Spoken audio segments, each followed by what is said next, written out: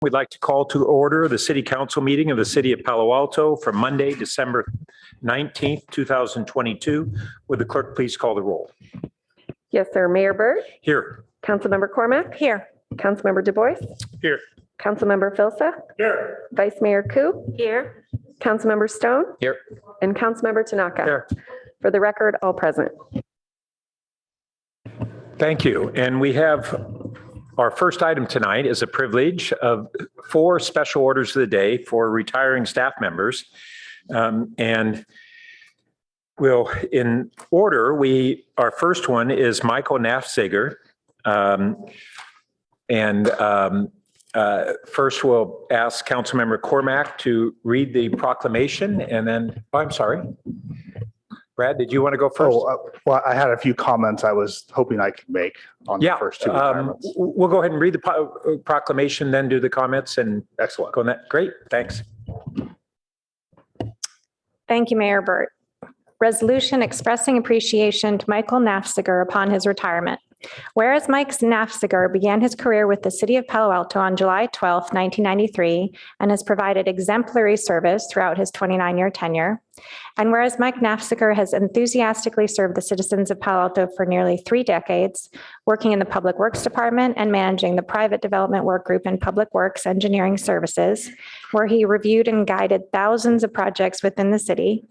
And whereas at the beginning of his career, Mike completed capital projects, including the Baylands Harbor Restoration Project, automatic public toilet installation in the downtown area, and the Downtown Urban Design Improvement Project.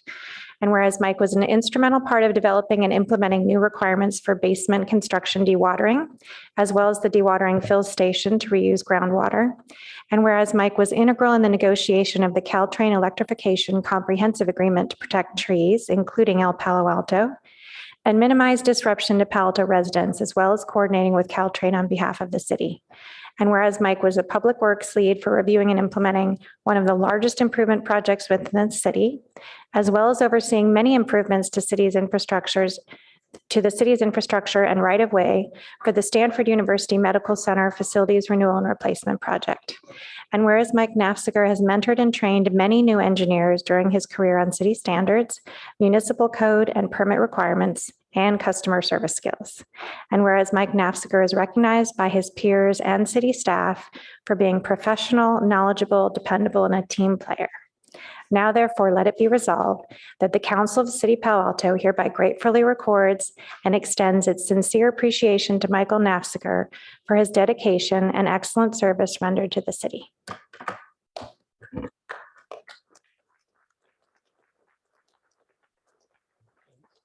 Director Eggleston, would you like to speak at this time? Thank you, Mayor Burt, and good evening, City Council. Brad Eggleston, Director of Public Works. I'd like to speak briefly to both of the retirements in Public Works, if I could. So just to note, we're starting off tonight's meeting by celebrating the careers and retirement of 2 of our longtime Public Works employees, Mike Nafziger, who you just read the resolution for, and Danae Akashur. Mike and Danae began their service to the city only 2 weeks apart in the summer of 1993, so just shy of 30 years.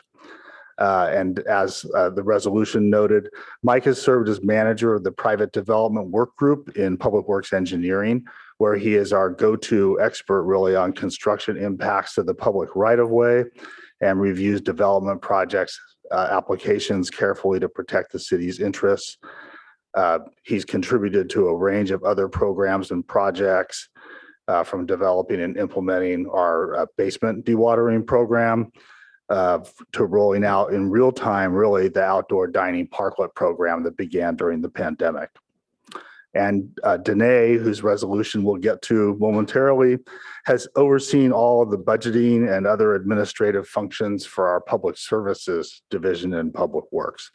So her work has really been critical to the upkeep of much of the city's infrastructure, including maintaining city buildings, the urban forest, city fleet, storm drain system, and streets and sidewalks throughout the city.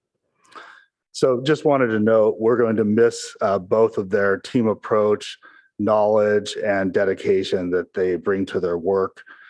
I have personally enjoyed working with both of them over the years, and I know I can speak for the entire Public Works Department and many other employees throughout the organization in thanking them for their contributions and wishing them new adventures in their retirement. And I just did want to acknowledge that both of them have family members in the audience with us here tonight. Danae's husband, Chris, is here, and Mike's parents, Bob and Rose, and his daughter, Sophia, are with us as well. So with that, back to you, Mr. Mayor. Thank you. So what I'd like to do is then proceed with Danae Alcacer's proclamation, and then we'll do a group for the two Public Works retirees at once. So Councilmember Phil Seth. Right. So I have the privilege here of reading a resolution expressing appreciation to Danae Alcacer upon her retirement. Whereas Danae Alcacer served the city of Palo Alto and its citizens as a member of the Palo Alto Public Works Department for 29 and a half years. And whereas Danae Alcacer was first hired into the city of Palo Alto by George Bagdon, who was the assistant director of engineering at the time. And George told Danae that he hired her because he saw great potential in her and he knew that she would go far. And whereas Danae Alcacer was quickly recognized for her work, putting in extra hours, doing more than what was expected, and always asking for more work, she quickly rose through the ranks to her current job as management analyst. Whereas Danae Alcacer has always worked with a high degree of professionalism and vast knowledge in order to manage the entire budget and administration of the fleet, facilities, urban forestry, sweeping and traffic, and streets, sidewalks, and storm drain groups in public services. And whereas Danae Alcacer will be missed by the 65 employees, 5 managers, and 5 different work groups that she supported, who will always remember her for her kindness, knowledge, dependability, and uncanny ability to remember everything. And whereas Danae Alcacer deserves a long and happy retirement for all her years of dedicated service, now therefore let it be resolved that the city and council of the city of Palo Alto hereby gratefully records and extends its sincere appreciation to Danae Alcacer for her dedication and excellent services rendered to the city, introduced and about to be passed December 19th, 2022. Thank you.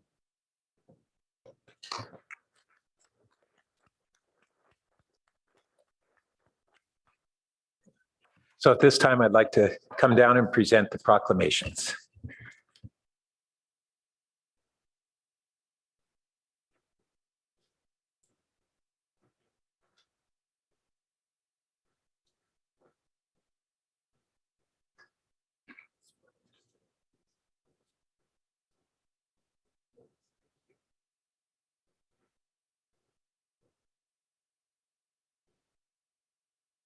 Congratulations, and we'll welcome you to see it.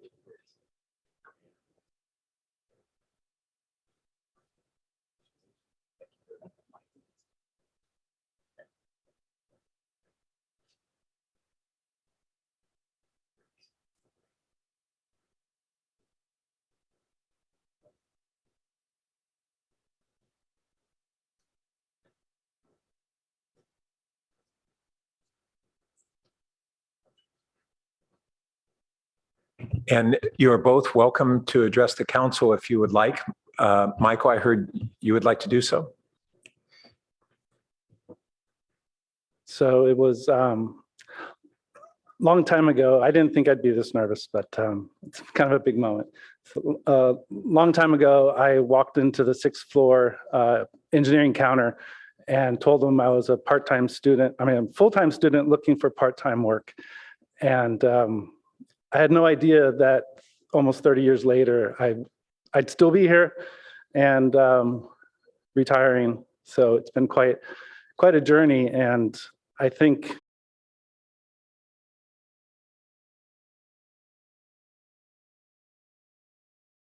don't work in a place this long unless the people are good.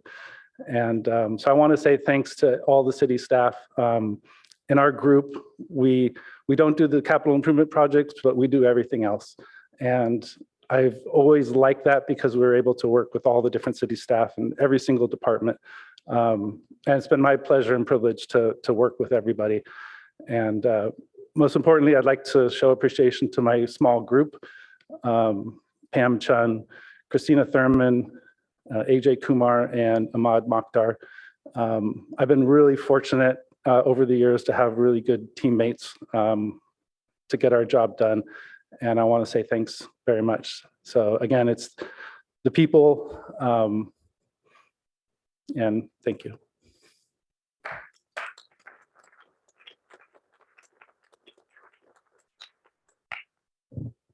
And I'd just like to say that, the community has a good sense of what the librarians do and the police officers and the fire officers do.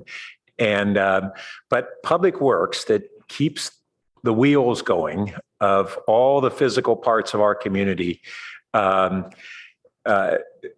it gets taken for granted in many circumstances. It's just we have good sidewalks and streets and buildings and all those things that require the continual maintenance and upgrades and new facilities, and all that is from you and Public Works.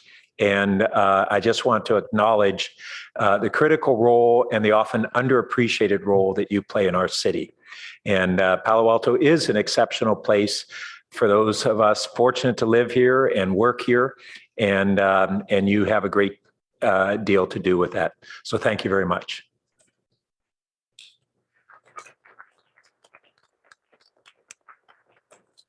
All right, our next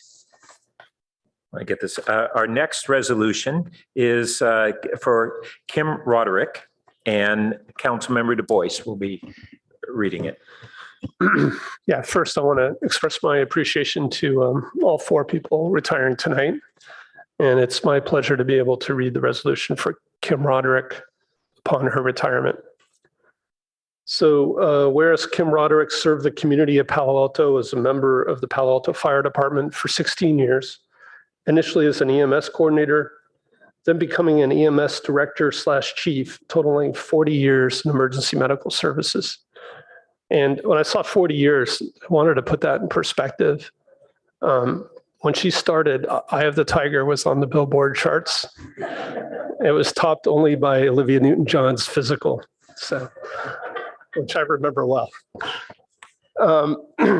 Whereas EMS Chief Roderick is a reflection of the Palo Alto Fire Department's mission and values, specifically her commitment to professionalism, compassion, and education, where she has trained EMTs and paramedics since 1985. And whereas EMS Chief Roderick managed the COVID vaccination program, where Chief Roderick and Palo Alto firefighters administered COVID-19 vaccines to residents that were unable to make it to local vaccination sites. And whereas Chief Roderick's commitment to emergency medical services earned her a reputation as a renowned EMS leader in Santa Clara County and state of California, serving as the branch director of NorCal EMS section and Santa Clara County's EMS section chair. And whereas Chief Roderick implemented high training standards for new and current firefighters to meet and exceed the county requirements, and whereas she has earned a long and healthy retirement, and the Palo Alto community is safer thanks to her years of dedication and service. Now let it be resolved that the City Council of Palo Alto hereby commends the outstanding public service of Chief Roderick and records its appreciation, as well as the appreciation of the citizens of this community upon her retirement.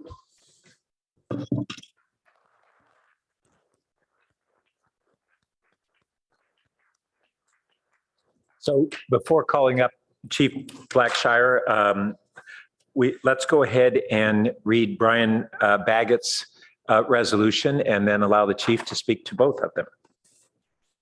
And Councilmember Stone. Thank you, Mr. Mayor. And I'd also like to express deep gratitude to everybody who's retiring tonight, and congratulations. So I have the honor of reading the resolution expressing appreciation to Brian Baggett upon his retirement. Whereas Brian Baggett served the community of Palo Alto for 23 years, initially as a firefighter/paramedic, then a fire captain, then battalion chief in charge of training, totaling 30 years as an emergency responder in Santa Clara County.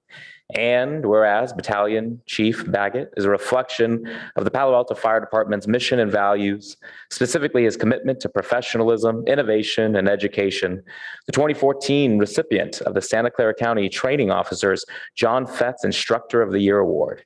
And whereas Battalion Chief Baggett responded timely and effectively, providing the fire department with decontamination practices that protected Palo Alto firefighters and the patients transported to the hospital during the onset of the COVID pandemic. And whereas Battalion Chief Baggett has responded to multiple campaign wildfires across the state of California, protecting property and civilians while representing the Palo Alto Fire Department and the city of Palo Alto with notable professionalism. And whereas Battalion Chief Brian Baggett is a dedicated husband, father, coach, and friend who maintained an extraordinary level of engagement that has influenced firefighters better to serve the Palo Alto community for generations. Whereas Battalion Chief Baggett deserves a long and happy retirement for all his years of dedicated service. And now, therefore, let it be resolved, the City Council of the City of Palo Alto hereby commends the outstanding public service of Battalion Chief Baggett and records its appreciation as well as the appreciation of the citizens of this community upon his retirement.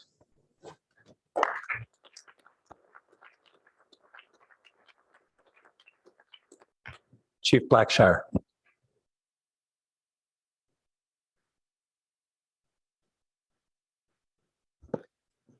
Good evening, Mayor, Vice Mayor, and Council. Thank you for having me and giving me the opportunity to acknowledge the years of service for EMS Chief Roderick and Battalion Chief Baggett. I could stand here and go over their whole list of accomplishments over a tremendous amount of years of service, 40 years for Chief Roderick and 23 here in Palo Alto, 30 total for Chief Baggett. But, the reality is we have leaders all across the country and in emergency services and fire department that are doing exceptional work. And so, without them, we would still be doing business. We'll have an ambulance service, we'll have a fire service. But what I'd like to point out is what they bring that's very unique, that where we benefit. I'll start with Chief Baggett, where I remember when we were fighting a fire, goodness, must have been maybe 13, 14, probably 15, 16 years ago. And I was on the truck and, I really was hard work and I wanted to outwork everybody. And we were on different shifts, so we didn't work together often, but we were on this one fire and, we were working. I looked next to me. I'm like, who is this guy outworking me? Like, he's working much harder than me. Everything I'm trying to do, he's like topping me. And there was this guy, Brian Baggett. And when I was a captain on the truck and he was an engineer on the truck, he's a firefighter on the truck. And that's when I realized how special he was and his commitment to education, his commitment to training. And whenever there were resources limited, he always found a way to get it done, to make us better. And even as hard as I thought I worked, he actually just raised the bar on how much better I can be as a captain and I can be as a firefighter. And that translated to his role as the battalion chief of training, because it was just a matter of fact that was his place in the fire service and the impact he would have on our people here, making us better, making us safer, and work harder, and meet and exceed all standards that we're trying to live up to here. And so I really, really want to thank Chief Baggett for your work here. And I can't tell you how much you mean to the fire service. And again, this not only, I'll say that the tools on the fire engine are really important. It's like a big toolbox, but if we don't have the training to be effective and safe, we're nothing. So we really count on you and what you brought to the fire service to make us successful. And Brian is accompanied by his wife and two daughters, Rebecca, Sarah, and Sandy. And now on to Chief Roderick. Chief Roderick, 40 years in EMS, and I can tell you as an EMS chief here in Palo Alto, and the impact that she's had on our ambulance service here, our EMS services, and making sure that we comply with policies that are very, very specific. We have to be updated. We have to get a certain amount of training. If we don't get it, we don't help maintain our certification here. So not only do we maintain, but we exceed, because she makes sure that the quality assurance is there and that everyone is available, or she's accessible to everyone to make sure that they meet the standards. She makes everyone better. She's extremely compassionate. And that's what's unique about Kim, is that her compassion and her love, not only for EMS, but for the people that work here, for the people that she's serving, both the people that work here and the people that live here, is exceptional. And I've seen it in her work. I've seen it how she conducts herself. I see on how well she's known around the county and the region. People know her name and it's associated with EMS. And I've never seen, in the years that I've been here, someone so dedicated, so impactful, and so committed to the EMS service. And so collectively, with the training of suppression, and Brian was also a paramedic. And then so you take the fire side and you take the EMS side, which is primarily what we do. And it's a wonderful combination where the whole is greater than the sum of its parts. And so with much gratitude and appreciation, and Kim is accompanied by retired firefighter, paramedic, inspector Eric Heller, and Battalion Chief Jeff Bolton from Wetwood City. And so I just want to thank you for giving me this opportunity to speak about them and really acknowledge and celebrate their careers and years of service here in Palo Alto. Thank you.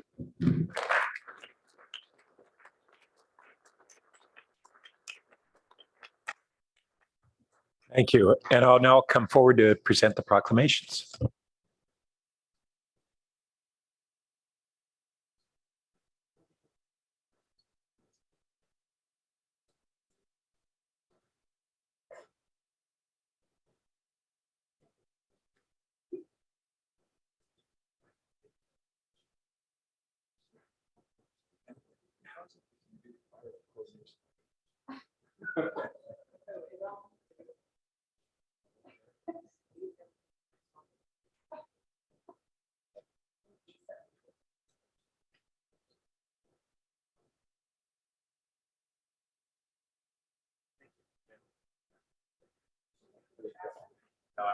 I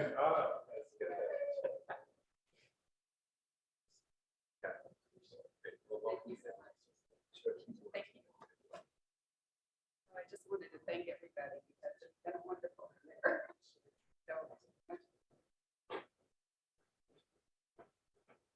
Congratulations. Thank you.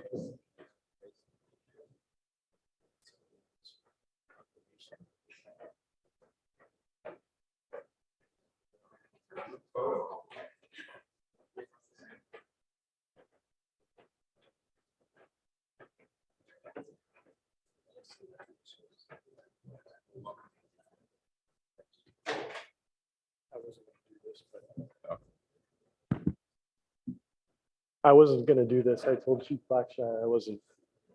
This isn't my thing. We all have our strengths and weaknesses, and this isn't one of my strengths. But Is the mic on? sorry. Okay, yes, go ahead. Oh, there we go. I appreciate the acknowledgement from council and the city manager. But I would like to thank my fire family. Everything that you said about me, I couldn't have done without them. And I'd like to thank my family. Long shifts, strike teams, the COVID 24/7. I see a lot of your faces were cubes on my team's meetings. We were going 7 days a week, 24/7. They heard your voices. They probably know you guys already.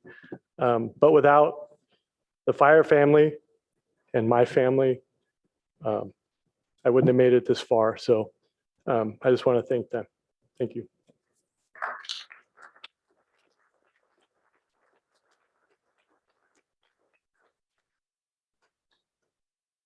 And Vice Mayor Koo. Battalion Chief Baggett, you're messing up my makeup here, But I wanted to say, wow, thank you to all of you for all the years that you've put into this city. I thank you. The community thanks you. This is a lot of institutional knowledge that's not going to be here. So, we're going to have to work on that.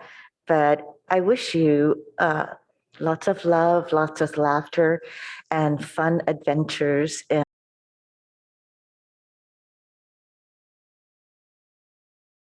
like to add, as we've gone through the last 3 years, it's really caused, I think, the whole community to even more deeply appreciate the critical role that you play. And we came to embrace a new term that was out there, but is now so much a part of how we think of what are essential workers. And you are essential workers throughout your entire career, but it became more apparent to us over the last 3 years. And I also want to just note that both of you have left your legacy through your training, that you have prepared the next group of officers to really serve the community, and have left them as your legacy to us. And so you will continue to serve our community through them. And thank you very much for all your years.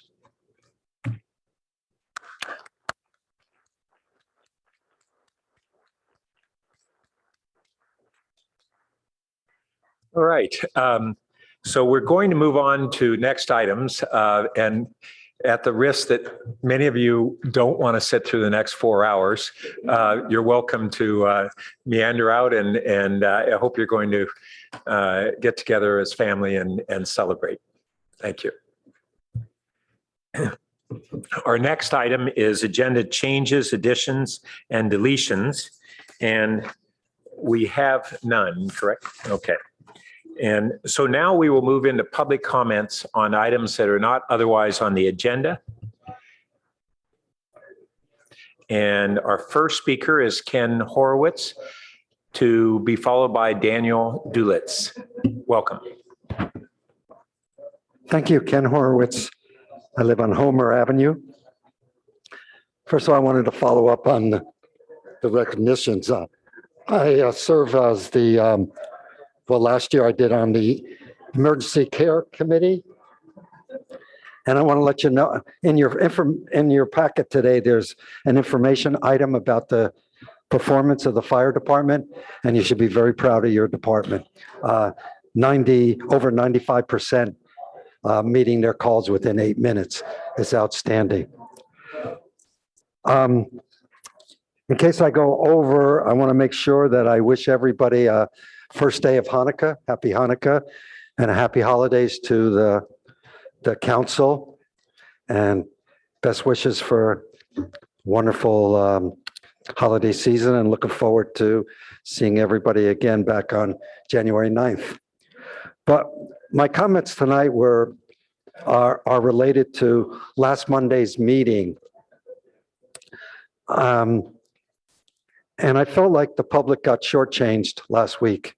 And I came here at 6:15, and you had finished your closed session item and went right away to public comments. There were no public comments, and then you went on to the consent calendar. There were no comments because you preceded the agenda by about 30 minutes. Now, I know it's an estimate, but it's really important that you make time for public comments. And in fact, in your agenda under time estimates, it's suggested that the council adapt to make sure that there's participation by the public. So unfortunately, I was not able to make it for the consent calendar. I wanted to comment on the museum. I had a bunch of questions about the museum. I guess it'll come up later when the lease is further defined. But I wanted to encourage you, and I know Mr. James tried to call in, but unfortunately he was late as well. So please make sure in the future that allow the public to speak. So with that, I want to thank you and have a great holiday. Thank you. Our next speaker is Daniel Dulitz, to be followed by Aram James. Welcome. Mayor Burt, Vice Mayor Koo, council members, staff, members of the public. I would like to introduce myself. I'm a speaker at Council and Utilities Advisory Committee meetings. But today I am speaking as the president of a new all-volunteer nonprofit based in Palo Alto called Adobe Creek Networks. We are a member-owned cooperative, and our goal is to provide fiber optic internet service to unserved and underserved people in Palo Alto and neighboring communities. We are beginning by providing service in the far Upper Page Mill Road neighborhood. For the last year, we have been working cooperatively with staff in several city departments, including Mr. Nafziger's Department in Public Works and the City of Palo Alto Utilities Fiber Operations Team. We have signed a letter of intent to license dark fiber from the City of Palo Alto. We hope to submit a permit application very soon, perhaps this week, for the underground installation of optical fiber in our initial build. Our all-volunteer team has engaged various outside professionals. We thank city staff for their helpful feedback and cooperative approach, and we look forward to serving our first customers in the next few months. We also look forward to sharing our experiences with the city's Palo Alto Fiber as you and we both work to deliver fiber optics to the many people in Palo Alto who need better internet. To learn more about us or to volunteer, our website is adobecreek.net. I'm Daniel Dulitz, the president of Adobe Creek Networks. Thank you. Thank you. Our next speaker is Aram James, to be followed by Julia Zeitlin. Okay, so again, good evening. I would, again, thank Mr. Horowitz, offer a happy Hanukkah to the entire Jewish community, which I happen to be a part of, although I also celebrate the other holiday. Happy holidays to everybody. Mr. Horowitz is absolutely correct. We prepare often a lot of time for our little bit of 3 minutes oral communication and then the big time shift. It really was disturbing. I would also say, I really want to say kudos to the public works people that retired tonight, as well as the EMS and the fire person from the fire department. I can see, having been my entire career in public service, what great public servants we have in Palo Alto, often underappreciated. So kudos to them. I hope they have a long and pleasurable retirements. So you'll probably wonder why I sent around Greg Tanaka's a wonderful, wonderful history of public service, and also Greer Stone's. I know both of them. I've had many meetings with Greg Tanaka over the years. His, Sunday meetings were extraordinary. I've had Greer Stone over at my house. We were on a webinar with Henrietta Barros early in the year. I admire both tremendously. But what I want to say is that I think Greg Tanaka should be our next vice mayor.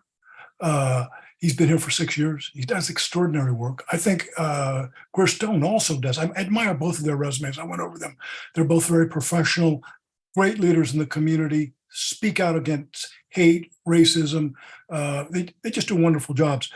But Greg is really not going to have another chance if he doesn't become our vice mayor and then as mayor. I see Greer's career shooting up with his brilliance as a lawyer, school teacher, public servant. He's going to either go on to the state assembly, and certainly he will be reelected very quickly if he runs again and have his chance to be vice mayor and mayor. I already can count the tea leaves. He's going to have Pat's nomination. He's going to have the new two Ed and Vicky, the two members, and he's going to vote for himself unless you all walk the walk and talk the talk about diversity. I would think it would be the gracious thing for Greer, and I can't tell him what to do. He'd be a great choice. Like I said, would nominate Greg Tanaka for our next vice mayor and let him be the mayor. He will do a wonderful job. He's a great dissenter. He's a great servant. And then Greer, you'll go on to an extraordinary further career in politics. That's my comments tonight. Think about it. Thank you. Our next speaker is Julia Zeitlin, to be followed by Jose Pavon. Welcome. Good evening, City Council. Can you hear me? Yes, we can. Okay, thank you. I hope you are doing well. My name is Julia Zeitlin, and I'm a leader of the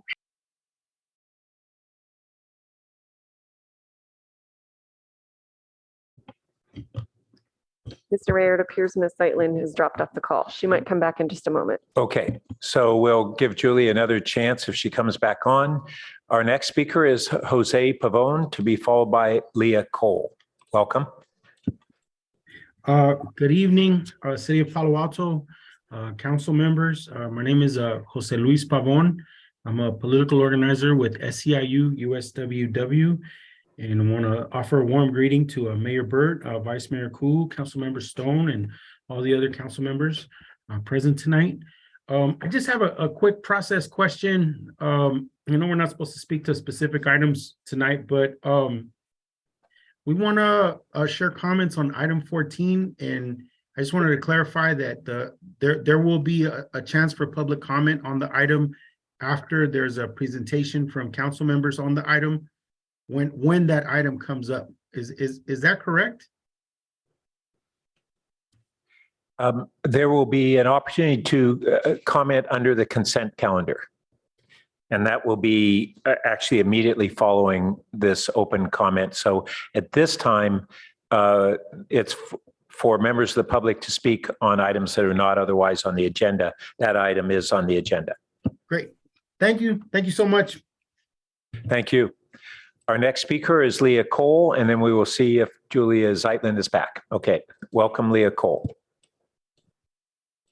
Good evening, council members. My name is Lila Cole. I hope you're doing well. I'm here today as a representative of the Palo Alto Student Climate Coalition, or Pacc. After reflecting on what was achieved in 2022 when climate change was set as the council's #2 priority, it's clear that a lot of action was made in order to lead a greener future, including passing the Advanced Heat Pump Water Heater Program and passing building codes to encourage more sustainable building. Another important step forward was the approval of the SCAP. And while this progress is amazing, we need to keep making progress by ensuring that climate change is a top priority of the councils in 2023, as well as approving the 3-year work plan as soon as possible. Climate action is becoming increasingly relevant as the global temperature is swiftly rising to levels that will soon become devastating. According to the National Oceanic and Atmospheric Administration, this past October was the 4th highest, warmest October since the NOAA started keeping records of this 143 years ago. This means that it's all the more important to ensure that progress is made by pushing forward with our climate goals. After school was canceled due to the smoke from wildfires in 2018, it became increasingly clear to me that I needed to get involved in the climate current emergency that we are facing. In the hopes of preventing further events like this, I hope you will continue to prioritize climate change as an issue in the coming year. Thank you. Thank you. And our final speaker is Julia Zeitlin. Welcome.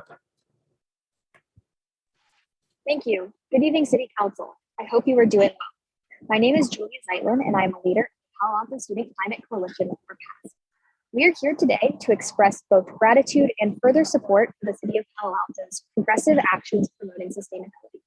Your approval of the Advanced Heat Pump Water Heater Program, Green Building Reach Codes, and the adoption of a carbon neutrality goal by 2030 is setting a bold example for other cities and a large step forward in the right direction. We at Pacc want to ensure the council continues to prioritize climate action as 2023 approaches and throughout the new year. Setting climate change as a top priority in 2022 helped us get so much done, and we have the capacity to do even more in the new year.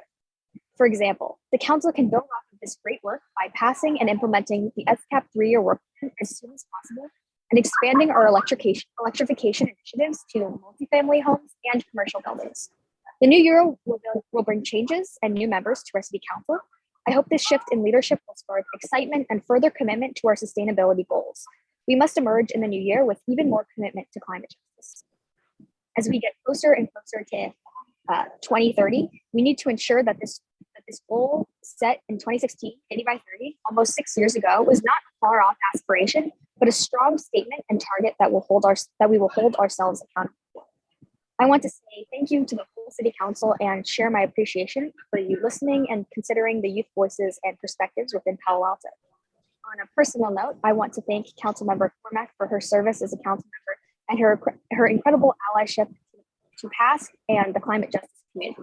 Thank you so much. Thank you. That concludes our public comment period, and we will now move on to the consent calendar. And do we have members of the public who wish to speak on the consent calendar?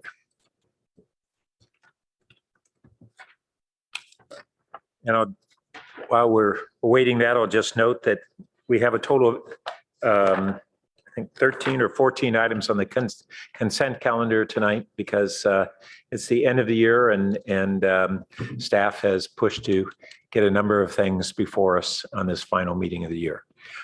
So our first speaker is Aram James, to be followed by, we have a cell phone number that says 202-0001, if you would please introduce yourself at the time.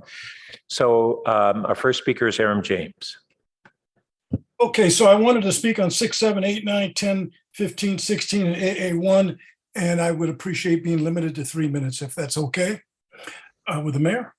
So bottom line, it just seems to me like that's a huge number of really important matters that are being jammed onto one calendar.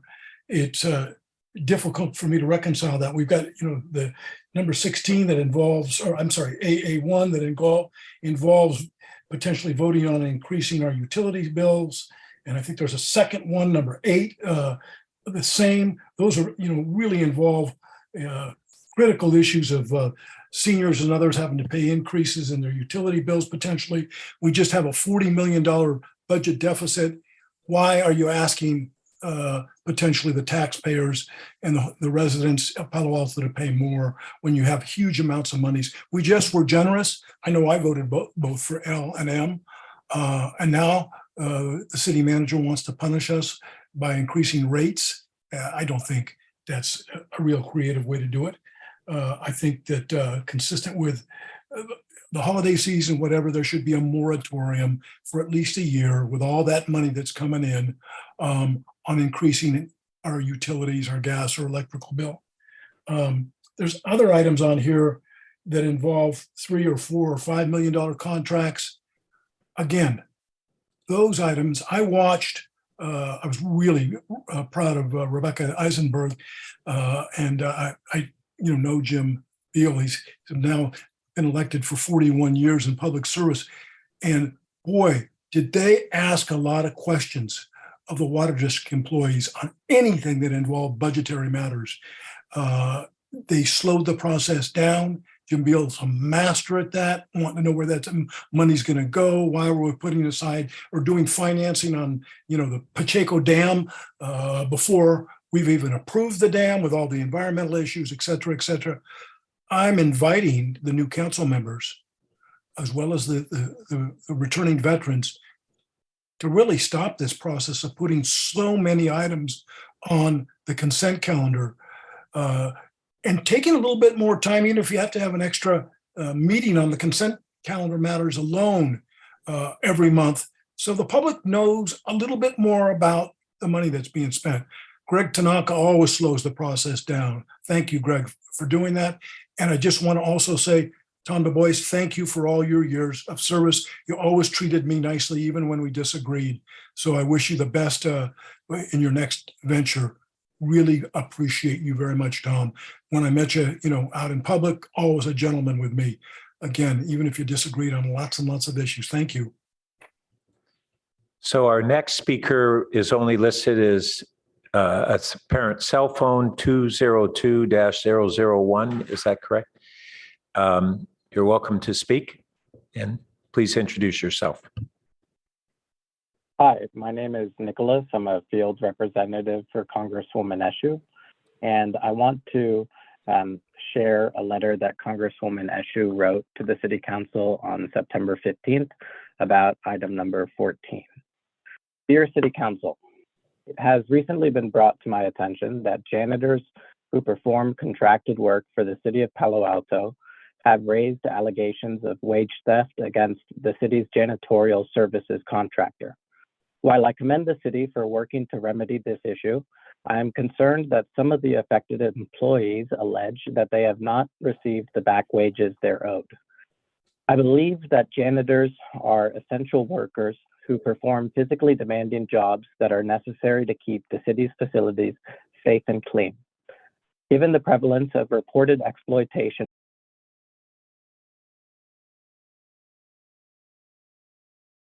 treated fairly. As a member of Congress, I'm doing everything I can to strengthen our nation's labor laws to put an end to unfair labor practices. I'm proud to be a co-sponsor of the PRO Act, which protects the rights of workers to organize, as well as the Raise the Wage Act, which guarantees that all workers are paid a living wage. Having worked to strengthen protections for workers throughout my public service, I believe the city should do everything necessary to ensure that alleged wage theft is not occurring. Additionally, I encourage the city to take into consideration the labor practices of any janitorial contractor with which it engages. Thank you in advance for your attention to this issue and for your commitment to ensuring that all workers are treated with dignity and respect. Thank you. Our next speaker is Spencer McAvoy, to be followed by our final speaker, Jose Pavon. Welcome.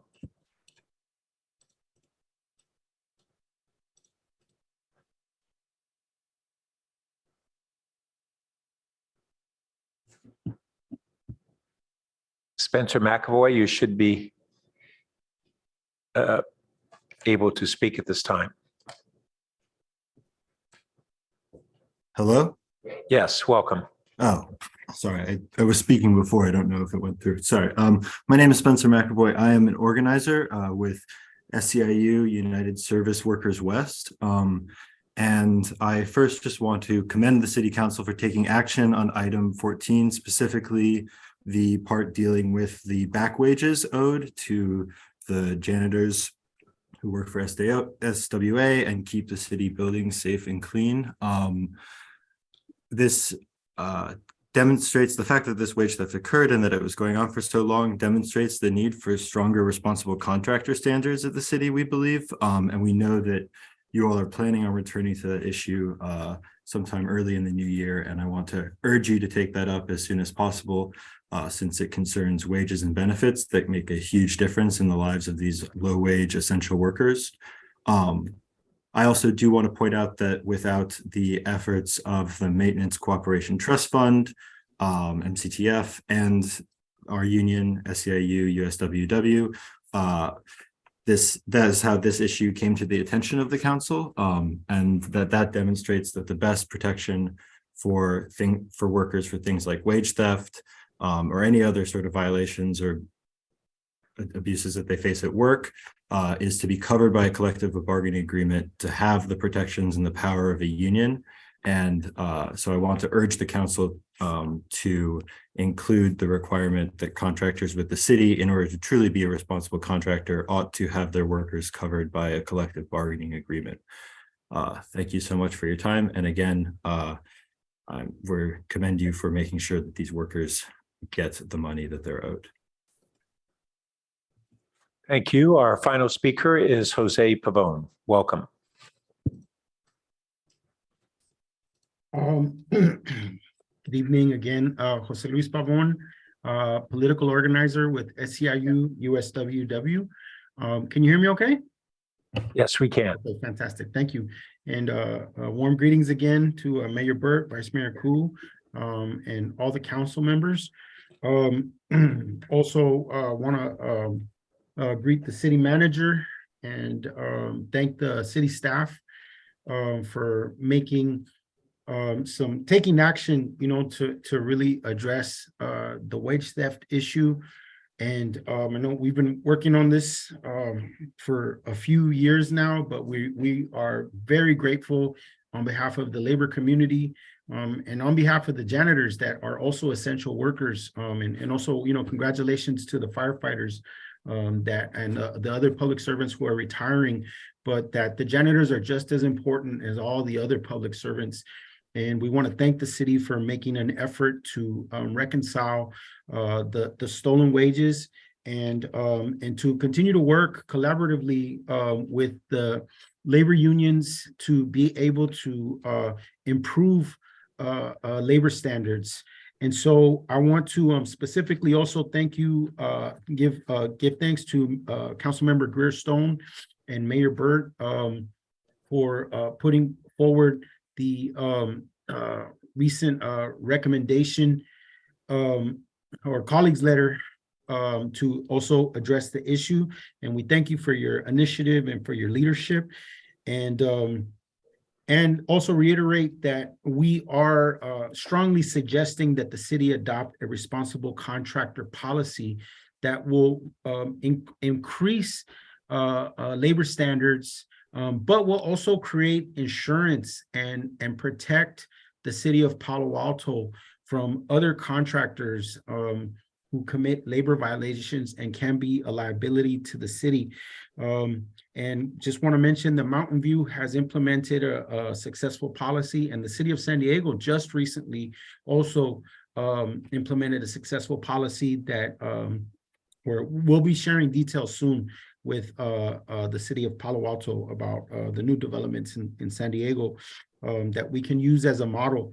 But the last thing I want to say is that I also want to question as to why the city of Palo Alto is going to be footing part of the bill when the contractor SWA is responsible for the stolen wages. So we support the city of Palo Alto and you taking action, and we're here to continue to partner with you to move the city forward. Thank you so much.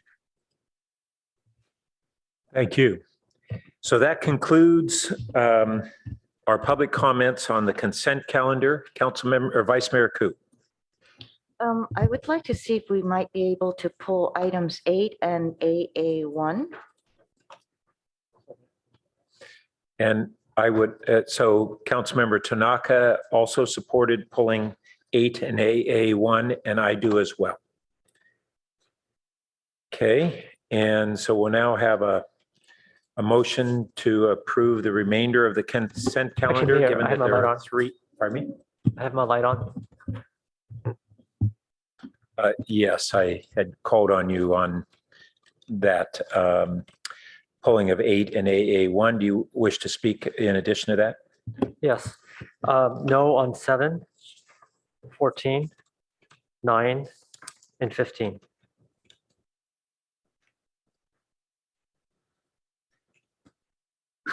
I'll move the consent calendar when you're ready. And I will second it.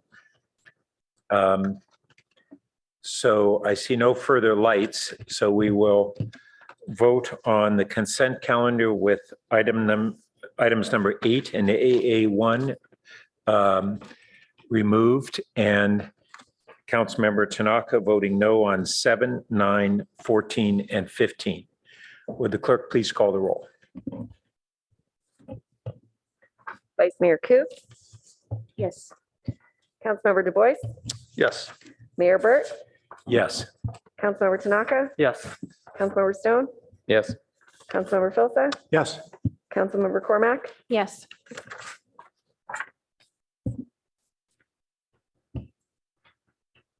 Great, thank you. So that passes, and Councilmember Tanaka, did you wish to speak to your no votes? Yes.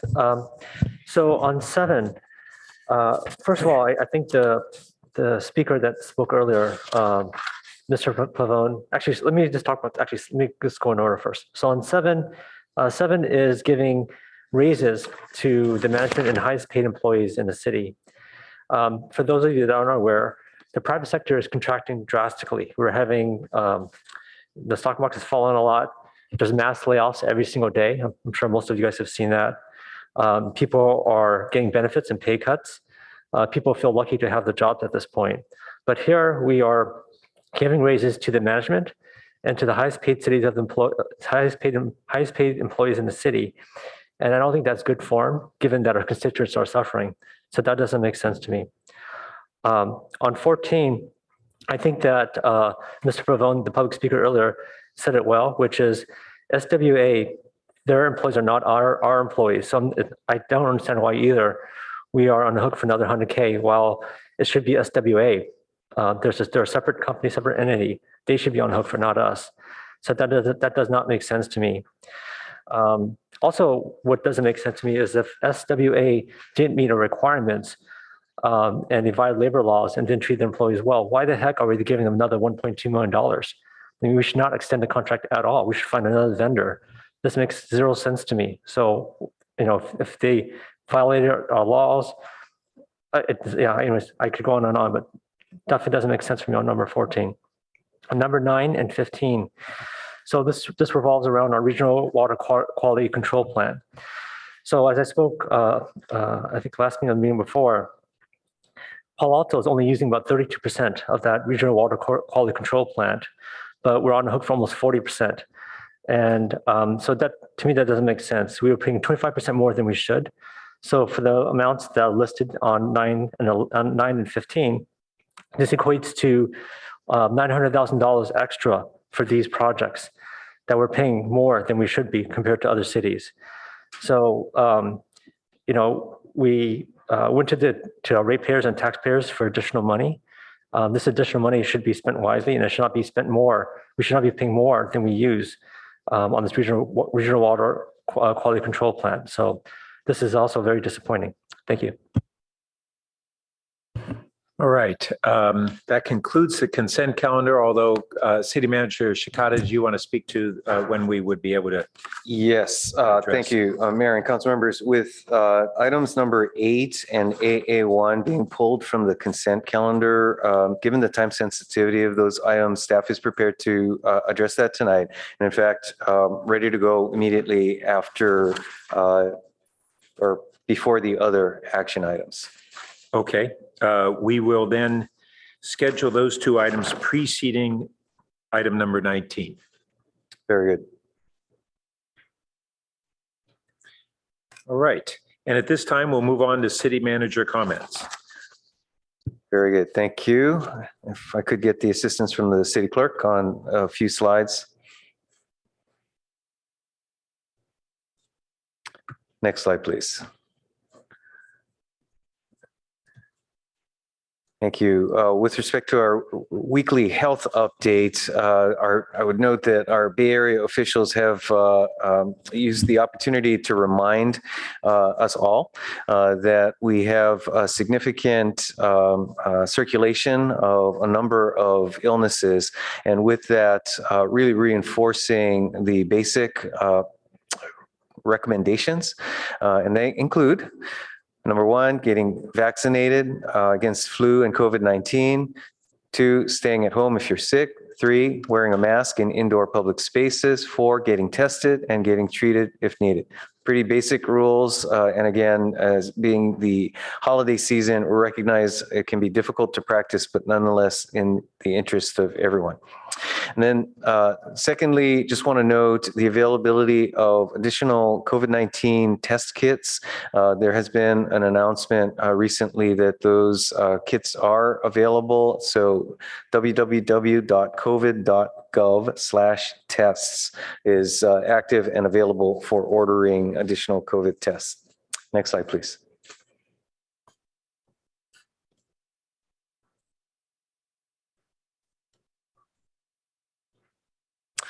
Also, not necessarily a joyous season, but a season or perhaps an ongoing issue of cyber threats and cybersecurity being the top of mind.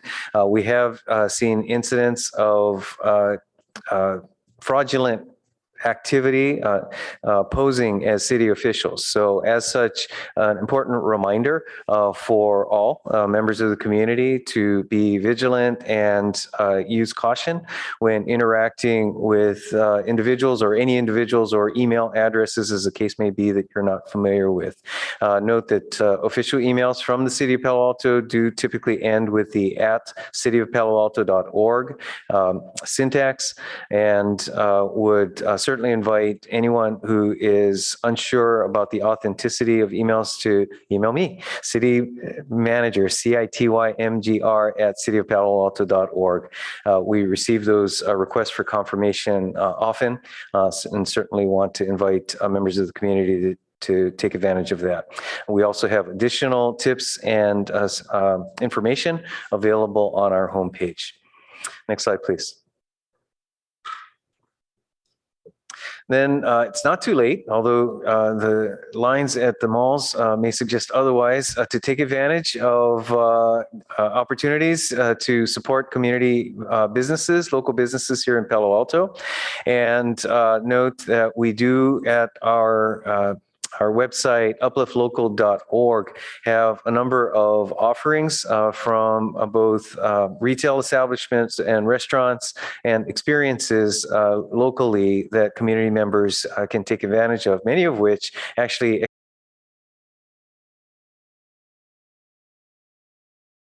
and support our local businesses. Next slide, please. Then just quickly covering upcoming items for the City Council. As noted, this is the last meeting of the current calendar year. So we will see you next on January 9th, where the City Council will have its reorganization meeting. Then the first business meeting will be on January 23rd. And so on that agenda, we have your long-range financial forecast.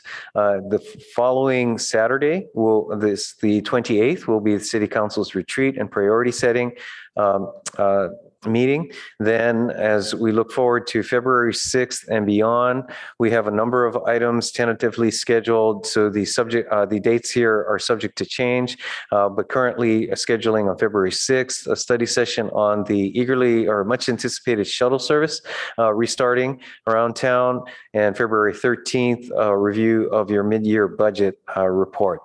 Also upcoming in these meetings through the month of February are gas-powered leaf blowers enforcement, update on parklets, our economic development strategy ongoing, and finally an update and report from the County Housing Authority on the Buena Vista Mobile Home Park current and upcoming plans. And that concludes my report. Back to you, Mr. Mayor. Thank you. So at this time, I'd like to take a few minutes for a special item to just do an end of the year review. And I think the clerk has slides that she'll be pulling up momentarily. So I think it's very important for the council and the community to reflect on the goals that we set at the beginning of the year and the progress we've made on those and what lies ahead for us. Next slide, please. So the council agreed on 4 priorities at their priority setting retreat early in the year. And those were economic recovery and transition, housing for social and economic balance, community health and safety, and climate protection and adaptation. Next slide, please. So within our notion of economic recovery and transition, we're looking at a year where we're beginning to come out of the great challenges of the COVID period, where we had very drastic cuts to city services and cuts to our revenue as a city. And as a result, in normal years, we have a mid-year budget update that is pretty nominal and perfunctory. And this year we had more substantive adjustments because we were able to have greater visibility on our revenues and expenses for the year as the fiscal year progressed from July 1st through what would then be this last June. And we were able to restore several positions even mid-year, including in our public safety area, which was an extremely high priority, but also other community services begin to restore library services and others to their pre-pandemic levels. In June, with our regular budget cycle, we were able to restore even more of our services and really begin to bring ourselves back to normal staffing levels. But we had to do so based upon using what were essentially one-time surpluses and applying them over the next year and a half or 2 years in anticipation of and the hope that the voters would approve measures K and L. Measure K, that was the business tax, and Measure L, that was continuing the gas transfer that had long been the practice, but recent state law and court decisions had required that we return to the voters for an affirmative support of continuing that practice. As a result of the voters supporting both of those measures, we now anticipate and project that we have the resources to continue these restored staffing levels going forward, which is extremely important to the community. Full police and staffing. We need to note that the pipeline, when we authorize restoration of positions, it doesn't happen overnight. We have to recruit again and then hire and then train and bring people on board. And that can be an extensive period. And so we're now seeing those effects, and I think the community is seeing those benefits as well. Next slide, please. And the other thing that we continue to face is a transitional period. As I think we all know that we have hybrid work, which is was a very embraced and necessary practice for workers who could work remotely during the pandemic, not our essential workers who have to be here every day, even during those very difficult times.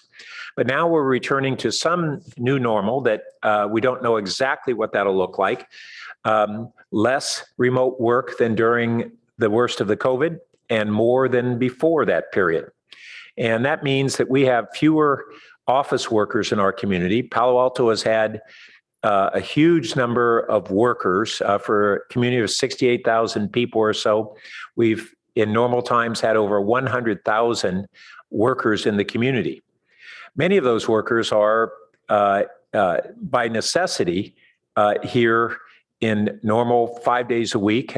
Retail workers, hospital workers, our essential workers in the public sector, and many others. But there's also, as we know, that Palo Alto is a community that has a very high employment of tech workers. And those positions are amongst the highest in the country that are continuing to embrace remote work, which means that we have fewer workers in the community today.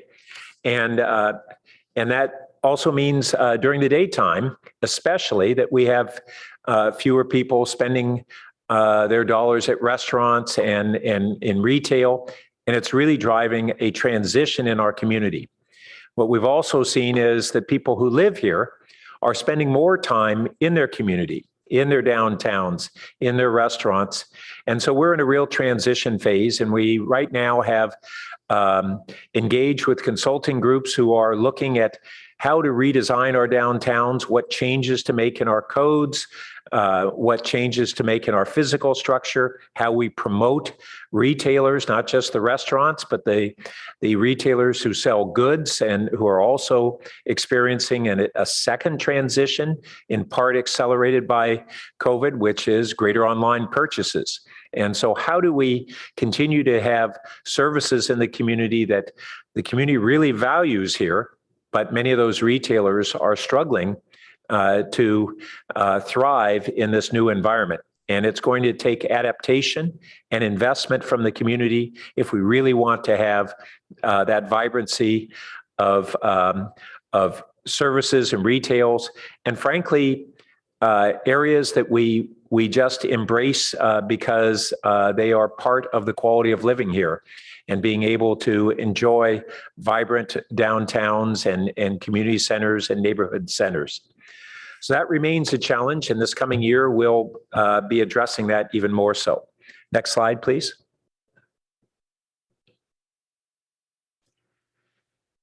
Our next priority is housing for social and economic balance.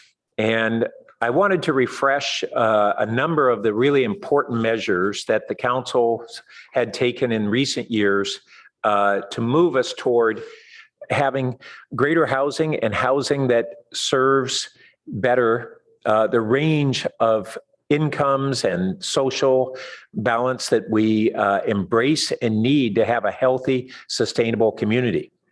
So the first step was really back in 2015, where the council began to restrain the rate of office growth so that we could begin to increase the rate of housing growth and bring jobs and housing more in alignment.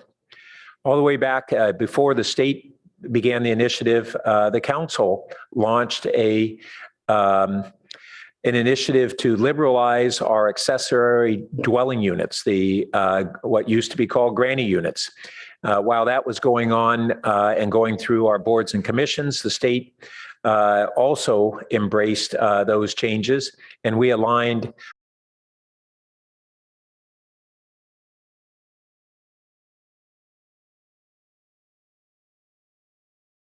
years so that both senior ADUs, which are detached ADUs, and what are called junior ones, which are attached to the home. The junior ADUs are generally much lower to construct and add to homes. It allows people to age in place and rent out the whole home or rent out a room in the home. And we're seeing really an acceleration, not only in the senior ADUs, but this year now in the applications for junior ADUs. But also in 2017, the council looked at what was recommended in 2016, an increase on impact fees, that including impact fees to help pay for the local share of affordable housing, which if we're going to build affordable housing, what is typically done is local dollars are necessary, and then they're leveraged by nonprofits with philanthropic dollars, regional dollars, state and federal dollars, depending on the circumstance. And we didn't go forward at that time with the increase in impact fees. Same thing in 2017, that what was anticipated was going to be a review of a prospective business tax for the 2018 ballot. That was also decided by that council not to proceed. And then in 2018 and 2019, the council adopted two real significant changes to our housing zoning codes. The housing incentive program, which upzone for market rate and affordable housing. And then the following year, the planned housing zone, which enabled staff and the council to even exceed that housing incentive program with discretionary additions even above that baseline. And we're seeing a lot of projects come forward as a result of those changes. Also in 2021, we had an initiative to increase renter assistance and protections. And then in 2021, we did revisit and adopt the increase in impact fees, including for affordable housing, so that we would have the funds to actually achieve the affordable housing that is pretty universally endorsed, but it's endorsed only in an inadequate way if the funds aren't there to really support it. So this year, we did a number of measures related to housing. We adopted the state mandated objective standards, which the state has required so that housing projects would have less board and commission and discretionary approvals, and in theory, streamline the process. Very importantly, the council adopted put on the ballot a business tax that will generate around $9 million a year in revenue, and a third of that is committed toward increasing our affordable housing fund, which should approximately double the amount of dollars we have per year for affordable housing. And it's the amount that we now have from additional impact fees and the business tax are a very significant increase in our local affordable housing fund, and come far shy of the dollars needed, even on the local share, to meet the state mandates of over 40% of the 6,000 mandated new housing units, over 40% needing to be low income, and another 15% or so moderate income, which needs some subsidy. And so the total cost, not just the city's share, but the total cost of that state mandated requirement over the next 8 years is well exceeding $1 billion. So we have, despite this progress, real challenges ahead on how we will be able to meet those state requirements. Nevertheless, we are making great progress on affordable housing in our community. We have the most significant pipeline of affordable housing projects in decades. Next slide, please. So just a couple of weeks ago, we had the pleasure of opening the new Wilton Court Affordable Housing Project, which includes special services for adults with various disabilities. This is the third affordable housing project we've had in the last 5 years come online. The first was the Buena Vista, which mobile home park which was a market rate affordable but undeed restricted project that was going to be removed from our community. And we placed our affordable housing funds and the county's affordable housing funds in that to preserve the Buena Vista Mobile Home Park. We're going to, early next year, have a study session on the longer term plan for that. We had the Mayfield Place project that came online, was approved in 2015 and came online in 2017 based on an agreement that was made with Stanford 10 years before.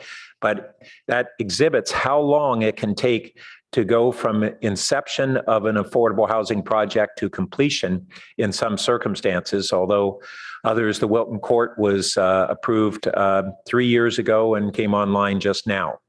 Next slide. Oh, before we do that, I should note that Palo Alto, with this pipeline that we have going on right now, is going to build off of its baseline that has been achieved in over 40 years, where Palo Alto is the second highest proportion of housing being deed restricted affordable of any city in Santa Clara County.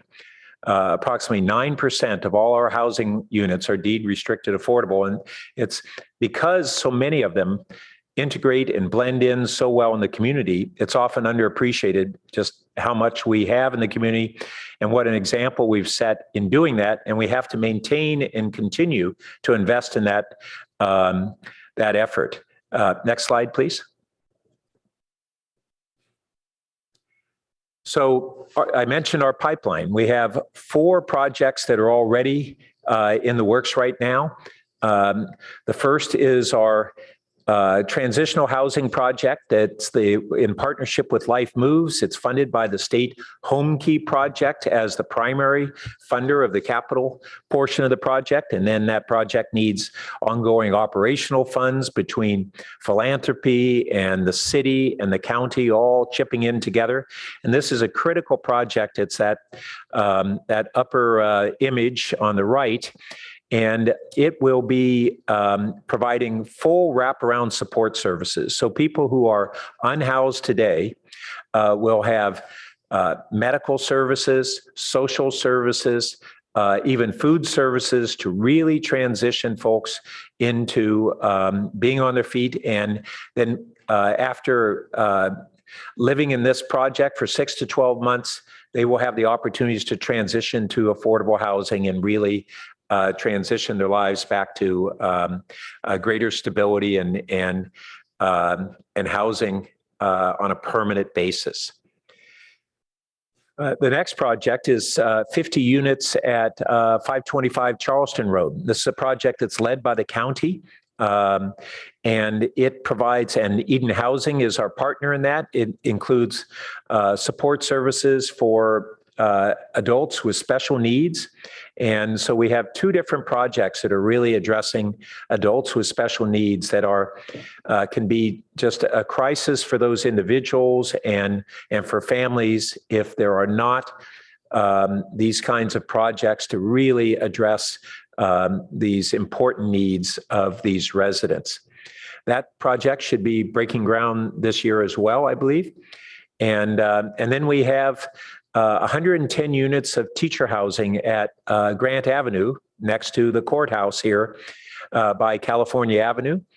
This is a project that's been several years in the works, and this really addresses part of this essential workers of teachers and part of this missing middle income. Teachers are not low or very low income, and yet they do not earn enough in almost all circumstances to be able to afford reasonable housing here in Palo Alto. And this meets a real need for both teachers in our community and teachers in surrounding communities as well. And then lastly, we have a project at 3001 El Camino, the former Mike's Bikes project. This is led by Charities Housing, and it's for 129 units of very low and extremely low income residents, both individuals and families, just like the Life Moves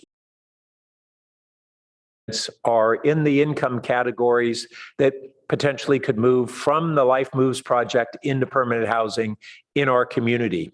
And many of these people who are needing this housing are minimum wage workers right here in our community, providing essential needs and services that we all value. And yet with our incredible housing costs, they are continually on the edge of being able to be housed at all. On top of that, we have more projects in the pipeline. We have a tentative agreement with Sobrato Corporation that's going through the pipeline on the former Fry's site, which includes 1.1 acres toward affordable housing. When we have affordable housing developers have the land for affordable housing, they can typically assemble the other funds to do the construction. So getting the land is critically important. This will be right next to a new parkland, and we think going to be a really great project that we're looking forward to seeing in the next year or two coming forward to us. And then the council has also initiated, and staff is moving forward on an evaluation of surface parking lots as in the downtown areas, whether certain surface parking lots are candidates for affordable housing projects. And that's moving forward, and we hope to see that. And we even have another affordable housing project that should be coming forward in the next month or so for preliminary city council review. Next slide, please. So as much of the community knows, we have state mandates in addition to all that we're doing to address our housing needs. And this is for over 6,000 new housing units in 8 years, nearly a 25% increase in housing units in our community in just 8 years. This is that the city and the council and community advisory committee have worked diligently over the last year and a half to identify housing sites that are really feasible to meet this requirement. And we've just approved the housing plan with those sites and a number of zoning changes that are necessary to make those housing opportunities even more feasible. And that's all moving forward. This next year, we're going to have a number of changes in accordance with changes to our zoning and otherwise to help facilitate the actual construction of this. Doing all of those things, along with the additional funding for affordable housing, nevertheless, is going to be a great challenge to actually see that many units built in 8 years. The city cannot build the market rate housing itself. We have limited resources, although increased resources to accelerate the affordable housing, but it's a tiny fraction of the state mandates. Not only is the cost of the affordable housing over $1 billion in 8 years, but if we're to keep up with parkland for the new residents under our current formulas, that's approximately $500 million toward parklands. A minority of this we can leverage through development agreements and don't have to put up cash for, but most of it is that expense. And frankly, we don't know where that money will come from. So I just want to say that this council has been extremely committed, in particular, to these affordable housing projects. We've contributed financial resources and land to this transitional housing project.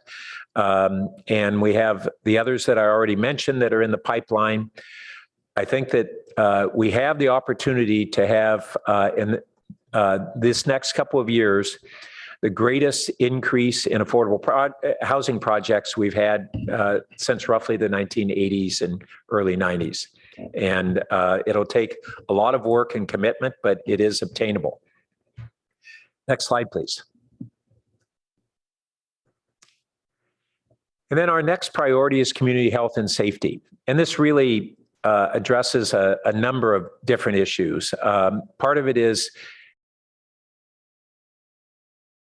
from really the disruption of COVID, and particularly how do we support our youth who went through very difficult times, had 2 years of their education quite disrupted, stresses that they have gone through.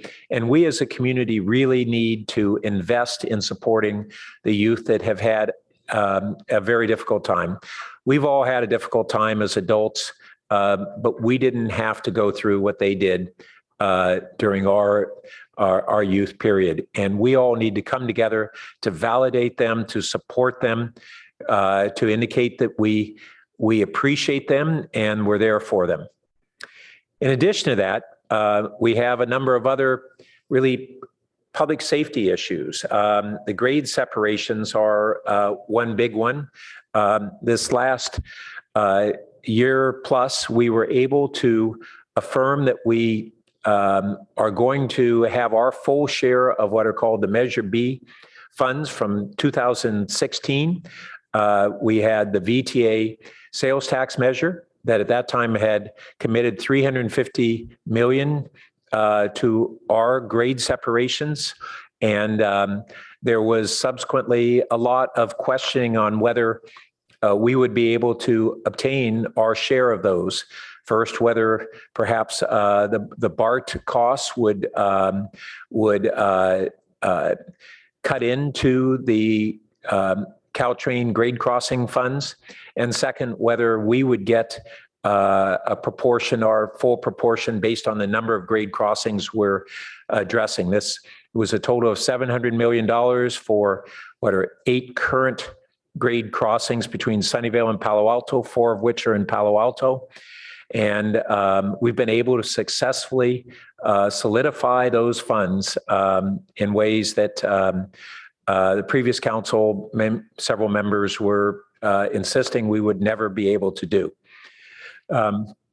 We've also really had great progress on a whole series of reforms within our police department that have made our police more transparent and accountable.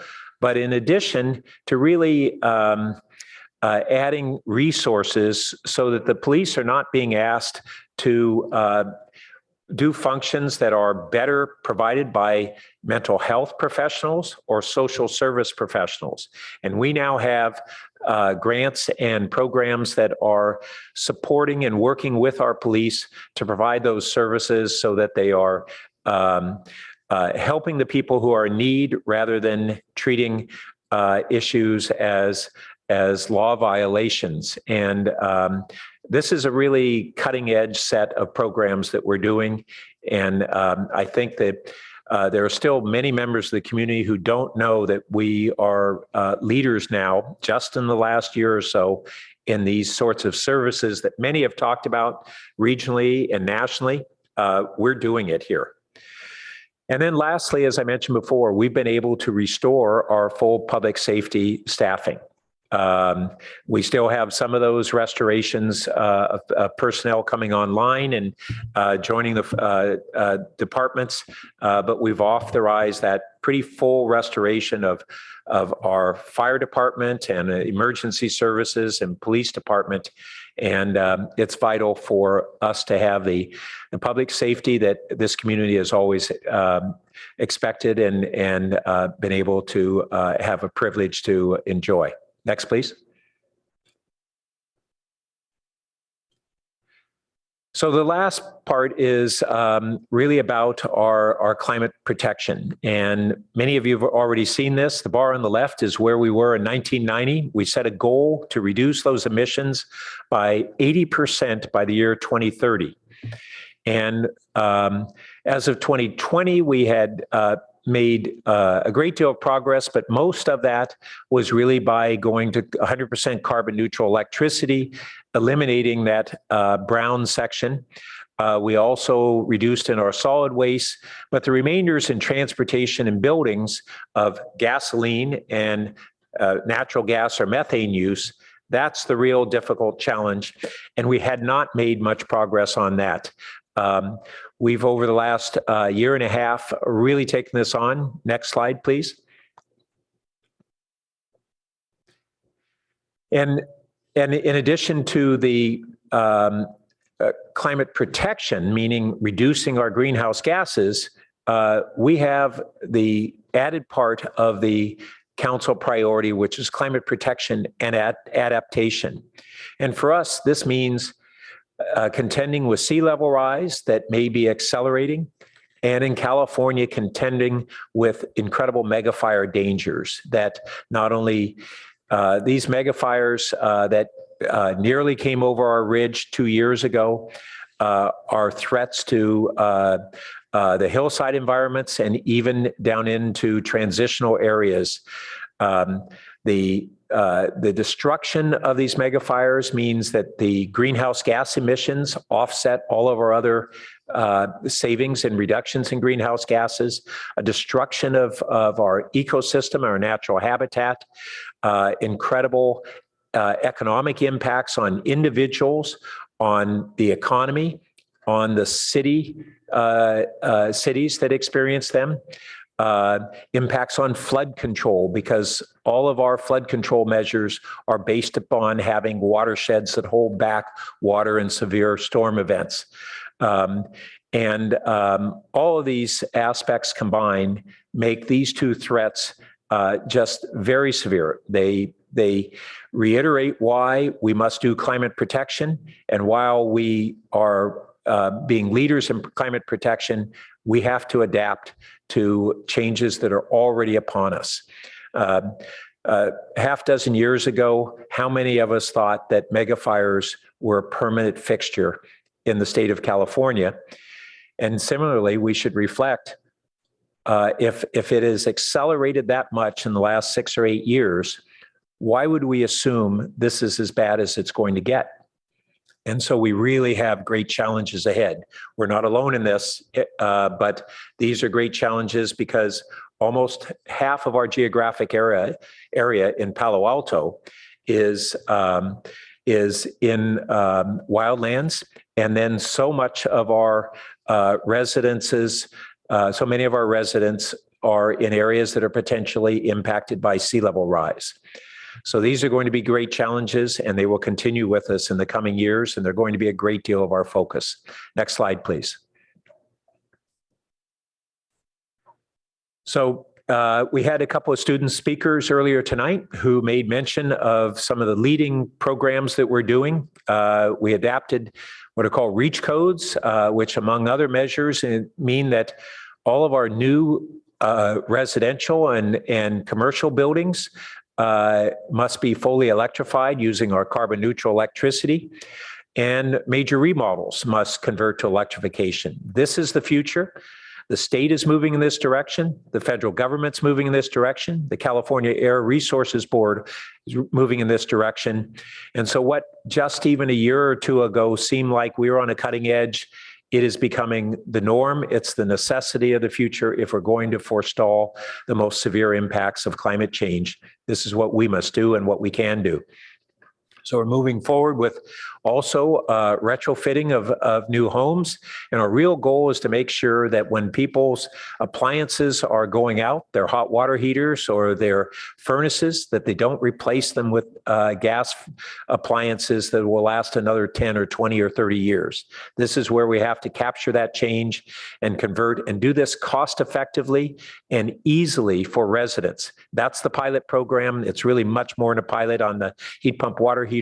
That's the program that we've launched this year, and we're going to learn from that program and get the bugs out so that we can scale it and expand it for other appliances, not only in homes, but in businesses as well for heating and cooling.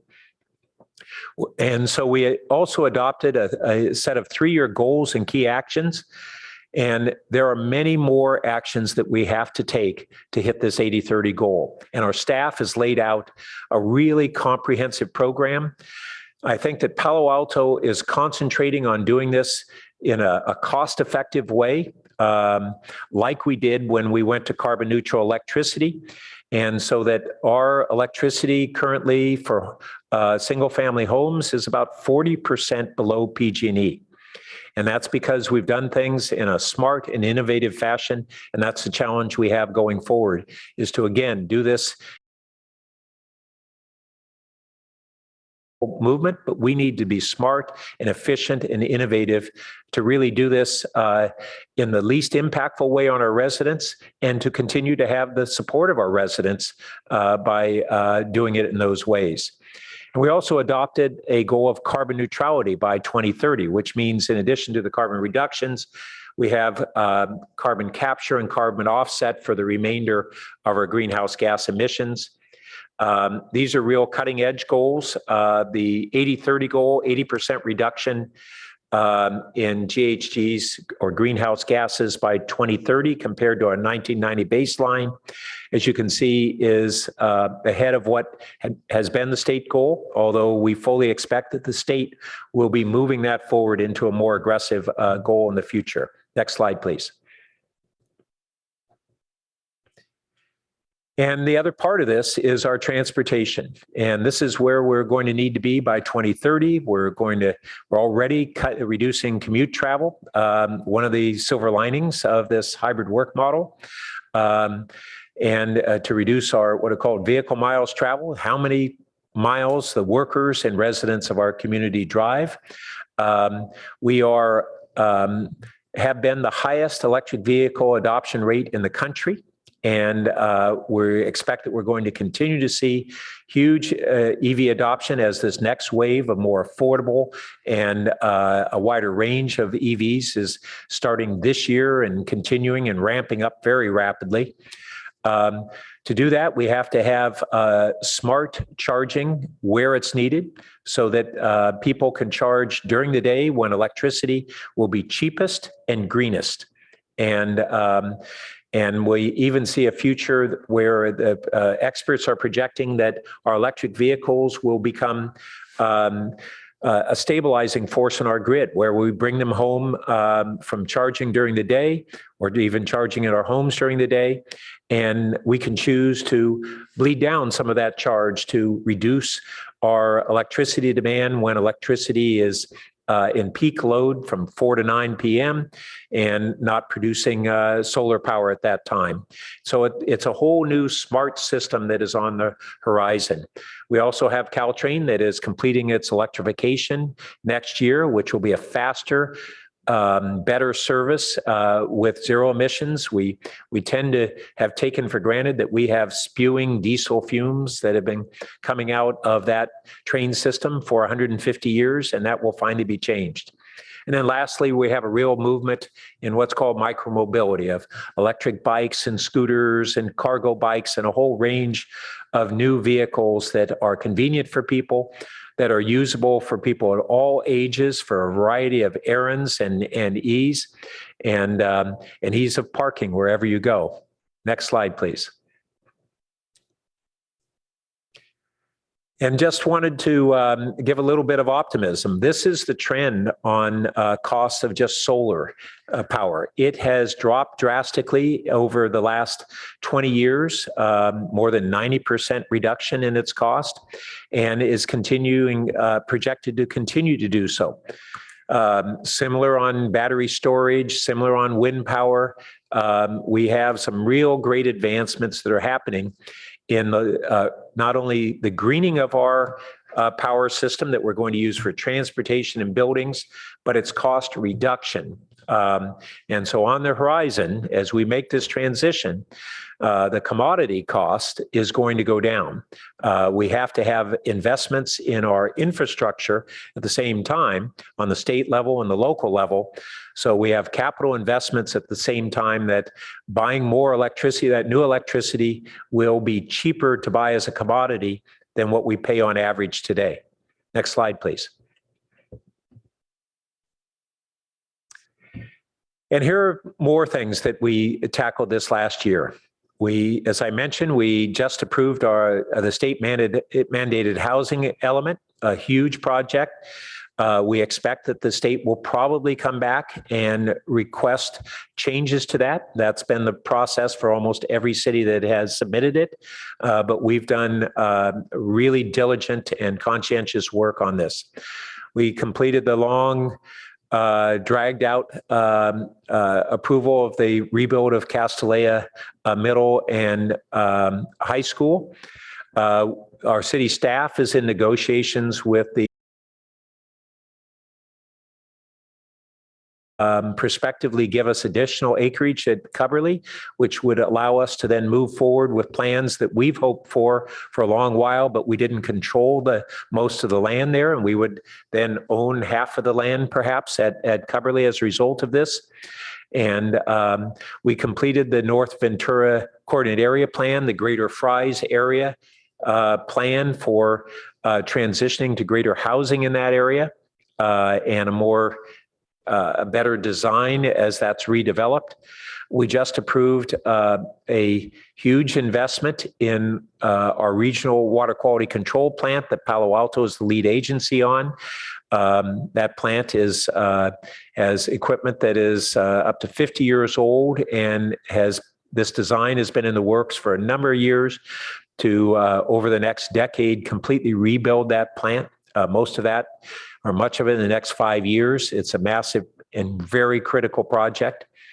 And then, as I mentioned before, we're really working on how do we transform our retail areas and our downtowns to what is described as a new normal that will make them more vibrant and vital and support the business communities that we value of retailers and services that we all value and enjoy. Next, please.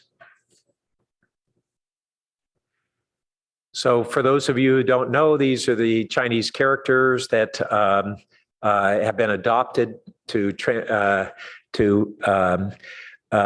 represent Palo Alto, and I think that they're values that we embrace. The City Council has recently embraced a set of enduring values or guiding principles that have reflect our ongoing priorities that go beyond year to year, a couple of single individual years, and they carry on throughout our whole value structure. I think that I want to thank my colleagues for what I believe has been a very productive year, and those who are coming off the council, thank them very much for their service.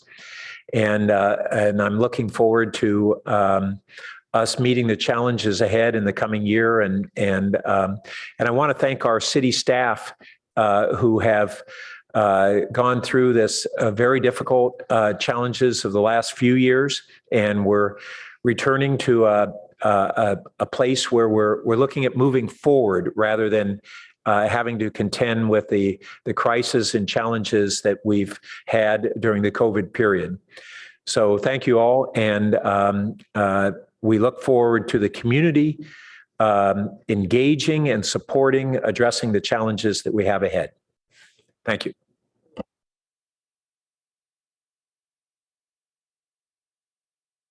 On that note, we can now go on to our action items. And as we noted a little while ago, we're going to first take on what were consent calendar items 8 and AA.1. Mr. Shikata, did you want to kick that off? Yes, thank you. Mayor, members of the council, we have our utility staff, since both items number 8 and AA1 relate to utilities and utilities rates. Let me ask our director, Dean Batchelor, to provide some comments on behalf of staff, and certainly look forward to your council discussion. Good evening, Mayor Burt, council members, Dean Batchelor, Director of Utilities. So power available to the city from hydro resources has been reduced to the ongoing drought. And so we reduced the output, resulting in increased demand in the power markets. And because they come mostly compressed from the compressed gas field generations. This increased demand resulted in some of the prices that we've never seen historically in the past. And with that, I'm going to turn this over to Jonathan Abendschein. It's got a short presentation to talk about where we are with the hydro, as well as with why we're asking for an increase in authorization for gas rates. So with that, Jonathan, I'm going to turn it over to you. Good evening, council members. I'm Jonathan Abendschein, Assistant Director with the Utilities Department. I also have with me on the line Carla Daly, an Acting Assistant Director with the Utilities Department and an expert in the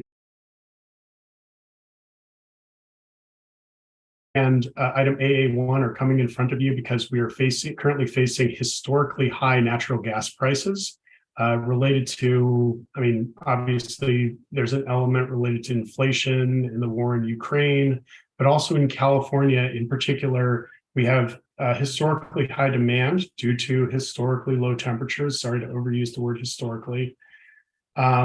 And high gas use in the electricity sector because we have low hydro, because of the drought, we have low hydroelectric generation in California. We have low amounts of gas in storage in California. So they store gas in the summer and release it in the winter. They had very low storage in the summer and constraints on availability of supply to be brought into California as well.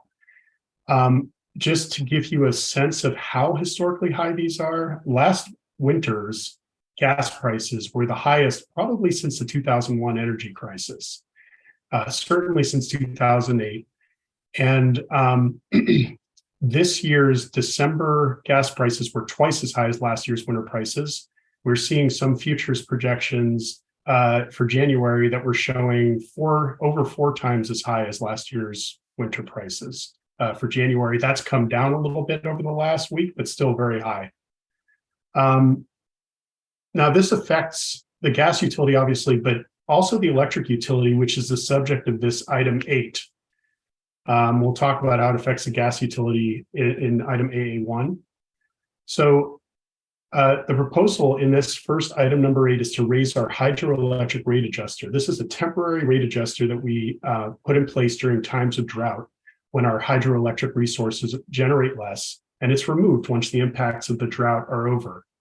The adjuster's been active since April of this year, but it was the level of the adjuster was set based on significantly lower electricity market prices. Now, electricity market prices rise in tandem with gas prices. So we're seeing extremely high electric prices right now as well. So this increase would align the hydroelectric rate adjuster with these increased electricity market prices. Now, just to be clear, these issues of low hydroelectric generation and high electric market prices are affecting all of California. PG&E customers are seeing comparable increases in electric rates over time. And even if this increase, if you adopt this increase to the adjuster tonight, Palo Alto's rates would remain 40% below PG&E's, which is the level that we have taken pride in the past. Without this increase, we would need to tap into reserves to compensate for these higher electric market prices. And we expect that would result in electric reserves that would be significantly below minimum guidelines by the end of FY 2023. And this would require increased permanent rather than temporary rate increases to restore those reserves over time, or deep cuts to capital investment at a time when we're trying to increase investment to modernize our grid to manage electrification. So we're recommending to increase the hydroelectric rate adjuster to align with these historically high power market prices. This item was heard previously by the Utilities Advisory Commission and by the Finance Committee, both of which recommended approval. The Finance Committee unanimously, and I believe the UAC as well, but someone correct me if I'm wrong on that. So that's my presentation. I do have charts on these gas prices if it's helpful. If I could, Mr. Arbenstein, just to confirm the record, I believe the UAC reviewed a smaller increase. And just to confirm that the UAC did not actually see the recommended level that's before the council this evening. Thank you. And before proceeding to the public and then colleagues, I just want to share, I supported pulling this from consent calendar, not because I believe that it was inappropriate as a recommendation, but it is a very significant dollar impact on our utility ratepayers. And I thought that it was important that we air this publicly so that there's good transparency and opportunity for input from the council and the public on what we're doing and why. And as Director Abendschein had stated, we basically, our hydroelectric costs are fixed costs, no matter how much power is produced from the hydroelectric, or nearly completely fixed costs. So our Palo Alto actually has a higher proportion of hydroelectric power than most utilities in the state. We have in great, really great hydro years, over 50% of our power is produced from the hydroelectric. And that's considerably down in this period of time. But it also, in a normal time, it's approximately 45%, I believe. And so we're at a fraction of that, but we have the same costs in our partnership for those hydroelectric resources. And that's why it goes up. But as Director Abendschein said, that means that less electricity is being produced in the state, which places even more demand on natural gas production of electricity. And so it's really a double whammo that's happening right now as a result of this severe drought. And that's what's driving these changes. So do we have any members of the public who wish to speak on the item?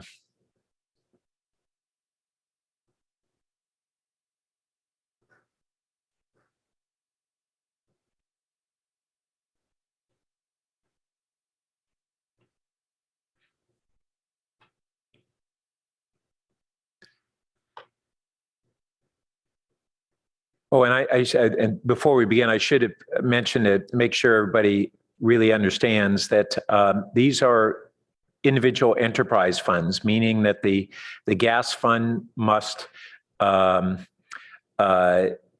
alone as its own essentially business, and the same for the electric utility and our water utility, and that's under state law. So our first speaker is Aram James. Welcome. So Mayor Burt, let me ask you a question. It's a rhetorical one, of course, so I know, but would you have liked to have known this before you voted on Measure L? These projections were out there. It could have been put before, because you were talking big time about transparency, and you and I disagree. I don't believe our police are transparent, and this is another suggestion that maybe our city manager wasn't giving us the right data when we had to consider Measure L. So I think, I feel like I was fooled and tricked, and the timing is very suspect on this. Right after the election, now all of a sudden, Shikata and the gang want to impose this unreasonable rate pay on us. And I think also the fact, rate hike, I should say, and also it seems to me that there'd be more public involvement on this issue had we not jammed it on again tonight so that the public would have more time to think about this. And when we come back on January 9th or the 23rd, I guess that is, for the first substantive meeting of the year, we could have had time to think about this, and we could have gotten more speakers and more people thinking about the issue. So I just don't think that you should reward Shikata for jamming, I don't know, 19 items, 20 items on the consent calendar, many of which arguably should be action items, by letting him quick, fast, in a hurry put this stuff on the calendar tonight and raise the rates with no discussion about that $40 million surplus. As I suggested earlier, how about a moratorium on any electric utility rates for a year to reward the brilliance of the voters in supporting Measure L? I really think we've been tricked. And thank you, Ed Shikata, for not being transparent on this and so many other matters. I'm going to be on you in 2023. You can be sure. Thank you very much, Mayor Burt. And you did a great job recapping the year. There's a lot of stuff I didn't agree with you, particularly on the transparency of the police department. Did you read the article that Janati Shanir put out about the lack of transparency and this chief's attitude toward the RIPA data and consent searches and pretext searches and a variety of things, and the K-9 unit is without any transparency being brought back? This is hardly a transparent police department. But in any event, you've done an admirable job with a lot of items this year. So I thank you for your work as mayor this year. Thank you. Councilmember Du Bois. Yeah, so we did just hear this item in finance on November 29th. It was approved unanimously there. And again, just to recount, the hydro adjuster was activated in April at 0.01 cents, 0.013. We raised $11 million. We've spent 16, so our reserves are pretty tapped at this point. When they went to UAC, I think they asked to double it to 0.026. And 2 months later, when it got to finance, it was at 0.05. So it has been changing very rapidly. Wasn't something that was known ahead of time. Obviously, we're hoping for rain, but there was also discussion of finance that I thought was pretty interesting about really changing how we look at the hydro adjuster. And some cities have been making it much more flexible, where it could change month to month, making electric look a lot more like the way we buy gas, which is kind of market rates. And so I think the main thing that hopefully we can vote on these two items, get to our main agenda. If we don't move forward with this, we'll basically be financing these costs through higher rates in our electric utility over a long period of time. And so, the proposal here is to use this hydro rate to get through this peak without these long-term increases in rates. Okay, I don't see other lights. Councilmember Tanaka. A few questions for staff. So first question is, have our rates ever dropped? Have we ever lowered our rates? Because since I've been on council, I can't ever remember approving rates going down. But because the commodity prices go up and down all the time, but I've only seen our prices go up. So I was wondering if you can maybe tell us, when did they go down, if they've gone down at all? I would have to look back at the exact time, but it was about a decade ago. Gas prices, and this would have been around 2009 or 2010, gas rates dropped, and that was primarily driven by decreases in gas prices in the market, and that was due to fracking. About 2009 is when fracking really came into effect. And back at that time, we didn't drop electric rates, but we did keep them flat for, I believe, 5 or 6 years straight because of that savings in gas prices. Because and then monthly, we do reduce our gas. We do reduce our gas utility rates.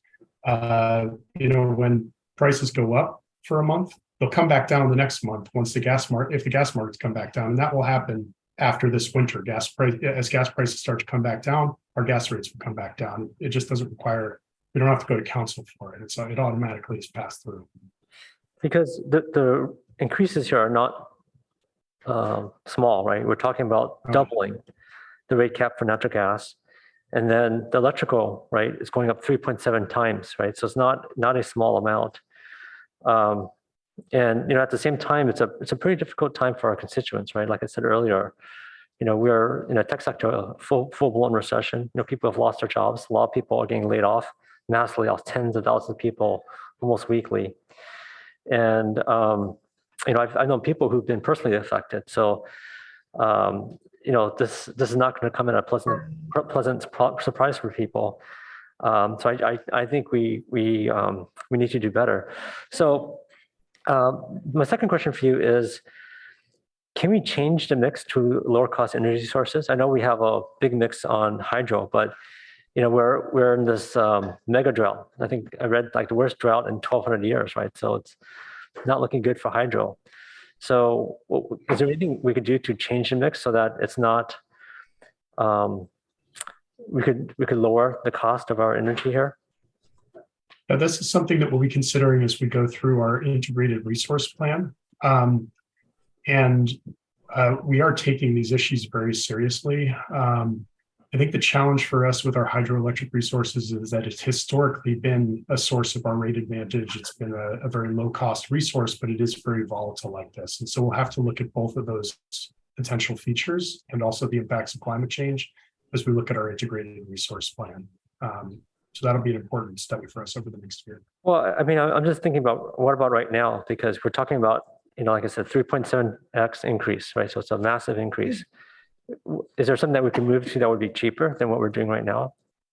Unfortunately, a lot of these are long-term contracts. And even if we were to try to shift long-term contracts, these market changes are already baked into the market. And so trying to shift right at this moment, we wouldn't be able to gain any sort of cost advantage. We will look at anything that we can possibly do with the portfolio in the short term to control costs, but we do need to protect the reserves of this utility. So, given this kind of impact, which I think a lot of people can be very surprised by, I would think that what we want to do is, we have reserves for times like this. And also, I saw your charts about, how the prices are going. It looks kind of spiky, so I'm not sure whether this is going to be a sustained increase. Hopefully not. But, perhaps we should slow down our capital expenditures. Maybe even perhaps try to cut some of our operational expenses, perhaps on the personnel side. And, maybe in the combination of that, we could keep the rates somewhat steady versus this massive increase that we're talking about tonight. And then I know a lot of people like to say that, oh, we have so much better rates than PG&E, but I think that's such a fallacy because we own our own utilities. How much money have we put in our utilities? We put a ton of money into our utilities. So it's like buying off a house and saying, oh, I have no rent payments. Of course you have no rent payments. You bought the house. You put a ton of capital into the house. So when we do this, we have to consider the cost of capital. And when you consider the cost of capital, we are way higher than PG&E. So and when we just look at the monthly rates, it's not a fair comparison because it's not factoring in all the money that we put into our utilities. So hopefully we can correct that misnomer that we like to talk about all the time. Thank you. If I might comment, Mr. Mayor, Councilmember Tanaka, I think for the record, it should be clear that for investor-owned utilities such as PG&E, the cost of capital is included as a part of the rates.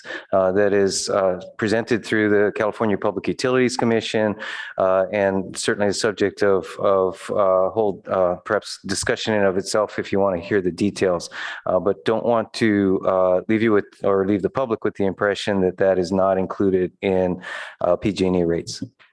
City Manager, I have to disagree with you because cities like other cities like Malibu that don't own their own utilities, they don't own a chunk of PG&E. For us, for Palo Alto, we own our utilities like outright. We put a bunch of money into it, and so that is an incorrect statement. Councilmember Stone. Thank you, Mr. Mayor. Just very briefly, one, to clarify, we're not actually doubling the rate tonight. We're doubling the cap that ratepayers could be charged, correct? That's correct, Councilmember Stone. Okay, thanks. I think that's important clarification. And then can you give us maybe an understanding? I know there must be a lot of range here, but maybe what the average ratepayer pays and what they can expect to see as a likely increase over the next 4 or 5 months of the winter season? So we're talking about the hydroelectric rate adjuster, and in this case, we are increasing the rate. It's about an increase of 20% to the median residential bill, which is large. It's a temporary rate increase, and PG&E has a similar pass-through that is increasing in similar amounts, which is why we maintain that same sort of cost advantage over PG&E, because this is a California-wide issue. But in this item, we are actually increasing the rate. In the next item, we'll just be increasing a cap. Great. Thank you. Vice Mayor Coop. So I just wanted to say that it did go through the finance, and I want to apologize to my finance committee colleagues that I didn't suggest at the time to bring it forward here as an action item. But the increase is significant enough that we should have this discussion and also this opportunity to have it aired. So I want to thank staff for doing that and accommodating tonight. But the finance committee meetings are also public meetings. So it was something that was discussed thoroughly there and unanimously approved to recommend to council to approve. Thank you. Councilmember Phil Seth. Yeah, I just wanted to see, one of the discussions we had on Finance Committee on this, I just wondered if staff wanted to sort of repeat a little tiny bit of in sort of this form, which is, part of the discussion we had in Finance Committee is in order to meet the city's 100% renewable goals, we're inherently dependent on hydro for basically power at night because solar and wind aren't reliable at night.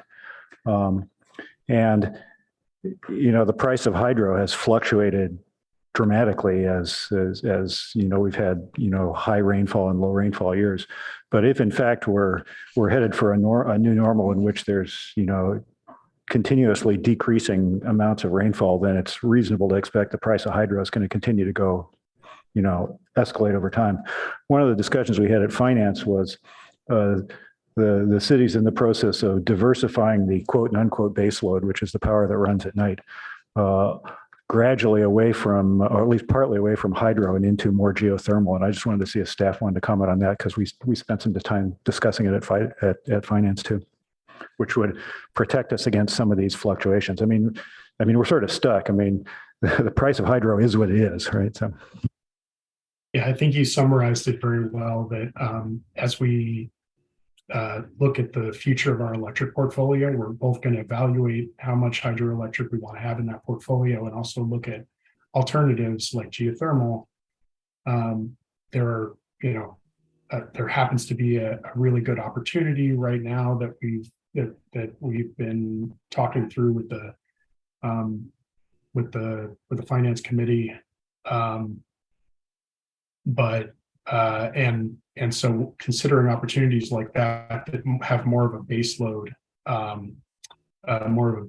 profile than the hydroelectric.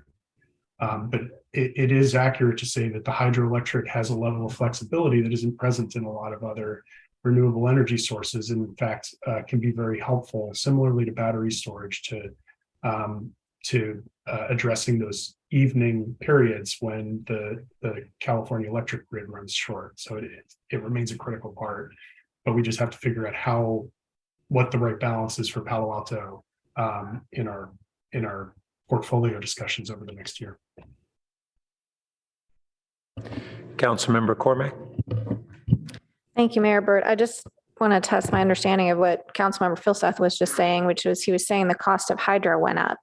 And I think it's slightly more complicated than that because our costs actually stay flat our output went, the availability of the resources goes down because the output goes down during a drought, and then we have to buy something else, and then we have to buy the offsets. Is that right? That's right. That's the variability. It's not the cost that goes up and down. It's the output that goes up and down. Yeah, I just wanted to clarify that. Thanks. That's more accurate. Yes. Yeah. Okay. Thanks. Is the mayor accepting motions? I'd be happy to move the staff recommendation. Second. Would you like to speak to your motion? Certainly. I appreciate my colleagues' interest in having the public have an opportunity to comment on this. But when we pull an item on the last, especially on the last meeting of the year during the holiday, it's the public doesn't really know. So they don't have an opportunity to, to come and speak unless they happen to already be watching. I very much respect the work of the Finance Committee, and I feel that a unanimous recommendation is sufficient, for it to remain on consent and for us to have confidence in supporting it. So that's from a process standpoint. The important part about this is that we have been very, very fortunate for many years to benefit from the forward thinking of council members decades ago. And at some point, this will become a less reliable source. And we'll certainly need to do some of the things that Assistant Director Abenshine was talking about. I think this is, as Councilmember Du Bois said, it's a fast moving environment. And, what the UAC saw was different already from what finance saw. But I appreciate the thought that our staff puts into this, frankly, every day. Councilmember Philseth? No, I'm fine. And I'll just want to add an additional comment on just comparing a public-owned utility like ours or Santa Clara's or Alameda's to investor-owned utilities like PG&E. Each have their capital costs. We pay for and pass on directly to our ratepayers the capital costs that we have within the city. We are charged by PG&E the costs of their infrastructure system throughout the state. A city like Mountain View is charged by PG&E for both the statewide grid and the local grid. Either way, the capital costs go to the consumer, and any argument otherwise is just specious and repetitive. And I wish someday we would move past that. In any event, on that note, let's call the roll. Councilmember Philseth? Yes. Councilmember Tanaka? No. Mayor Burt? Yes. Councilmember Du Bois? Yes. Councilmember Stone? Yes. Councilmember Cormack? Yes. Vice Mayor Ku? Yes. Motion carries 6-1. Thank you.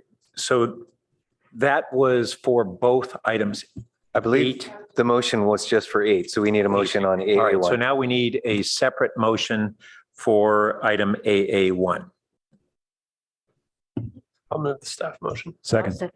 Okay, that is moved by Councilmember Du Bois, seconded by Vice Mayor Ku. Councilmember Du Bois, do you want to speak to your motion?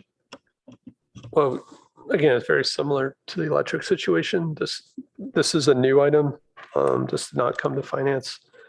But again, it's the same situation. If we've paid for gas at market rates, and if we stop doing that, we'll basically be financing higher cost gas through longer term rates. So I'm in favor of the staff motion. Vice Mayor Ku? I don't have anything to say. Councilmember Cormack? I wonder if staff would like to address the allegation by a member of the public that we tricked or fooled anyone by putting this on subsequent to the measures we had on in November. Sure. Let me ask Director Batchelor or Mr. Abenshine to speak to the timing of this item coming forward. Yeah. Oh, you want to go ahead, Jonathan? First? Please go ahead. No, please go ahead. So I was just going to start off, Council. So there was no tricking behind this. I mean, we've seen, as Jonathan mentioned earlier, and I did, is that we've seen the historical gas prices starting to go up. started seeing the cap actually start raising just below $2. We didn't have the authority line at that period of time. We thought that gas prices per therm are going to go up above that portion of it. And we weren't able to buy any gas at that period of time. So we're asking just tonight that since these gas prices are so high, that we're just asking for to amend the utility rates around that commodity cap from $2 to $4, because we don't know where this gas per therm is going to go. It's starting to level off, and we've actually seen it come down a little bit. It's down to about $1.85 this week, but it's still hovering right close to that $2. So we're just asking for authorization so that if it does go above the $2, that we're being able to purchase at whatever the cost is at that point. Jonathan, you got something you would like to add? Yeah, I can just add that November gas, this has been a really steep run up. And I just want to recognize the electric and gas portfolio teams for scrambling so quickly to pull these together. When we went to the Utilities Advisory Commission with the hydroelectric rate adjuster, we went on November 2nd. It was a bit of a scramble actually to get it there, even on that date, because we were first starting to see the indications of this. And it was more of a longer term, more kind of related to like inflation and the Ukraine, but then these supply shortages, they didn't hit us until December. November gas prices were actually comparable to last year's winter gas prices. Then in December, they doubled. And only last week did we start to see these extremely high futures for January. So we weren't seeing anything like this, anything as extreme as this in October. It was only in November we got to finance with the hydroelectric rate adjuster, and costs were already increasing so quickly we had to adjust our recommendations. So this happened very quickly, and it happened, through the month of November.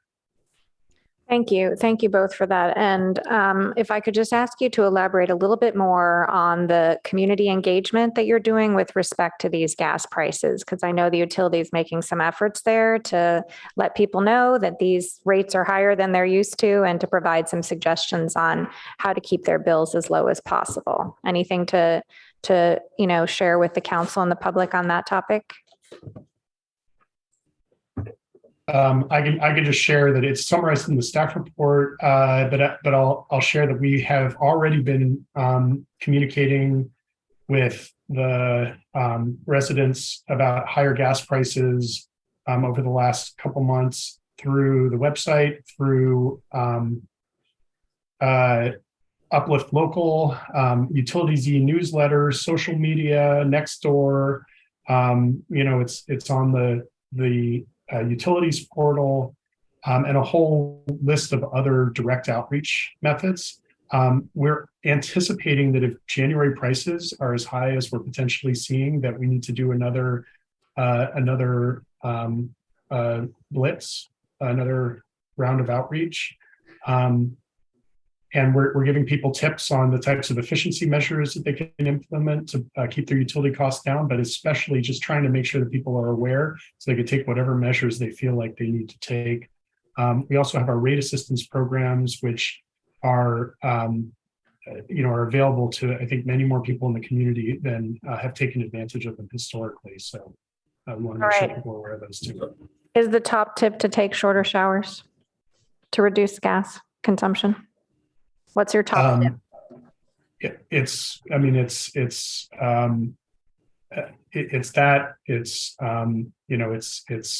seeing if you can lower the temperature of your thermostat. And we also have, it can be tough to make changes quickly, but sometimes there are changes that you can make. We have our home energy advisor, which we branded the Home Efficiency Genie.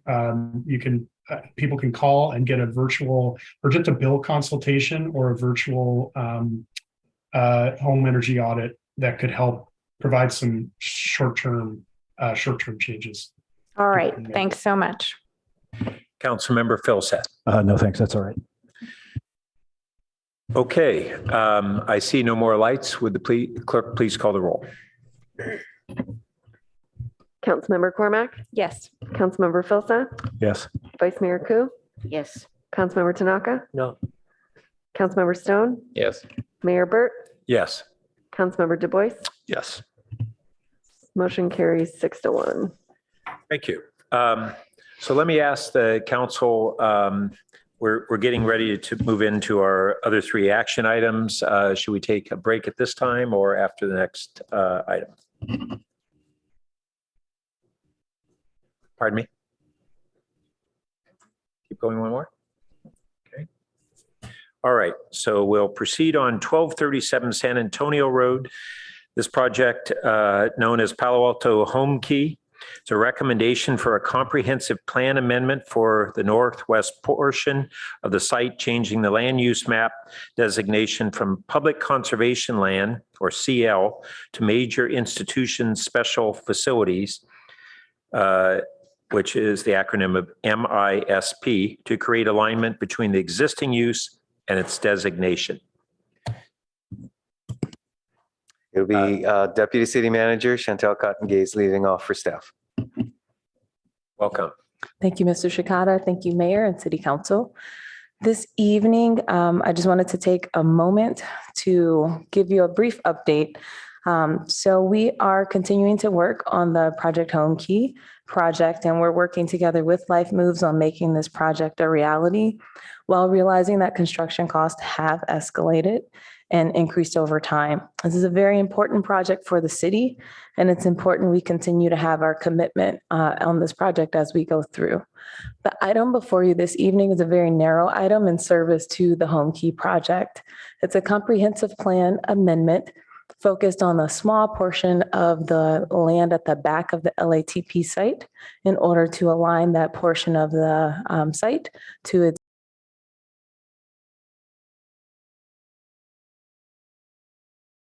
Home Key project. This one is one narrow question, and staff will bring an additional update in the new year on the broader project. And with that, I will give you to Miss Melissa McDonough, our Assistant to the City Manager. Thank you, Chantel. Next slide, please. As Chantel mentioned, and as the mayor mentioned earlier this evening, we received a $26.6 million grant to build this transitional housing project, and it's on a portion of the former Los Altos treatment plant site known as Area C.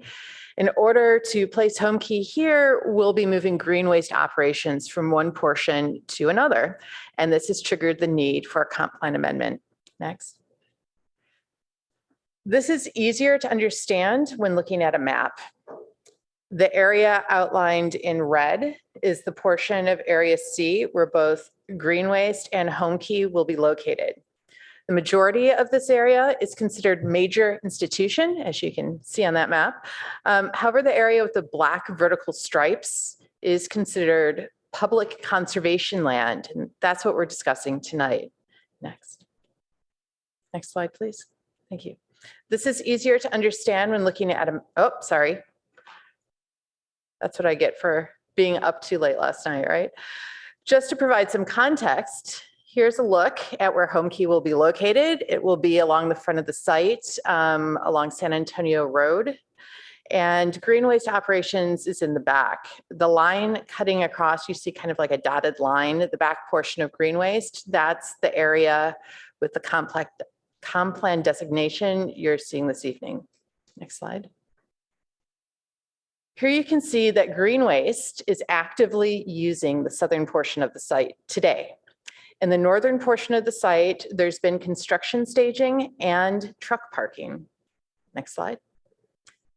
So what does this have to do with the comp plan? Well, the comp plan governs our policies on land use, design, and environment, the physicality of our city. It guides how we regulate development and provides a long-term vision for what our city will look like.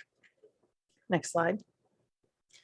The amendment before you tonight is to change 11,800 square feet from a designation of public conservation to major institutions. This will allow green waste to use that area for operations once Home Key is built. Next slide. The current designation of that 11,800 square feet is open land in its natural state, preserved and only used for recreation and educational activities, despite clearly being disturbed land, not in its natural state and having been used for things such as construction staging. The rest of the site is designated for governmental and community service type uses. Next slide. I mentioned earlier that comp plan amendments typically trigger CEQA review, or at least I meant to. They do typically trigger CEQA review. However, under the local emergency shelter crisis adopted by the City Council, anything that facilitates the construction of emergency housing is exempt from CEQA. The city must offer Native American tribes, however, an opportunity for consultation on any change to the comp plan, even if exempt under CEQA. So we did reach out to Native American tribes, and we did not receive any questions or comments. The city has received some public comment suggesting that this comp plan amendment may not be necessary under state law because it is in service of a home key project. However, in an abundance of caution, staff recommend adopting the comp plan amendment to support the success of the home key project. Next slide. After discussion at PTC, they passed a unanimous motion to recommend that you all this evening, that City Council adopt a resolution to amend the comp plan designation so that there is an alignment between the actual use of the land and how it's designated. Next slide. Thank you, and I hope you have happy holidays. Thank you. Do we have any members of the public who wish to speak on this item? I see one more there.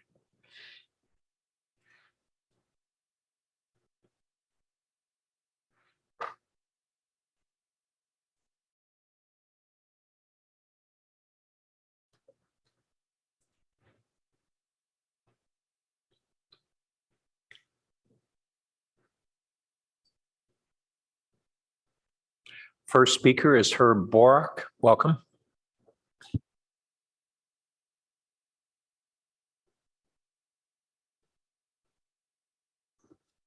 Mayor Burton, council members, good evening. As Ms. McDonough mentioned, and I had provided you with a copy of my letter to the Planning Commission for the meeting of September 14, the Health and Safety Code section 50675.1.3I doesn't say that these projects are exempt from CEQA. What it says is that the project is deemed consistent with whatever land use is there. So essentially saying it doesn't matter what the comprehensive plan land use designation is, you don't have to change it because the home key project is considered consistent with whatever land use designation exists. And the whole of the project includes moving and funding another location for green waste. And so for that reason, it's not necessary to make the change. Also at time, it was before the Planning and Transportation Commission, it was shown that a portion of the site was already a major institution special facilities, which it was when the Los Altos treatment plant existed.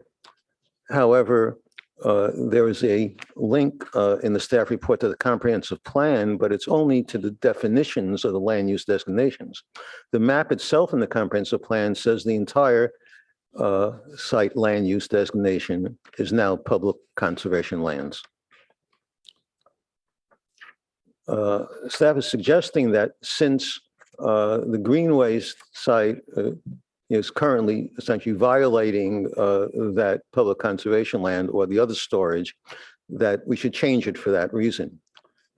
Prior to being on this subject site, green waste was using dedicated parkland near Gang Road.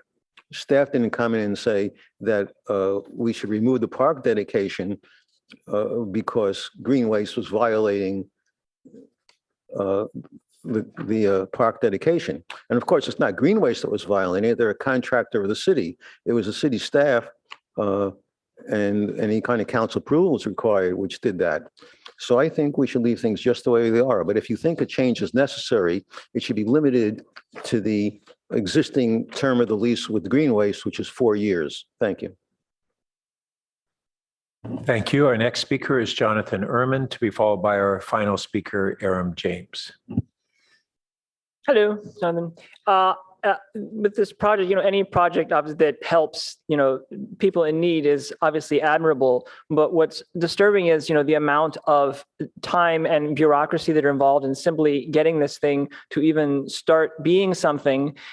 We keep talking about state mandates all the time, where they mandate housing, but what we're really talking about is increasing our population by like 20%, which logically would suggest that we're also going to increase the homeless population as well. The question is, why is the state mandating, building, housing with private developers over a 10-year period? What about mandating that we provide social services, either through the state, the states, the cities and the counties should be able to provide social services to the people most in need in their communities, and that should happen first. Why don't we have, we could go over to the Palo Alto Transit Center right now, and there are people there who probably need medical aid, who need shelter. Why do not our cities and counties have, why are we not required to offer these people the aid they deserve first, and only then do we get to build our townhouses and our condos and et cetera, et cetera. So we engage in these long drawn out procedures, and we hope at the end, maybe as a side effect, will help people.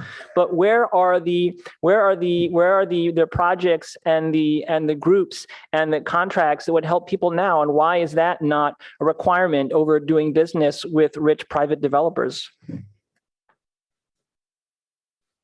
Thank you. And our final speaker is Aram James.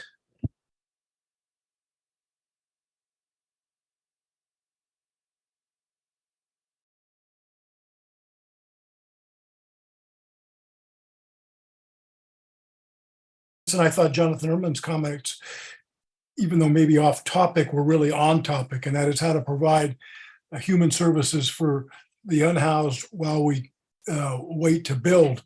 And I would refer you to the newly elected Mayor Karen Bass's solutions, potential solutions to trying to quickly house 40,000 unhoused Los Angeles.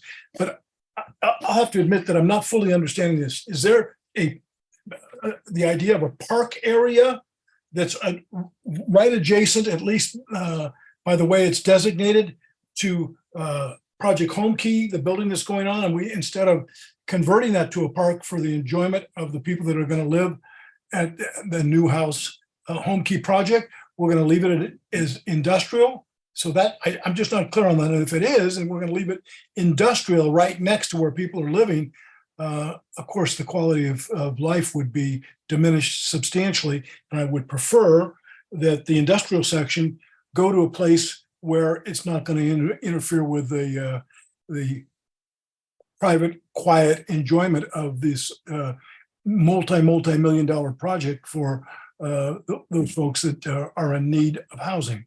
Thank you.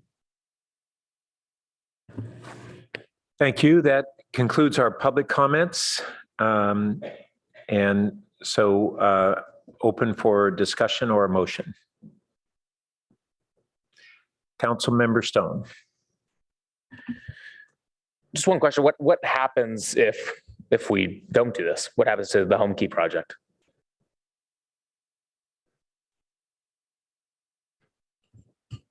Thank you, Councilmember Stone. At this point in time, to the best of our knowledge, this is a more conservative route to go to do the comp plan amendment to ensure that as we continue to go through the relocation of green waste and the building of the Home Key project, that we don't run into a question later in the project of if this was a necessary step to take or not. And I'll defer to Ms. Stump on this. I'm not going to take all the legal questions, but from the best of our understanding, it is something that we could choose to do or could not choose to do, but it's a safer bet to do the comp plan amendment. Yeah, I think that was very well said, and I agree. So if council were to decline to take this action tonight, I think the staff would have to take a look at the risk profile. But it might be that the project goes forward. In any case, we do recommend, though, that the comp plan amendment be adopted. Okay, thank you. And appreciate the more conservative approach. I think this project is absolutely critical, and we need to do everything in our power to make sure that we're able to do that. So if the mayor's fine with it, I'll move the staff motion. Second. That's second by Vice Mayor Koo. And we can see there is the motion down below. Are you able to blow that up at all, clerk?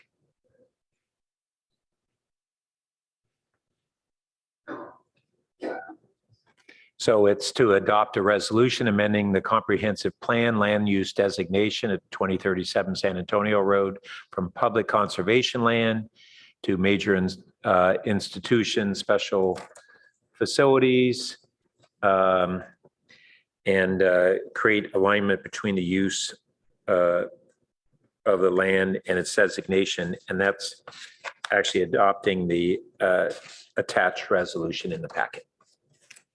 And see, that was Councilmember Stone. Did you want to speak to your motion?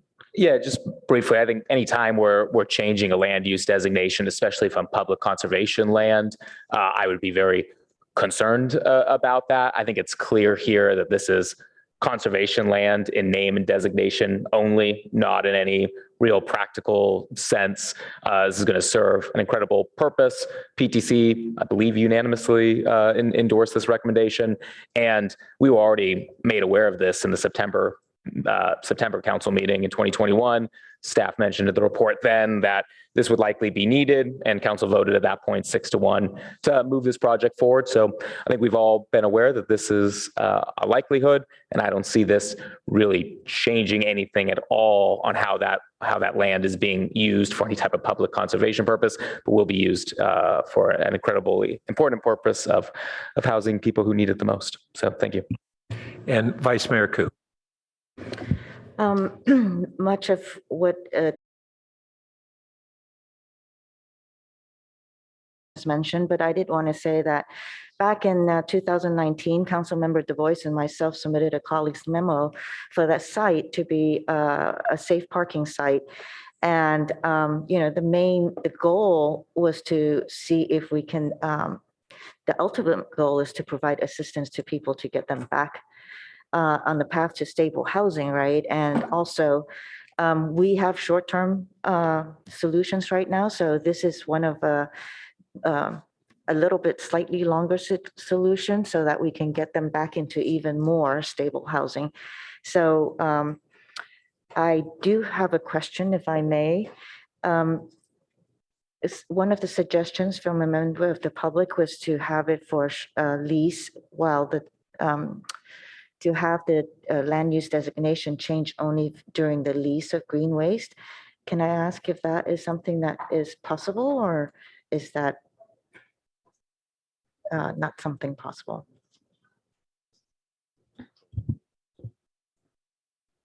Is John online? Yeah, we should allow John to come on here and tell us if the comp plan can be amended in that way. Yeah, thank you, Molly, and good evening, Mayor and City Council. I think the best that the council could do in that instance is to direct staff to revisit this in 4 years, and we can come back with another amendment if you want to change it. It's a legislative item, and I'm not aware of any sunsetting or reversion, reverting back to previous land use designations. But if it's something that you wanted us to do, we could do that as part of a long range reconsideration if that was part of your interest. How would it cause the revisit on the site? Is there going to be, would that lessen the site, the parcel dimensions for the home key project or the greenways project? I'm sorry, Vice Mayor, I'm not understanding the first part of your question. Well, I wanted to ask if there's going to have any impact on the size of either of the parcels. The change of the destination, I don't believe that will have any impact of the. The temporary change? If I'm I, sorry. if I The- can jump in, is that okay? Thanks, Jonathan. What the city can do on this segment of land is limited without the comp plan amendment. So with it as conservation land, we wouldn't, for example, be able to pave over that land at the back of the site, which for operations purposes for green waste is a use that they would really need, is to have sort of a flat surface that is paved that they could move the bins easily and drive their trucks on. So operationally, it would be difficult if they had to limit it, and just true nature of it being conservation land, it would be pretty disingenuous to have it for the purposes of the sorting facility back there operationally without the designation change. Thank you. The other question I had was, Area C is currently Green Waste's construction and safe staging area. Are they still going to have enough space for construction and staging? Yes, absolutely. And that's how the design of the site was considered, how they cited Home Key along San Antonio and making better use of the entirety of the back portion of that site. Okay, thank you so much. I'm done. Councilmember Tanaka. A few quick questions for you guys. So for this move for green waste, who's paying for it? Councilmember Tanaka, just to make sure I heard correctly, who's paying for the relocation of green waste? There was part of that is included in the grant from the state. I believe up to $1 million is included. And as we continue to get more information about the exact cost, we'll know, give or take, if that is entirely accurate for all of the efforts it will take. Green waste does have a few pieces of actual physical infrastructure that will need to be relocated, including electric truck chargers for electric trucks. That was very difficult to say, as an example, on a scale and things of that sort. Okay, so will this $1 million that we're getting from the state cover the full cost of the move? It will cover most of it, I believe, according to current cost estimates, but we'll continue to get more information on that in the coming month as we continue to go through all the numbers with Life Moves. Okay, and remind me again, why didn't we just keep green waste where it is and build the housing where they're not, instead of making them move? Thank you. The original concept was to keep green waste where it is and the sort of narrow part of the parcel for the Home Key project. And as we worked with Life Moves, there was a concern of an additional fire exit, that it would be difficult to do that on that narrow a parcel. We thought it was comparable to the parcel in Mountain View, but it ended up being, I guess, more difficult in terms of fire access at the back end of the site. And so that was what encouraged the Life Moves team to play around with the configuration and try to maintain the footprint for green waste, but more or less, but to reconfigure the site. Okay, and so how much total are we going to be spending on this project as a city?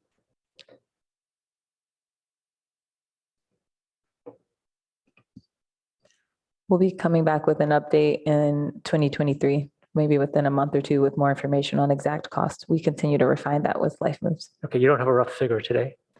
I think it's dangerous to offer a rough figure. I'd rather have the accurate information. Okay, and can you remind me, how many units is this right now? How many units? It is 88 units. 88, That's the amount that our state grant is based off of, 108 doors and 88 units where the family units have more than one door. So, Mr. Mayor and Councilmember Tanaka, a little bit of update is okay under this item, but it is agendized pretty narrowly for the comp plan item. So we need to keep this part short. That's fine.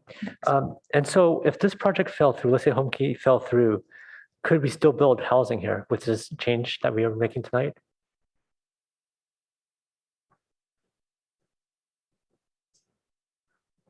I believe the question was, if the Life Moves project fell through, would we still be able to do interim housing on this site?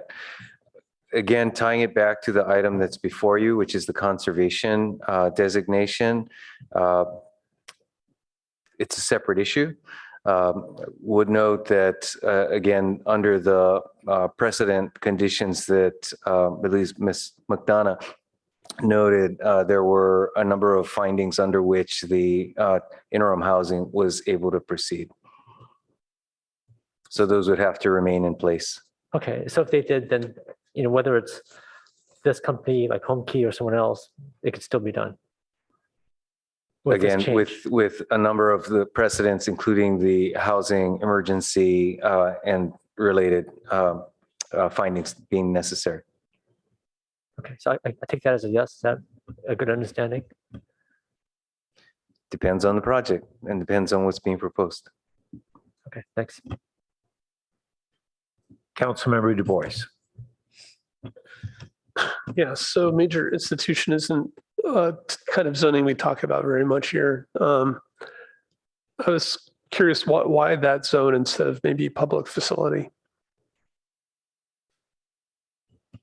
Mr. Lade, are you able to take that one?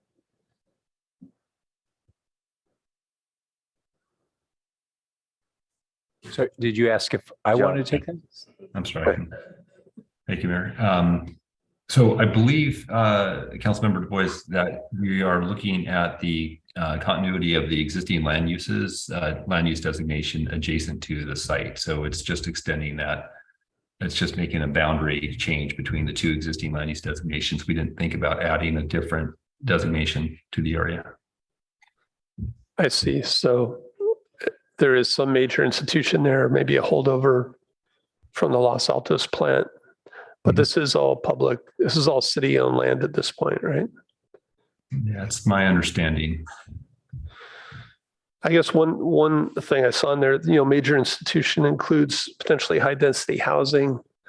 Obviously, we want the Project Home Key project there, but I don't think it's a place we'd want to see a really large apartment building next to the Baylands in the future. And again, so reading the item when I came in, it sounded like we could do Project Home Key without any changes. But then you may have already answered my next question, which is really, but it says for the full use of green waste, do you want to make this change? Is it really about paving this?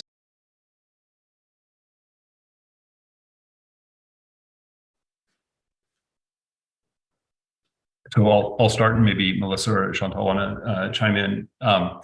I think what we're really trying to do is just align the land use designation boundaries with the sort of the physical build out conditions at the site. And you've heard sort of the staff response as to why, from a conservative standpoint, we think this is an appropriate thing to do.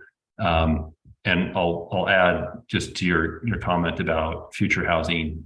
We generally, have been somewhat protective of adding housing units east of the freeway. And as city-owned land, of course, even with the change in land use designation, with city ownership, the city council would ultimately control what future land uses could take place on that site, notwithstanding the designation tonight.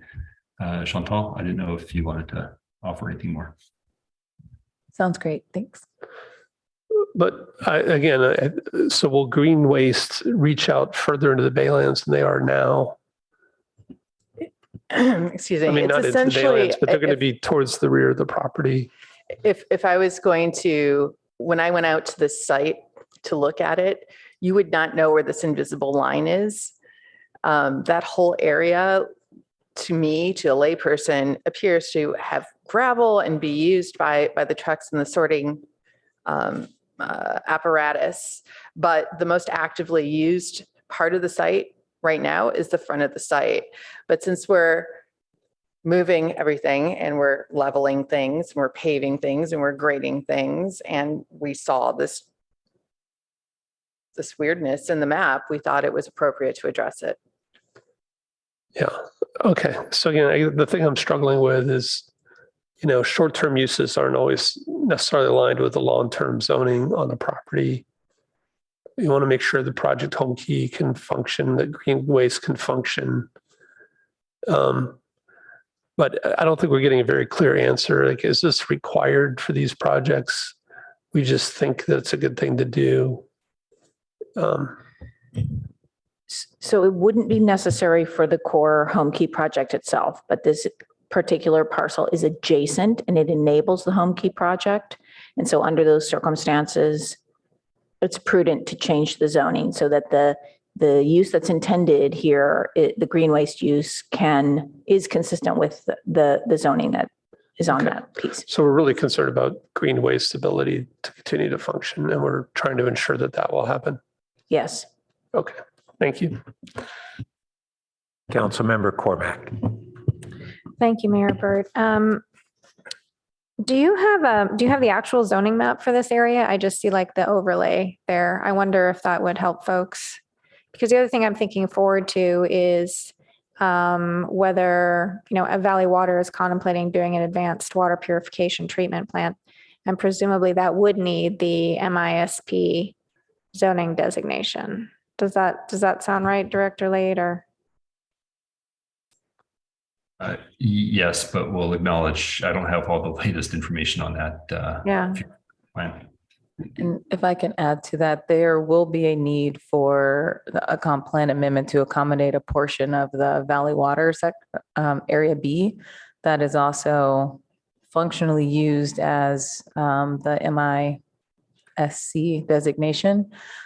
They will have to complete the environmental, et cetera, related to that because it has no nexus to the home key project. We could not bring that conservation land amendment at the same time as this project. Okay, but staff does expect that designation to also be MISP. I can't speak to the exact designation, but I do know that there is a slither of that land as well that will need a comprehensive plan amendment. Okay. I think, just. Okay. My zoning map is at home, so, I didn't think to double check this before I came, but just maybe next time we have something like this, instead of just having the Google Maps overview with the overlay, if we could have just the sort of segment from our actual zoning map, I think that would help orient folks slightly better. Thank you. Okay. I see no more lights, so would the clerk please call the roll?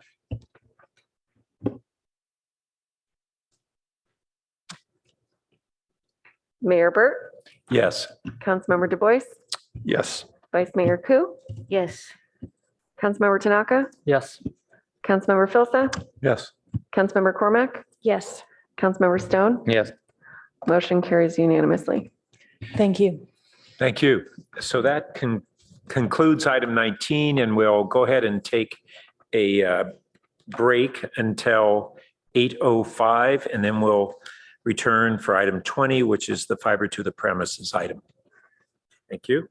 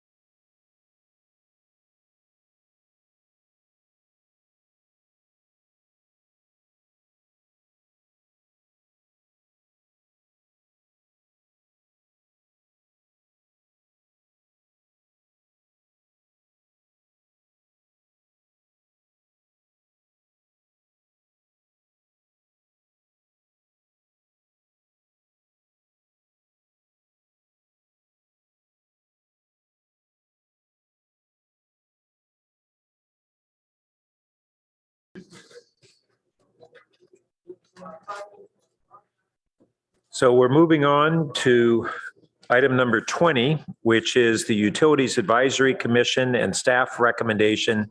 The city council approve option 2 for building fiber to the premises under a phased approach. Yeah. Thank you, Mr. Mayor, council members, Dean Batchelor, Director of Utilities. Yes, tonight we wanted to give you some additional information to all of you that would be considering this potential option number 2 that we went to the UAC with. And unfortunately, Mr. John Honker, who is from Magellan, is actually has COVID and he won't be here tonight, unfortunately. But he's online. We'll be able to answer any questions. We have staff here. So with that, I'm going to turn it over to Dave Yen, our strategic manager, to start the presentation. Good evening, council members. Tonight, we're going to present 3 options for your consideration regarding fiber to the premises and improving internet service in Palo Alto. Staff is requesting for council's direction on how to proceed.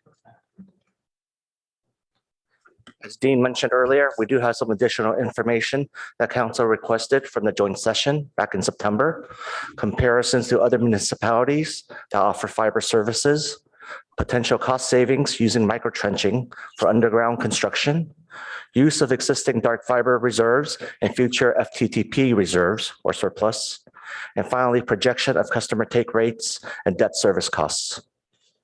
John Honker from Magellan will be presenting the 3 options down later in the presentation. As Dean mentioned, option 1 is to build a citywide fiber to the premise network with debt financing of $98 million. Option number 2 is a phased build out of the fiber to the premise network with existing fiber reserves and future fiber revenues, but without any debt financing. During or after phase 1 of construction, council can decide whether the city should adjust the build out timeline by either accelerating or pausing construction. And then under option 3, staff is recommending only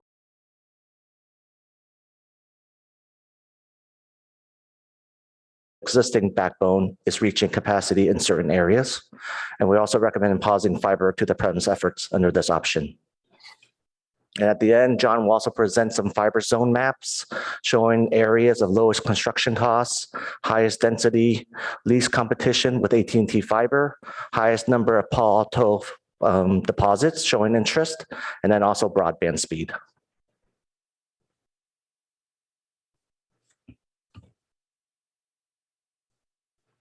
According to the Institute for Local Self-Reliance, which is a nonprofit organization and advocacy group for community development, there are 315 communities in the United States offering at least 1 gigabit service. The majority of these communities are located in the East Coast, but there are a few in California that are offering limited gigabit speed service, such as Santa Monica, Los Altos Hills, and Rancho Cucamonga. We research primarily California municipalities because we're governed by the same state laws. But in general, most municipalities in California are either exploring or providing limited fiber broadband service under an incremental approach.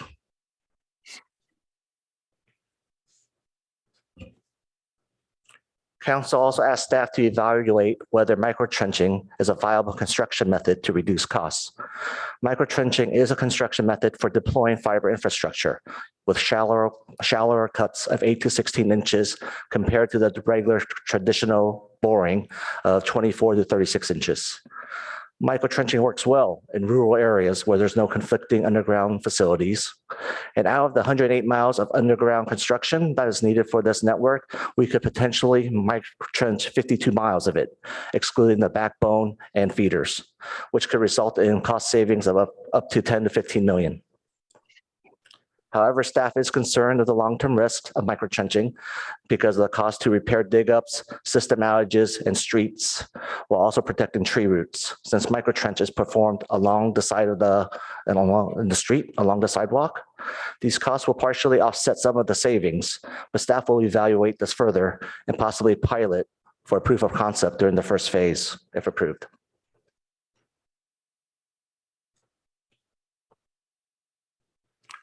In regards to the fiber reserves, the existing 34 million in dark fiber reserves or surplus can likely be used for capital expenditures related to the fiber network, including the FTTP build out, or treated as unrestricted funds because the city has not modified the dark fiber rates since 2006. However, recent litigation regarding Prop 26 on local government fees, which was adopted in 2010, will likely apply to future FTTP utility rates. Therefore, the potential use of future fiber revenues would depend on the rate structures or require FOTA's approval to become unrestricted funds. The law on this issue is still evolving, and legal will continue to monitor these developments.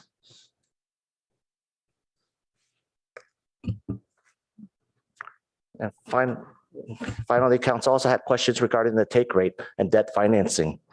So based on the citywide internet survey that we launched back in the summer, Magellan is projecting a take rate of between 37 to 42%. Of the 3,300 responses we received, about 30% of the customers are currently dissatisfied with their internet service, and another 14% are neither satisfied or dissatisfied. The city also requested outside bond counsel to run a best and worst case scenario of debt financing. Under the best case scenario, the debt would be secured by this general fund with a tax exempt AA bond rating of 4.4%, which would translate to an annual debt repayment of about 7.2 million and a total debt service of 200 million over 30 years. And this will require about a 25 to 30% take rate to break even. Under the worst case scenario, the debt would be secured by the fiber fund with an unrated rating, since the annual debt repayment amount exceeds existing dark fiber revenues, resulting in a taxable bond of 6.7% with an annual debt repayment of 11.2 million and a total debt service cost of about 300 million. And this would require about 30 to 35% take rate to keep the business viable. Next, I would like to turn it over the remaining presentation to John Honker to go over the three options and also go over those fiber maps. John? Okay, thank you, Dave, and good evening, members of council and mayor. What we'd like to do now is walk you through the analysis that you had asked staff to prepare, right? Looking at a deeper dive into the options, the full build out option, which we're calling, option one, where the city is building out the entire fiber to the home network, meaning that every resident and business gets service. Option three, which is, pausing FTTP, and the new option, option two, which is a option that doesn't require any bond financing and allows the city to move into the first phase of deployment utilizing the fiber fund. So as a precursor to that, most importantly, the fiber backbone is really recommended under any of the options. The cost of this backbone expansion, which will deliver a lot more capacity to the city's existing network, is about 25.6 million, which will be co-funded between electric and the fiber fund. And the reason for that is because the electric utility will be using a portion of this network for its own purposes, and thus a portion of the cost is going to be allocated. So they're going to electric will pay a portion, the fiber fund will pay the other portion for the 25 million. So why do we need the fiber backbone? Why is it really sort of a necessity for Palo Alto? Your fiber backbone now is really almost 30 years old. And out of capacity, right? We worked with staff to audit the backbone, the existing fiber out there, and really help you understand what you have in the in the ground and on the poles. And as we looked at that analysis, we found, working with your staff, found that almost the entire fiber network is depleted, and now it's becoming very difficult for the city to connect more devices, connect more business customers. So the fiber, think of the fiber as really sort of being end of life, right? Meaning you guys have had a great, 20 plus years of owning that fiber network. It's time to upgrade now. so that you can continue to innovate, continue to serve the community with more fiber and support the city and the electric needs as well as dark fiber needs, right? Because the city will have ample more fiber that it can use to connect more business customers with this backbone. So the goal is, you got through the first 30 years or 20 to 30 years with the existing network. Think of this as a refresh and an upgrade to the existing fiber backbone to give it more horsepower and a lot more capacity for the next 30. Next slide, please. So again, as you think about this, that fiber backbone becomes the foundation for anything else that you do with fiber to the home. And on top of the fiber backbone, you have a couple of options. Option one, which we mentioned, is considered the full deployment, where we're building about $100 million worth of fiber to the home infrastructure and to provide internet service to every home and business in Palo Alto and make it available for every business. Again, 98 million in total new debt financed, right? So it would use the fiber fund contributions from electric, but it will require an additional 98 million in debt to build the network. The pros of this are really, making a ubiquitous service available for every resident and business. We know from the survey and the market research that was conducted that today some consumers, some citizens have access to 2 to 3 providers, others 1 to 2, right? Differing speeds, differing types of services depending on where you are in the community. This would be, make one service ubiquitous for all Palo Alto residents and businesses. It would provide the opportunity to provide more higher speeds and more reliability through a pure fiber network, which is not available in the majority of Palo Alto today. It allows the city also to control its own destiny in terms of internet. You've heard a lot about net neutrality. You've heard about data caps and the things that limit internet connectivity and the things that people can do with it. In this case, a locally owned system becomes a opportunity to pave your own path and put the policies in place that the community wants. Another major opportunity and benefit of the network is, in addition to the fiber backbone, you're also getting the benefit of fiber practically to every doorstep. And that means that anything in the city that needs to be connected, whether it's a street light, whether it's a meter, whether it's a recloser bank, whether it's a transformer, whether it's new Wi-Fi services, any of those devices can now be connected because you basically have fiber running throughout the entire city and any of the streets. So, as more things are connected, and you've seen this over the past 20 years with the existing fiber network, right? You guys have hundreds of devices connected and that pace is only increasing. You'll see that as a resource to continue to improve service. And finally, really the total cost of ownership, as we think about the opportunity for the city to own the infrastructure for its own needs to reduce costs in the future and drive more capabilities, but also have a positive impact on consumers and what they pay. You have some control over what consumers do pay for service, and if you can reduce those costs, it impacts all the customers in Palo Alto, not just the ones using the network, but the ones using other providers who Palo Alto the city is potentially competing against, right? Because price competition is a positive impact for all customers if those prices can be lowered. Some of the cons, of course, we've talked about these in the past, they still exist. Broadband is a competitive business and the city will be competing with the existing providers. Construction risk is out there. We've seen significant increases in construction costs. We are seeing some tapering since the last time we spoke with you. right? So we've seen some pullback in some of the really long lead times for materials. We've seen labor flatten a bit, whether that's temporary or whether that will go up again is unclear. That market is always changing. So again, it's another risk that the city has to be thinking about as you're moving into the construction project itself. And there are those risks of construction overruns and labor overruns.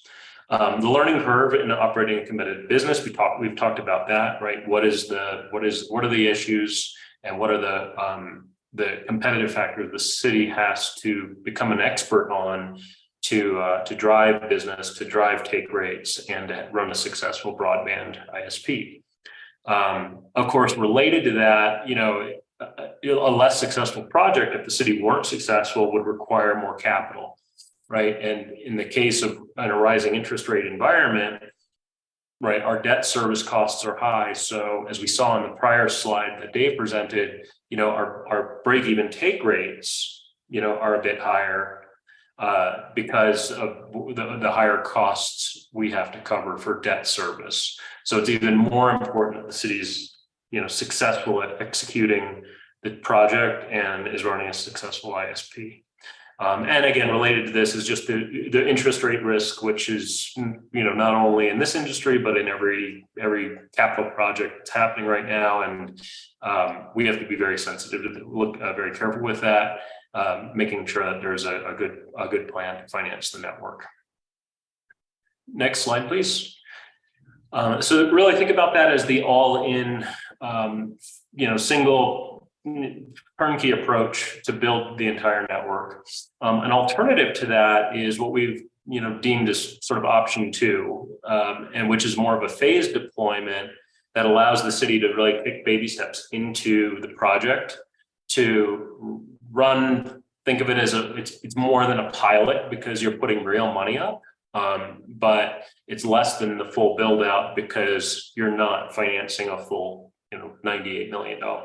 So phase 2 really looks at utilizing an allocation of 20 million of capital from the fiber fund to start building fiber to the home in some of the highest priority areas. The goal here would be to minimize any new debt taken on by the city, utilize existing fiber fund surpluses, and invest those in a build out, which means about 20% of the community will have service available in this phase. So we get to a position where there's a good amount of a good chunk of the community that's covered for a reasonable amount of capital. And it gives you an opportunity to really test this first phase before committing to a future phase. So, and then, once this is sustainable, which, you can measure within a period of 12 to 18 months, and if everything looks good and the city is committed to it, then, additional funding and additional build out can be applied to the project, and you can, start moving faster. So some of the pros are, again, providing, partial service across the city, sort of a test pilot, large test pilot, right? Because you're getting 20 to 30% of homes and businesses in this phase, and build the expertise, monitor the progress, monitor the success of it before committing to the full build out. So there are some cons to this. They're not as significant. We don't quite get the economies of scale with our suppliers and with construction vendors because it's a smaller project. That's not going to have a significant impact on overall costs, but it will create some, slightly less volume purchasing opportunities. So costs may be slightly higher. We do see, a first mover issue. So for example, if the city is building out these first areas, the existing providers will likely try to retrench in the other areas to protect their turf. And they'll have more time to do that as the city contemplates moving forward with the next phase. If the city were to stop and not move forward, again, a good chunk of the community would have service. The remainder wouldn't. So it would limit some access. And there would be some residents who have it, some residents who don't. And also some applications, some city applications that will have access to fiber and others that won't. So it'll minimize or it'll reduce the overall support for those smart city applications, electric, and so on. But in that area of build out, it will provide those opportunities for the city. Next slide, please. And option 3 is really to pause fiber to the home and only build out the fiber backbone. Right. The pros of that, of course, the city isn't investing any new capital into fiber to the home. It doesn't have the competitive risks. The opportunity cost for the fiber fund is eliminated because you have other opportunities to use that funding elsewhere instead of sinking it into fiber to the home. Some of the cons, of course, as we've seen in the past, the city has very limited access or influence over broadband in general in the city, right? From a policy perspective, it's really business as usual as far as the providers go. So, and then the fiber to the premise network, because it's not being built, the city doesn't really get the benefit for all those future applications that could utilize fiber to the home or just the fiber to the home network. In this case, we still recommend building the fiber to the backbone because that's just a necessity for the city. But this would really put a pause on fiber to the home and not allocate any new funding to it. So as we look at the cost comparison between the three, in option 1, we're looking at total costs of about $143 million. Again, the fiber backbone of 20 in all scenarios, 25.6 million across the three. We have 102 million for fiber to the premise, and we have 15 million in working capital that's set aside for startup of the city's fiber business of the ISP. So that gives us about 143 million. There are some joint savings if the fiber backbone and fiber to the home are being built at the same time. It gives us about $11 million of synergy between the two projects that reduces the overall cost. 34 million would be put forth by the fiber fund, and for a total savings of about 45 million out of the 143, which means we need about 98 million in new funding. So that would be 98 million in new debt service originated by the city. Option 2 requires no funding, so you'll see the fiber backbone in the same amount. Fiber to the premise is allocated 20 million out of the fiber fund. And then a smaller amount of working capital is allocated because you'll still have some startup expenses for building that first phase of 20 million, but they'll be substantially less than if you were building the entire network. So our total costs, 48.6 million. We do realize some savings by building phase 1 and the backbone together of about 1.7 million. Again, the fiber fund is contributing 34. Electric is contributing about 13 for a total funding of 48.6 million. So this would exhaust the fiber fund and the contribution from electric, meaning that no new funding is required for option 2. And in option 3, again, the 25.6 million, half of it is funded by the fiber fund, half is funded by the electric fund. No allocation for capital toward fiber to the premise, no new funding required, or no new debt origination required. So, in terms of recommendations, the UAC recommended option 2 out of the 3 options, and staff recommended option 2 as well. Build out the fiber to the backbone and the first phase of the fiber to the home build out without any debt financing. So again, 20 million in capital allocated to the first phase of fiber to the home. That gets service out to 20 to 30% of households and businesses in the city, requires no new debt service, and is sort of think of it as more of a risk adjusted option, right? It allows the city to eliminate the interest rate risk that we know is out there. Two, just the general debt service risk, because since the city isn't financing anything new, we have no debt service annually. So it creates a better opportunity for the city to be successful and a much more sustainable financial model. It also allows you, after the first year or two, to really become sort of a going concern as a fiber ISP. And then, things become easier potentially to finance, to expand, to build community support once that first phase is built. So for those reasons, option 2 has really been recommended by staff and sort of supported by the UAC.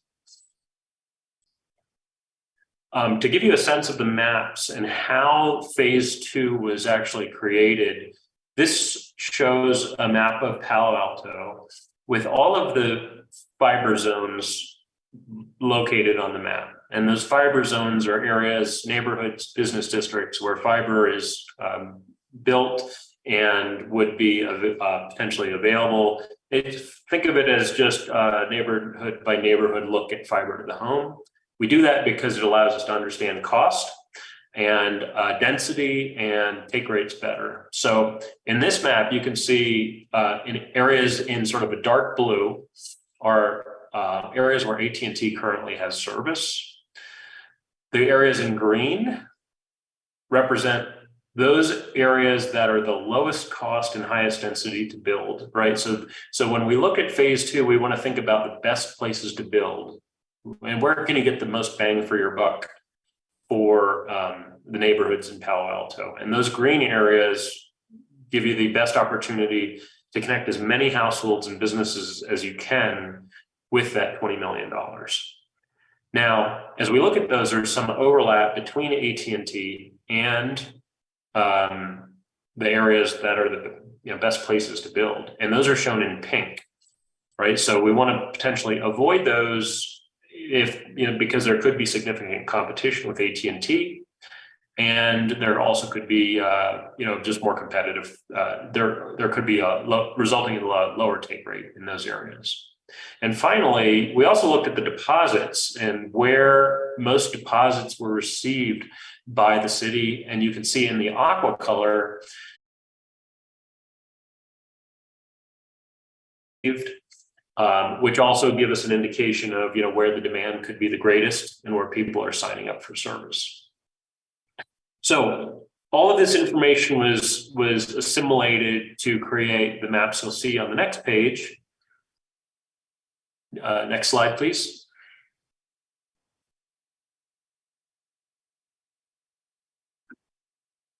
Let's go one more. Yep, thanks. These really show us where the best places to build in Palo Alto would be for that 20 million in capital. So this combines, the lowest cost, highest density neighborhoods. Again, where we can get the most bang for the buck. Where AT&T is not reporting service today based on what the residents have said, where they subscribe to. Where the most deposits have been received, and also where the lowest cost neighborhoods would be to potentially build. So if we look at this as potentially that first phase of the build out, you're looking at about 3,800 homes that would have access, single family. You're looking at about 3,180 MDUs, or multifamily multi-dwelling units, apartment complexes, townhomes, etc., which gives us about 7,100 total homes that would have access in the first phase, as well as 875 businesses. So it's a pretty significant impact for a $20 million spend for this first phase of service, right? That's about 23, 24% of the overall housing stock within the city. Next slide, please. So what would the build out look like? This just gives you a visualization of really what the initial phase would be. So in this case, for those 7,100 customers, there would be one fiber hut, which you can see here on the left, located on city property, fenced. This one is not hedged or beautified, but you would put hedging, landscaping, and beautification around it. That provides the nerve center for the network. The interior of the fiber hut you can see here, which is basically where all the equipment is housed, and all of the electronics are installed. Within the neighborhoods themselves, you would have fiber cabinets. And the fiber cabinets on the left side here, you can see this one actually is mounted underground, and it pops up out of a vault. And the one on the right is basically a fiber cabinet that would sit at grade, concealed somewhere, either on public property or in the right of way. This is a large one. You would probably have some large ones like this, as well as some that are about half the size. Typically, these are, 4 feet tall by, 2 feet deep. And then finally, what would the side of the home look like? So each home would potentially have a what we call an ONT, an optical network terminal, on the side where fiber, you can see the fiber being spliced here, by a fiber technician. That would sit on the side of the house. It would be serviced by a fiber installer, and each house would get one of these, as well as MDUs and townhomes would get something that looks very similar. But that's the size, that's the footprint of typically what they look like. And most of these are outdoor, but they also come with an indoor version.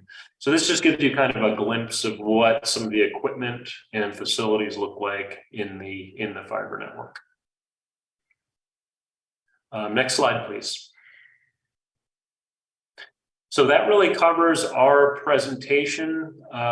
We'd love to answer some questions, either generally or specifically on the phasing. Happy to open it up for questions.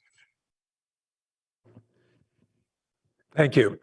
I think at this time, let's go to members of the public first, then return to the council for questions and discussion. And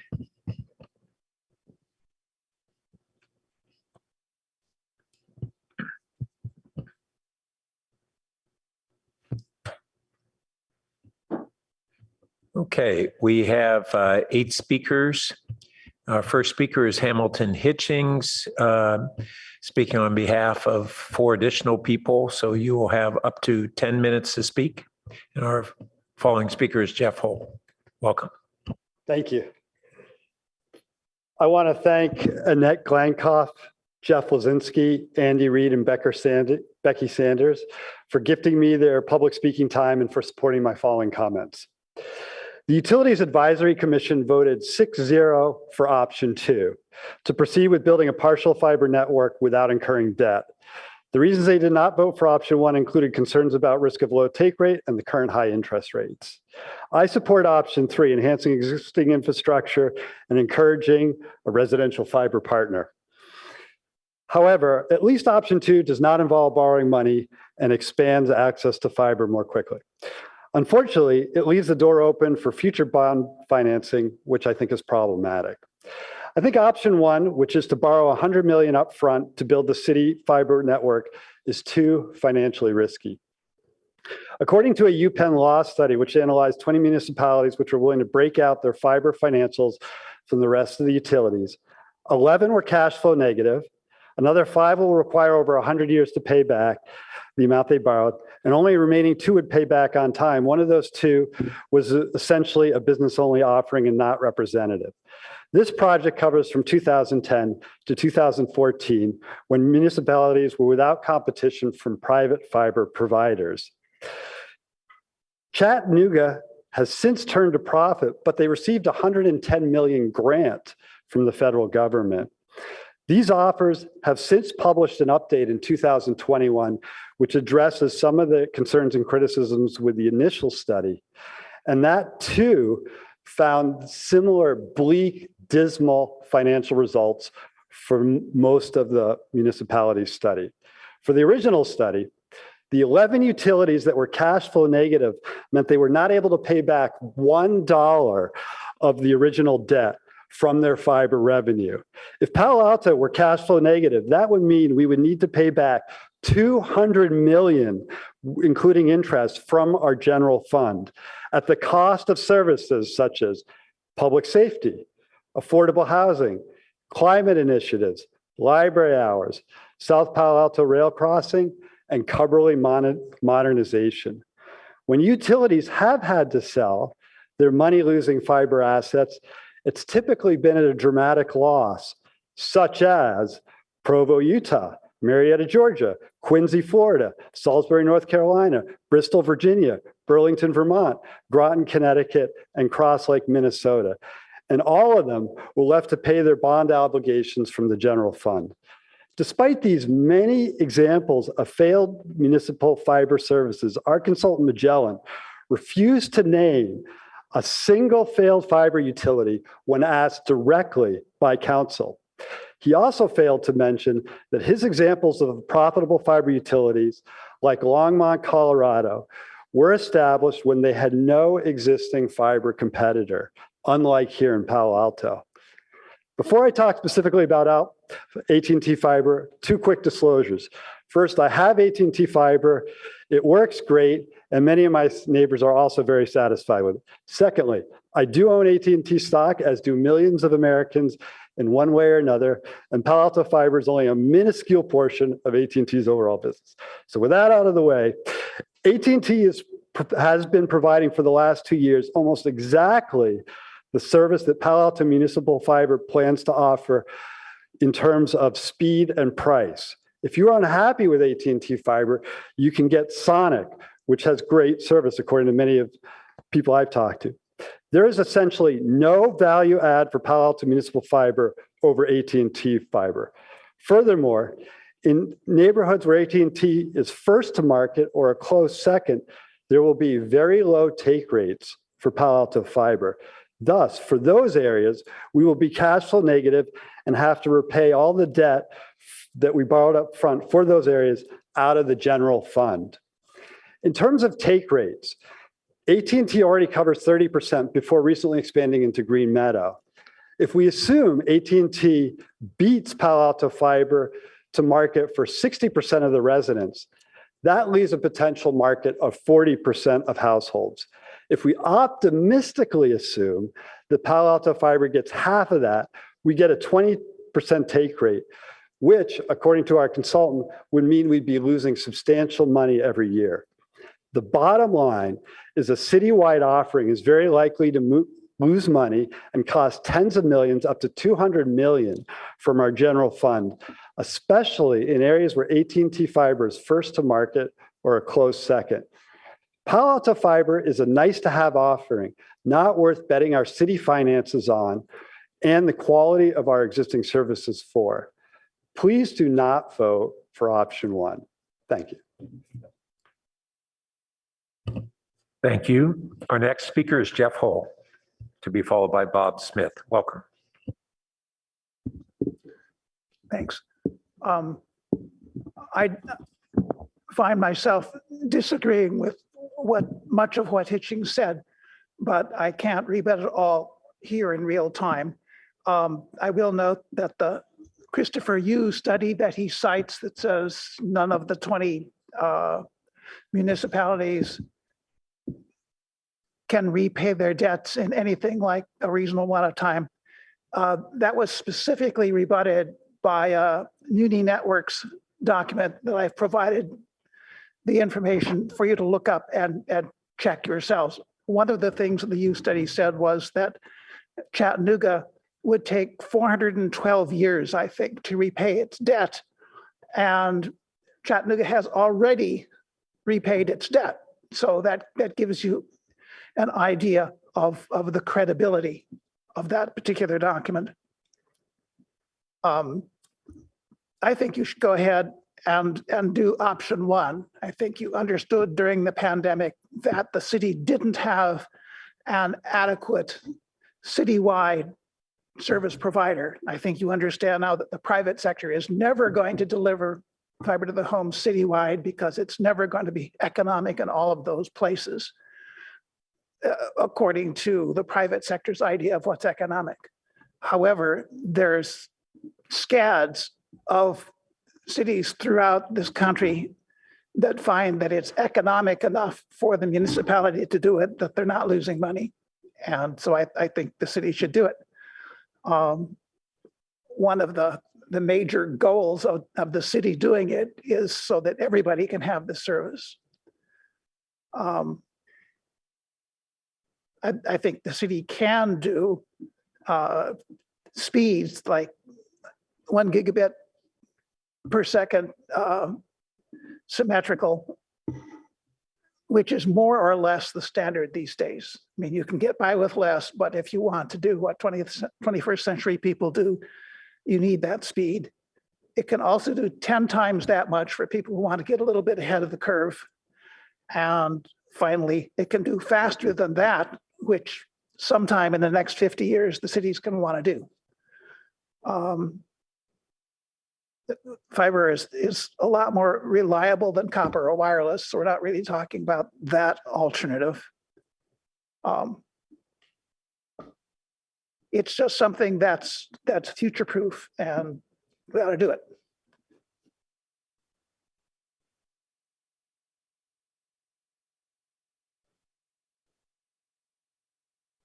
Thank you. Our next speaker is Bob Smith, to be followed by Herb Borak. Welcome. Mayor and council, good evening.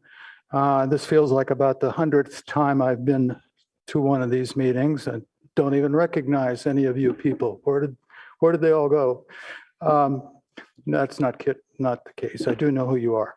But I'm pointing out how long this process has gone on and how much money you must have spent and time you must have spent.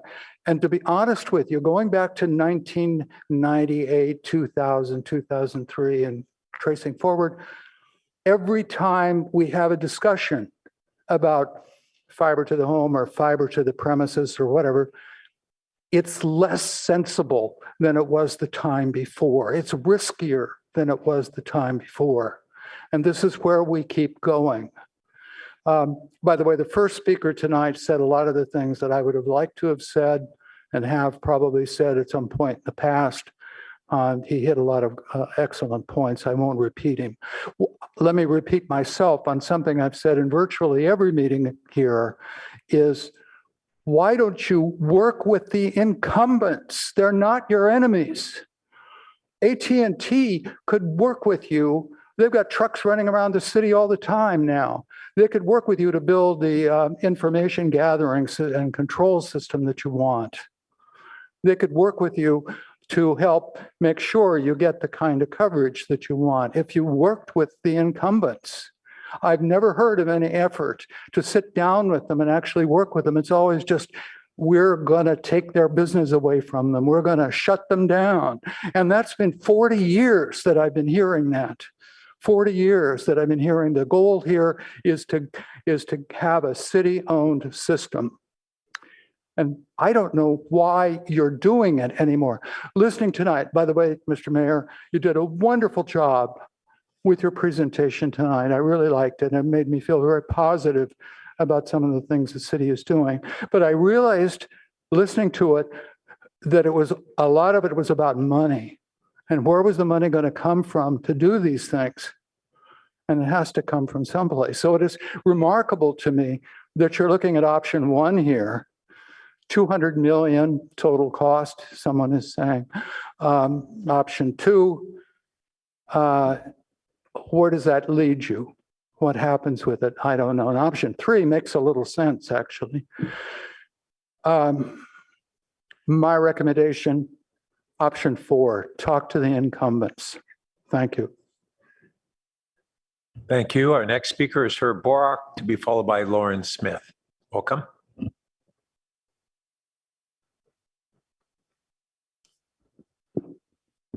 Microtrenching is a bad idea as stated in the staff report. Mr. Honker has provided you some information based upon the responses to the survey, but that survey has responses have a self-selection bias. And that's a form of non-probability sampling, and you can't infer from that what the population general is. So all of these charts that are dependent on the that self-selected sample don't mean anything. The one that surprises me is where AT&T is, because staff seemed to know 4 years ago when there was meeting with the Citizens Advisory Committee that AT&T had already modified 4 of its areas to be prepared for fiber to the premises, and that it would do 25 by the next 6 months. I suspect that staff knows exactly where AT&T is right now, and you don't have to rely upon and refer to the self-selected bias in the sample. The option 2 that was presented to the Utilities Advisory Commission included which version of the 20% or however many should be done, but that was deleted in the motion made by Sharp.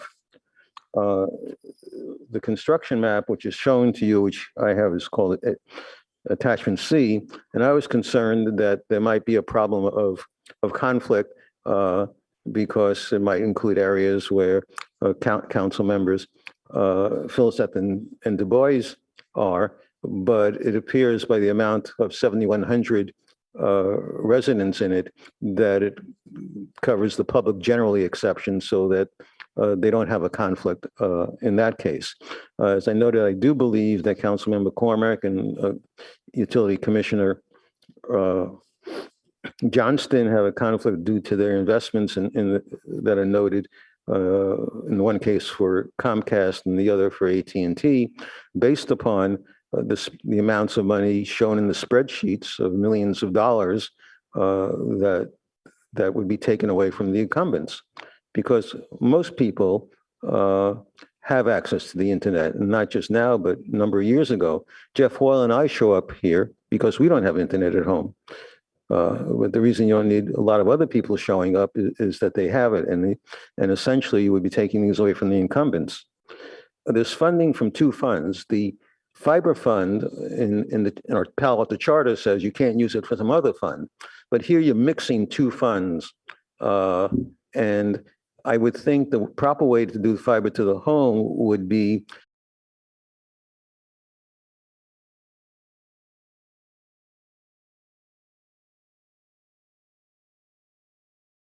electronics separately, so you don't run into any legal problems with state law. Thank you.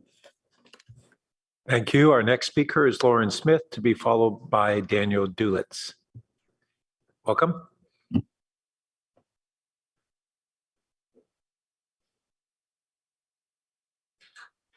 Thank you, Mayor Burton. Thank you, City Council, for allowing me to speak. I appreciate that. My name is Lauren Smith. I'm a member of the UAC. I'm actually a UAC commissioner, where I have been for the last 3 years.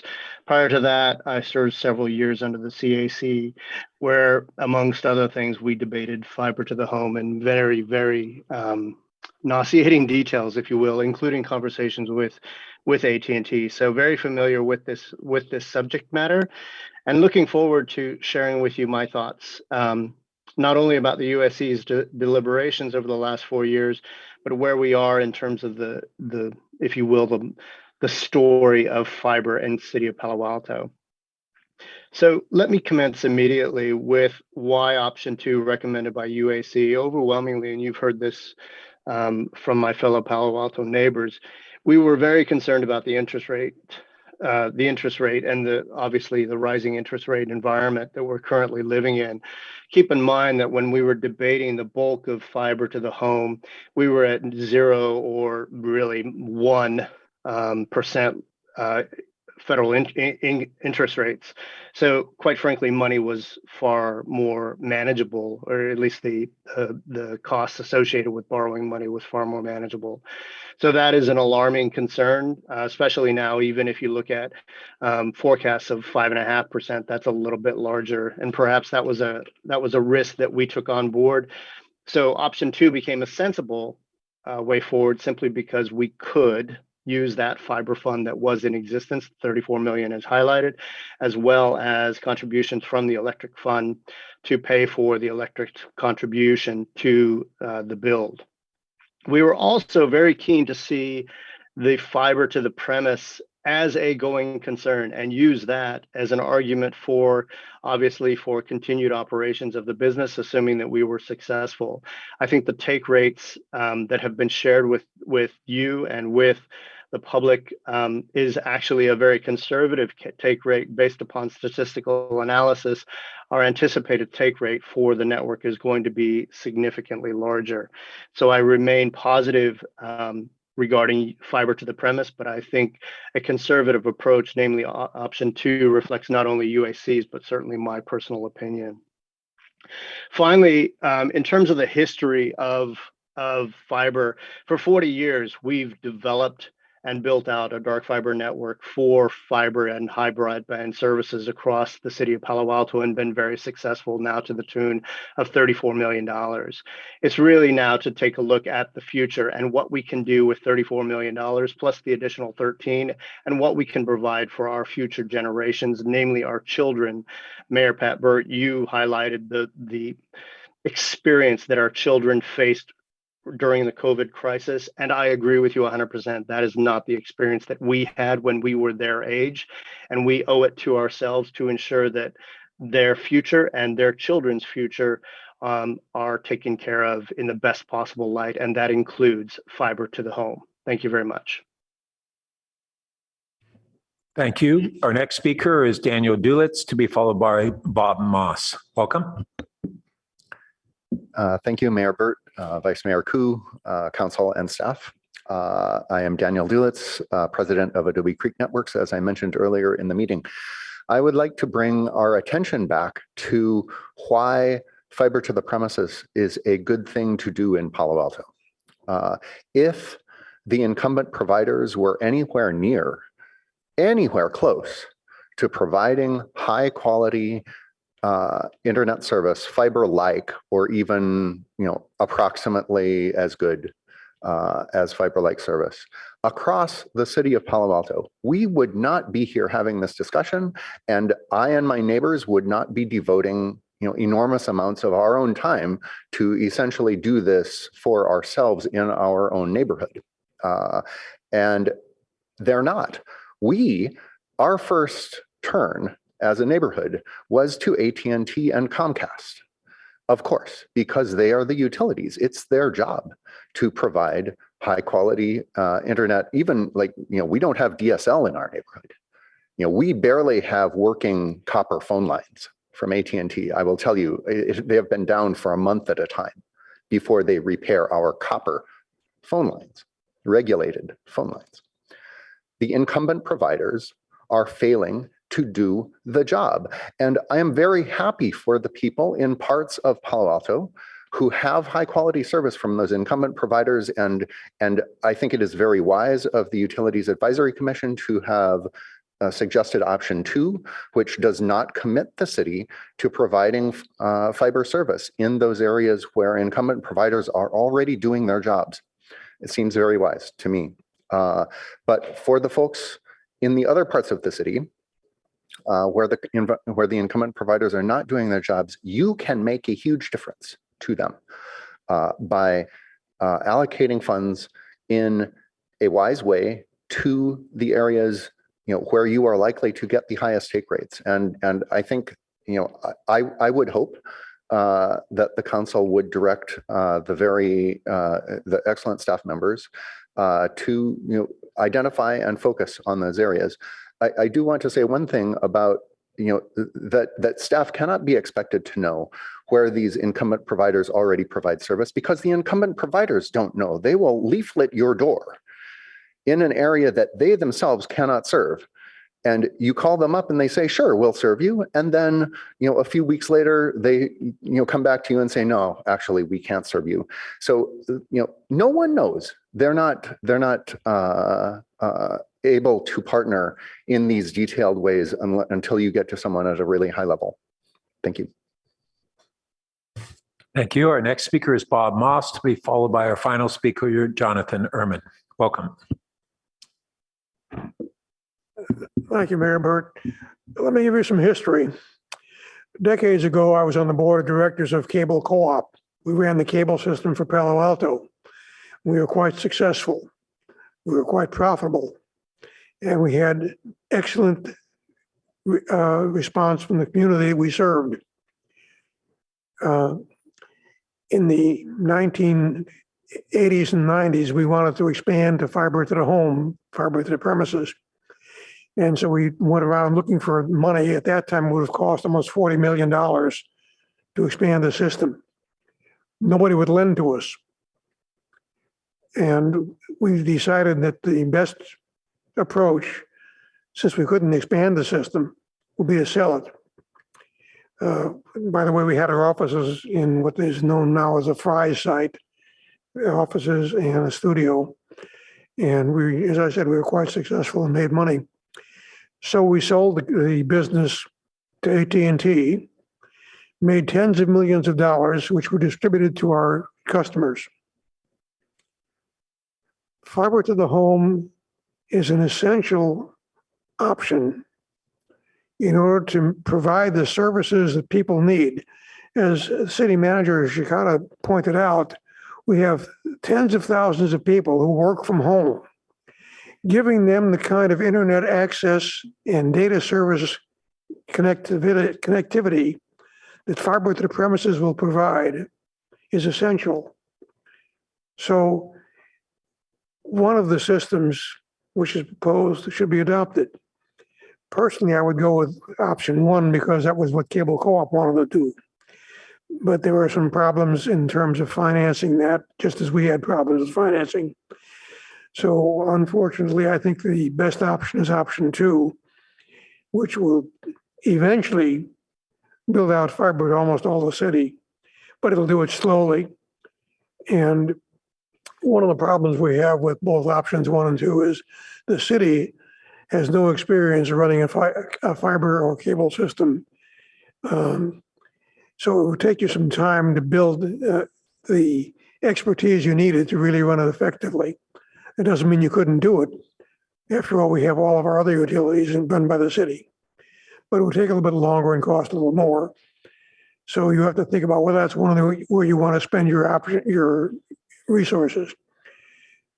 All things considered, I think probably option two is the better thing to do, to be adopting, although I really would have personally preferred option one. Thank you. And our final speaker is Jonathan Ehrman. Hi, good evening.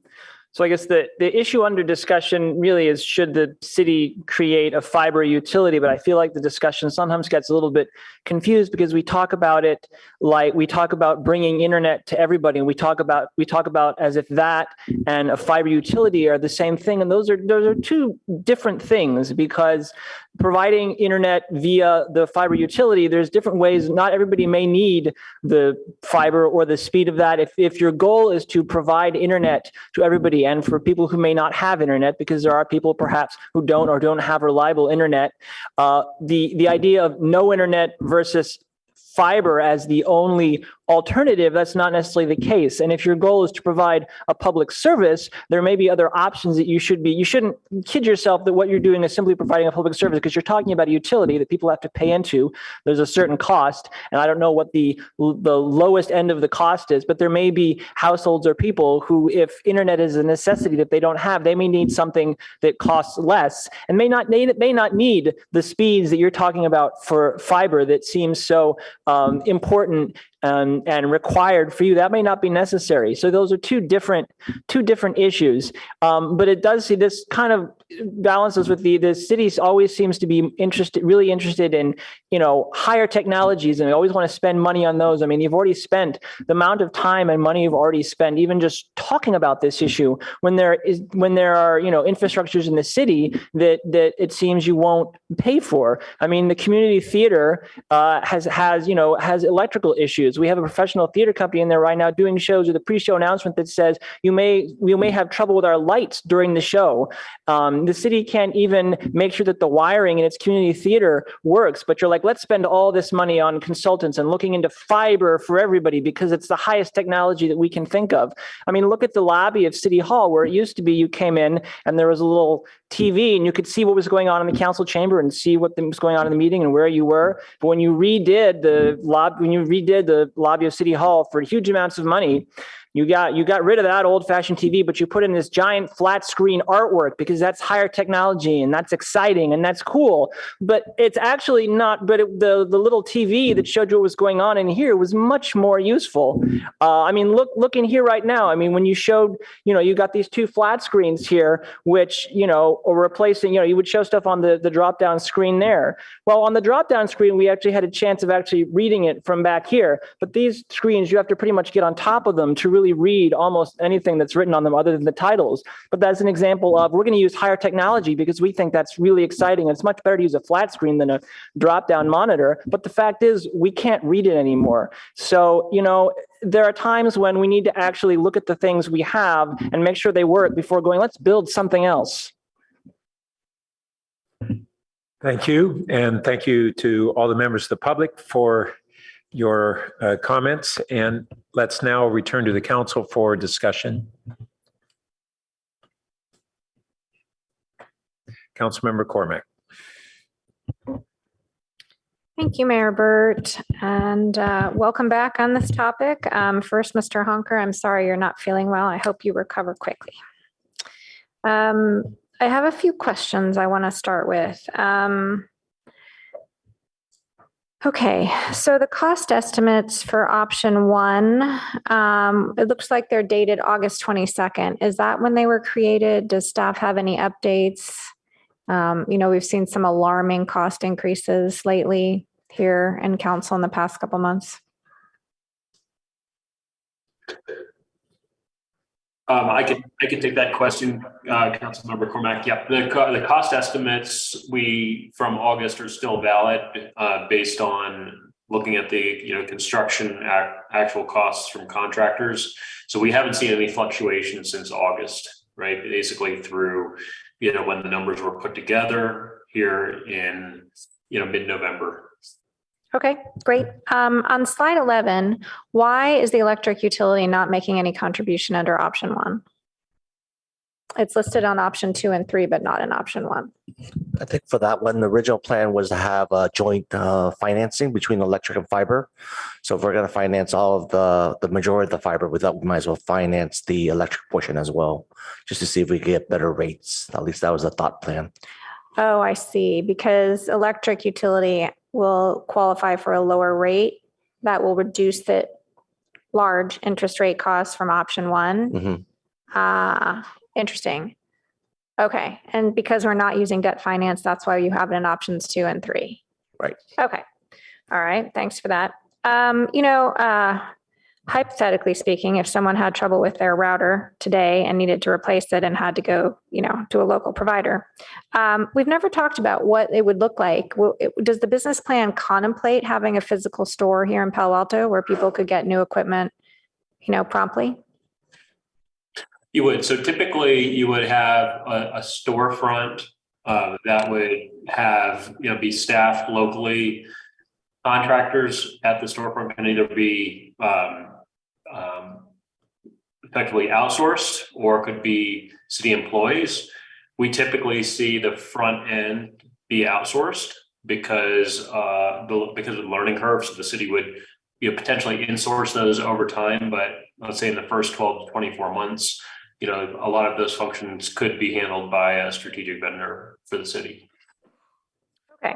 That was just something I hadn't thought about it before, and I don't know that we had discussed it before. We talked a lot about customer service representatives and providing support, but we hadn't talked about the need for a physical location. So would that be on city? Is that included in the cost that we're seeing today, or would that be an additional cost? It's in the existing cost structure. So we allocated, depending how the city would like to do it, we allocated enough in the capital budget to support that. Typically, most utilities will utilize some of their existing office space, either a retrofit or partitioning versus renting, new office space. So, but both options were built in. So the higher cost was built in to the budget. So we're just being a little more conservative, depending on which way the city goes, whether use existing space or rent new. Okay, thanks. So a few other thoughts I just want to get out there and I'm sure this is going to be a robust discussion. It's significant, and I appreciate that we're finally getting more details on the interest rates and which is being floated by which, current or hypothetical utility.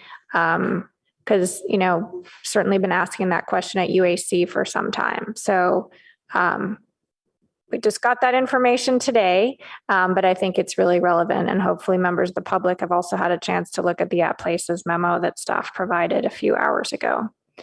I think I want to ask about grid modernization, because the staff report suggests that option 2 is the best to align with grid modernization. And would staff care to expand on that?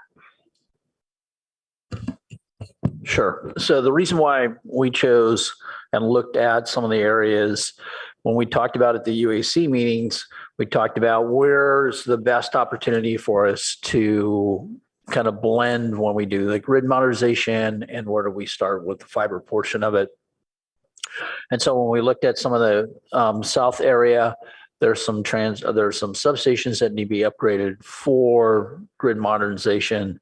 So we thought that would be probably a good place for us to start. And there could be some synergies and some savings around doing both of these projects in the same areas. Okay. I have more. Would the mayor like me to see okay, great. Thank you. We've talked a little bit about what I'll call a hypothetical eventual surplus. And one of the things I've reflected on since we last had that conversation is, in the event we do this and we have a surplus, I think when that arrives, we should be using that to reduce rates.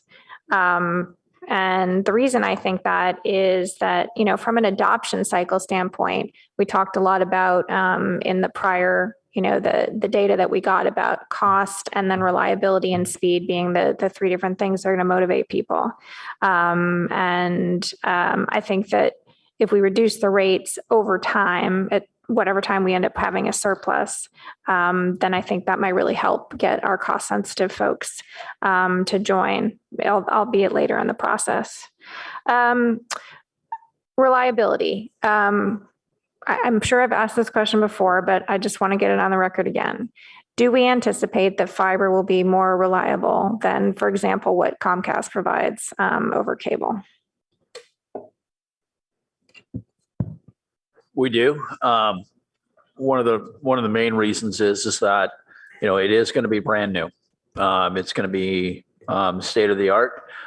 We've looked at where these fiber hubs are going to go.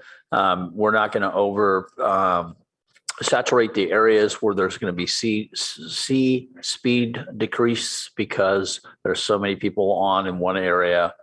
And so with this fiber network, we are not going to see that, and we're going to have better reliability than our competitors. Okay, that's really important as we think about what is a utility, what has changed over the past 20 years. And then my final question has to do with the, let me see, it's the proposed phase 1 map. We could probably talk for a long time, and we shouldn't tonight, about the various weightings of the 3 things and which colors are where, et cetera. I guess one overall question is, does it make sense to build in small parts Or should we be building contiguously so we aren't confusing folks in neighborhoods? There's sections in there where neighborhoods are basically checkerboard. One group has it, the next doesn't, the next does. How do we balance, all of the factors here versus what is going to be explicable to folks?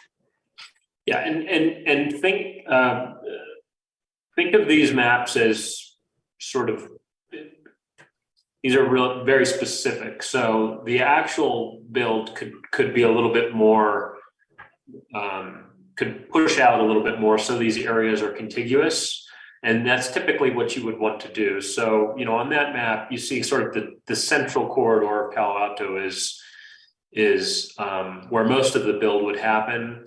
And then you'll fill in the rest of that. So, these would be the areas that would be really sort of started. But, if you're on one side of the street and the other side of the street wants service, typically you're going to just extend the network over to the other side of the street. So don't think of these boundaries, the red boundaries, as hard and fast. The network will eventually look like sort of a round sort of area or in that downtown corridor. So, you'll have service standing outside of those boundaries, but for planning purposes, we want to identify the sort of the center points of where the build should start. And that will always be a little bit organic, meaning that once you get on the ground, once you see where customers are signing up, you may have a whole neighborhood that wants to sign up that isn't in one of these red areas, but it's right next to it. You're typically going to go ahead and build that also, right, as part of the overall phase one development. So now that may take more capital. So if that happens at that point, then it's really a decision to say, hey, well, we see great interest here. We're already seeing great momentum. We need another $2 million to build out in the neighborhood next door. We already have, 20-30% of the population that's signed up. So, so think of these as sort of, rather than hard and fast boundaries, sort of center points of the demand. Okay, with holes in between them. So who's going to make that decision? Who exactly is going to make that decision? Are we making that tonight with this map? Will it be council? Will it be Dean? Will it be someone we hire? No, I don't think we're asking council tonight to get that far into what this map looks like tonight. I think it was just, these are the areas that we believe would be the best places to build in. But I think the thing is that I think we can all debate which areas should go, which areas shouldn't go. But I think the thought process is once we get some type of recommendation, then we'll dive a little further into these maps and then bring them back to the council to let all of you know where this is actually going to start and where we're going to go. Doesn't answer my question. Who will eventually decide? I think it's a conversation to be had with the council as a starting point as to how specifically the council would be involved, the role of the UAC, and what's delegated to staff. Okay, thank you. Councilmember Stone. Hey, Mr. Mayor. So a few questions. And first, thanks to staff for all this work and the UAC as well. So I assume with the phased approach, I mean, if the take rate from customers is greater than we anticipate, because not only does that show viability, maybe an increased demand to speed this up, but does that also mean then that we would have more money flowing through this program and then would be continue to able to finance without the need for bonding in the future? Yeah, depending on the take rate, we would reinvest those revenues to expand more of the network. So the higher the take rate, the faster we could build it out. And then whether or not we need debt financing will depend on how fast council wants to build it out completely. But yes, we can definitely reinvest those fiber revenues to build out for more. Great, thank you. And will there be, and I'm sure, I mean, this might be very premature, but kind of following off of an idea that came to me when Councilmember Cormack was asking some questions. Is it we're going to have some sort of simple user, some kind of simple user interface for potential customers to be able to input their address onto a website, see if they qualify. If they don't, they can express interest through that. Because I do think, I don't like this idea that potential customers are just out there not sure if they're going to qualify or not. And I think that could. I think that, we can enhance what we have now when we were looking at from the survey as well as what we've put into the fiber hub.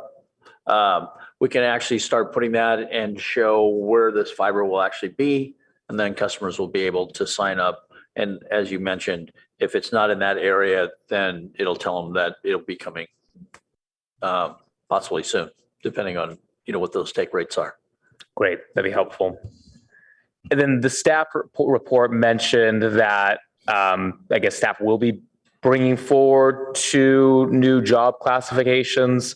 If we do choose to proceed with option 1 or option 2, would those new job classifications be full-time permanent employees? Is that just for the construction phase of this project?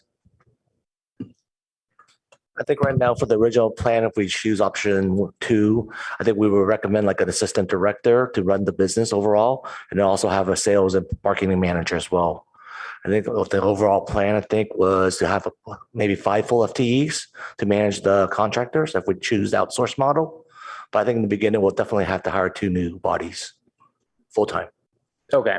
And that's regardless of whether, because I know we're still going to have to discuss this idea. Are we going to kind of contract this out in the beginning or run it in-house? Does it depend on that? Yeah, that's correct. But we'll still need internal staff to manage these contractors as well. So if we were to keep it in-house, we'll have to hire a lot more FTEs than the 2. But right now, I think we're doing an outsource model where I think we hire up to 5 FTEs. And for the in-source model, it's closer to, I want to say 30. And sorry, John, did you have something to add? Oh, no, it was around 26, Dave. 26. 26. For in-house model. Okay. And sorry, I can't recall, is staff recommending at this point? No. One or the other? We are not recommending either of those right now. Okay. Would that recommendation, I guess, be coming later in this process? Or there's just no recommendation? Yeah, well, I think we'll probably recommend 2 bodies, and then we'll probably issue some RFPs to see what is out there for vendor selection. Okay, that makes sense. Yeah, I mean, I think definitely if I was leaning one way, I think definitely partnering with an ISP service, doing it, trying to use contractors for that makes most sense at first. I do think if we're going to do this phased approach, it's so critical that it is seamless, and we just don't have the expertise in-house at the moment. Seems incredibly expensive to do it as well, and just I don't see the benefit from it. If this all relies on a take rate and people getting excited about this and knowing that it's a good product, that's going to then spur more customer interest and more acquisition. And so I do think really important to do that in especially the first few years until we can build up that in-house expertise. I'm also a little bit concerned about some equity impacts on option 2, not having this in all parts of the community receiving the build out at the same time. I appreciate that the kind of the map that you're showing now seems to kind of balance North Palo Alto, South Palo Alto, a lot really focused in the middle, but would like to see opportunities to be able to expand that, if not immediate, then in the first couple of phases, because I think that's going to be really important. And also, I think neighbors kind of congregate and talk a little more within the regions and as well within various residents associations as well. And so if we can start kind of getting pockets into different neighborhoods, different residents associations, I think that's also just going to expand interest. And if our goal is to get this moving as quickly as possible and expand it throughout the city, I think that's going to be really helpful. But I think for the initial phase, the plan you've put forth makes a lot of sense, and appreciate all the work done. Councilmember Du Bois. Yeah, so following up on some of the questions about construction costs, what are some of the things we could do to minimize construction costs?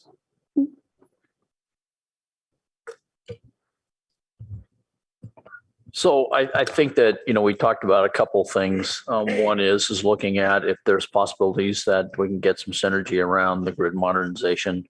As you saw in the report portion is that there's about 6,000 poles, wood poles, and the thing is that estimation could be up to 5 to 10% of those poles need to be replaced.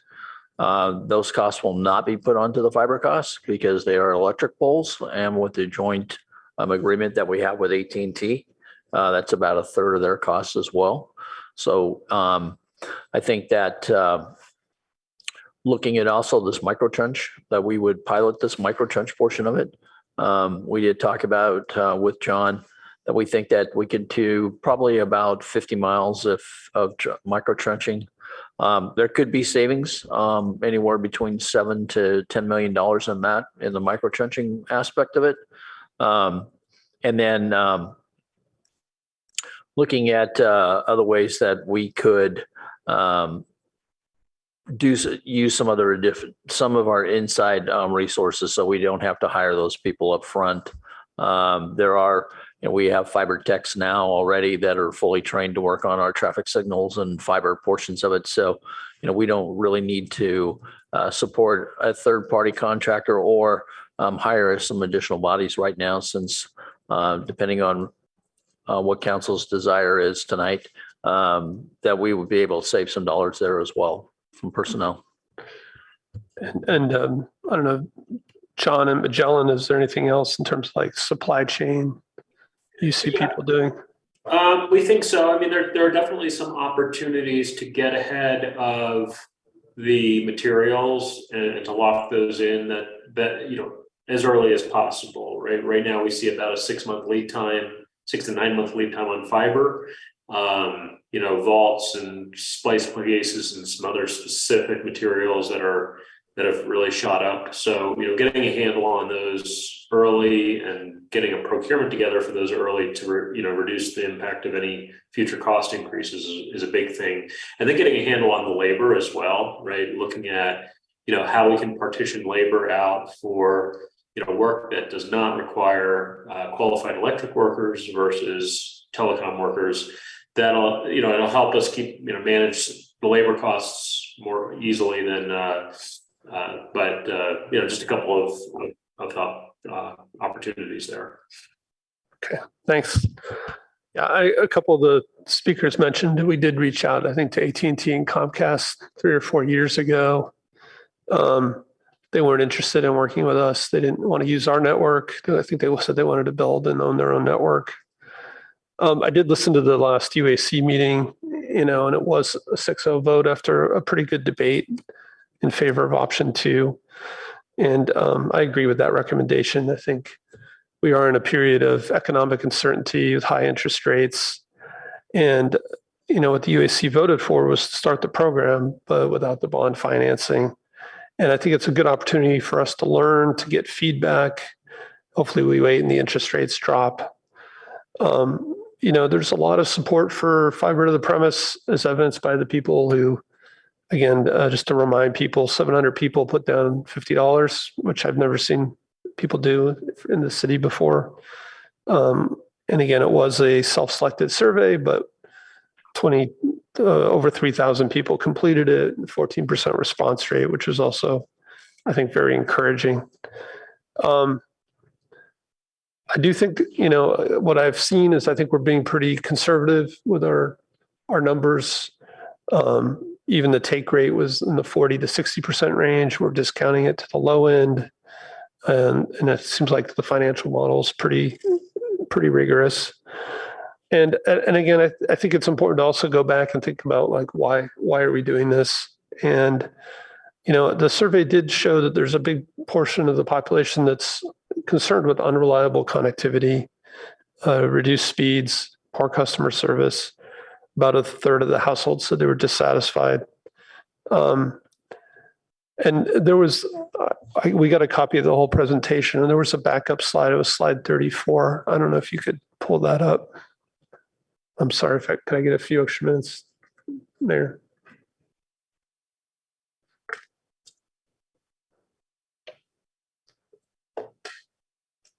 So slide 34 was really about the value prop.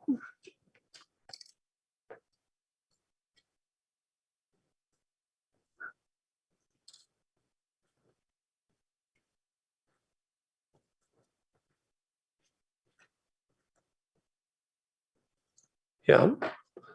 So, again, sometimes we talk about speed, but it's not really just speed. It's really reliability.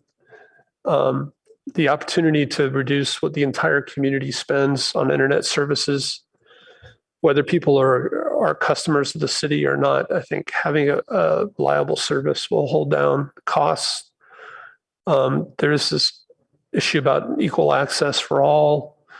And then I was also encouraged by the survey that people were interested in supporting a local service. And, as we think about this initial phased rollout, I hope we will do some overlap with AT&T and the incumbents, because I think with the right marketing, people would actually switch to a local service to support city. I mean, we've seen that in other programs that we've run. More control, more choice. So, I just kind of wanted to bring us back to kind of some of these core values. There's also been some discussion online, Palo Alto Online and stuff about whether the city can do this. I have a lot of faith in our utility staff. I think we run great utilities. We have great customer service. I think the biggest question is this take rate. And I think the other thing that option 2 does is really lets us get some data on that. So I do want us to think a little bit about how do we prepare for success. So if we go with option 2, I really wanted to kind of touch on 3 different areas. The first was making sure the city is prepared to have some promotional flexibility. I think we need to be able to have flexible plans to get that early adoption, that take rate. And I've heard different ideas. A lot of cities, when they do build outs, they offer a discount if you sign up while construction is happening. It's more efficient. The crews are out on the streets. People can lock in a lower rate, and they're more likely to sign up. But I think there's a lot of different options. So I really want to see council kind of empower the fiber group to be able to come up with these promotions. And 2, I think we need to decide just kind of what level of data do we need to make a decision. I don't want to see us get stuck in analysis paralysis after this first phase. So, I think if we were seeing requests for installs that were well above our break-even rate, that we should begin a bonding process even while we're in phase 1, rather than wait 2 years or something before we roll on. So I'd really like to see us think about what's the data we need, how do we collect it, how do we make a kind of go, no-go decision. And then the third thought is that there are a lot of cities across the country and in California that are starting to build fiber networks. And we should really think about in the longer term how this could be an asset for the city, how the city can charge in a way that will benefit all the residents. And again, just the benefit of being able to own this network. And what does it mean even for people that aren't customers of the city in terms of holding down internet rates? So, what I'm thinking when I see option 2 is that we use it as a way to get data to learn, but that we're prepared to accelerate if things are looking good, and that we're not like locked into a 10-year schedule or some really long schedule. I know we're not talking about where to build the map tonight, but for me, I'd really like to see this initial phase pass as many homes as possible. The staff report, on page 277, it had 3 different scenarios. The scenario with the lowest cost, highest density was 11,500 businesses and homes, a third of the city for $20 million. I'd really like to see us maximize those number of homes passed. The map shown tonight was like a 4th scenario, a different number. But So again, I think we should think about that. I don't think we should completely avoid AT&T. I think it'd be really useful to get some data on, how do we compete in an area where they already are as part of the initial phase. So I'll stop there. I've gone over my time, but I am ready to make a motion when it comes to time to make motions. Councilmember Philseth. Yes. Yeah, so thanks very much for this. I think I want to ask a question. So on option 2 is roughly $45 million, 25 of which is upgrading the fiber backbone, and then 20 is fiber to the premises. So just really coarsely, the 20 that's the fiber to the premises, what do we spend that on? That is, how much of it is actually, for example, putting fiber in the ground versus buying equipment versus setting up an ISP? How does that break down one level? Yep. So at a course level, you're looking at about 14 million in fiber construction, right? Building the plant itself. About 2 million in equipment and facilities. Another million in home equipment, and then the remainder in working capital, about 3 million. Okay, so about 2/3 is actually putting glass in the ground. Correct. Okay. So it seems to me that one way to look at this is the whole premise of this is that AT&T, the goal is to get fiber to homes in Palo Alto. The whole premise is that AT&T and Comcast either won't or can't offer that service. Right?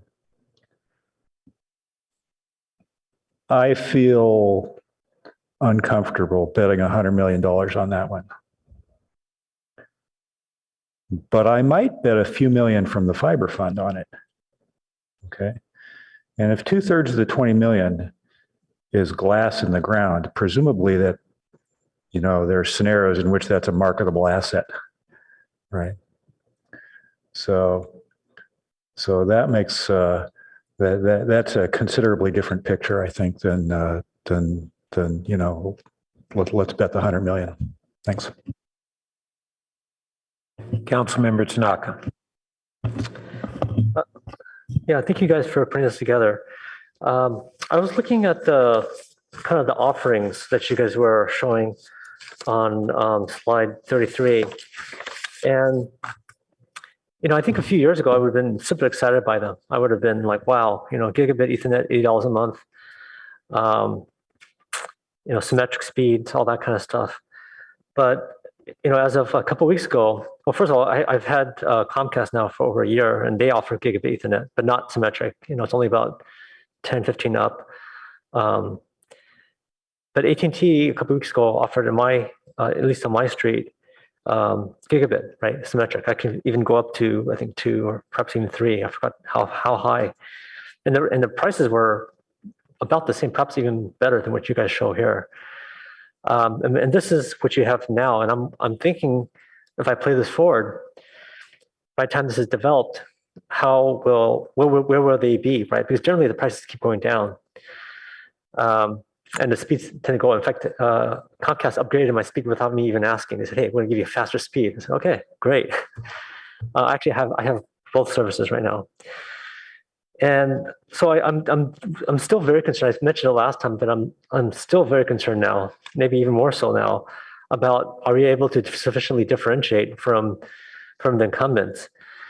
And I think that the city is not. We don't necessarily have the customer service organization, right? I've been trying to push for net promoter scores, and it's been super hard to get that going. So I just been thinking about how do we handle that aspect? I realize we could have contractors and this and that, but I'm just not sure we could provide that superior customer service, right? I mean, everyone from here gets mad when their AT&T or Comcast goes down, but we don't realize how hard it is and all of the flack that they take. And, we get that also when we have our power outages, right? Sometimes people can't even get through our call centers. And to me, it doesn't seem like this is a game we should be playing as a city. I don't know how we win. At least from the offering, I don't know how we win here, because the competition is a moving target. They're going to get better and better and better. And we inherently, as a government, move slower because we're more cautious, right? We're trying to take everyone's input in. And so I just don't know whether trying to go head on like this makes a lot of sense, or if we could win here. Had we done this maybe 5 years ago, 10 years ago, slam dunk, yes. But now I think it's increasingly less and less obvious. And so I think what we should be doing is trying to work with incumbents. I think the idea of open access, I actually like the idea of laying fiber. But one thing I heard, and I want to ask staff about this, is someone said that the incumbents refuse to use our fiber. Is that true? They don't use our dark fiber, like AT&T and Comcast doesn't use our fiber. They don't use our dark fiber. That's correct. They prefer to own the whole network, so Okay. they have total So control. they will not use. We've asked them. if they want- And why is that? Because they want total control. We've asked them Okay. to lease we've asked them to lease or whatnot, and they've always turned us down. Okay, well But then we tell them that makes me even less excited about even option 3, because I was hoping that we could go for an open access model where instead of everyone laying their own fiber, we could share it, right? And so that it's only paid for once, it's only done once, and there could be a marketplace, because some cities have done this. Some cities have an open access. I mean, like probably the most famous cities like Seoul, Korea, where it's by mandate you have to have open access, and you have these ultra low prices. Like when I say ultra low, I'm talking about like less than $10 a month for gigabit. So like just crazy good pricing. And so, yeah, so I'm from business model wise, I don't see how this works right now, because as a government, we're gonna move slower. And what we're showing to offer today is, I think, barely competitive to what the incumbents will offer. And we will move a lot slower. I don't think we have the customer service infrastructure like the other incumbents. I actually like the comment that Councilmember correct me, which is, we should use some of the fiber fund to reduce our rates. I think that's actually a good thing. But in terms of trying to take AT&T and Comcast head on, I think we're just years too late, unfortunately. Unless we could somehow remake our offering, like perhaps, like I said last time, maybe we focus on latency, right? Latency is becoming increasingly important for gaming, for VR, AR. So maybe if we could say, hey, maybe we're not going to win the speed price war, right? Because that's super hard. Maybe if we focus on, we're going to have 10 millisecond latency, right? So we're going to be best for gamers, right? And best for modern VR, AR applications, and maybe that makes sense. But I don't see like that here, right? I don't see the differentiation here. I don't see the business model and plan that will allow us to win here. I only see there's a lot of risk, right? Especially option 1, like $100 million, like a tremendous amount of risk here. And I've been bugging AT&T on my street to get me fiber, because I wanted to have AT&T fiber for that gigabit up. And actually they had it right next to my house for a long time. They just were missing a part. They were just missing a line card or something like that. But they had the fiber there for like a long time, but they just didn't have the parts with supply chain issues.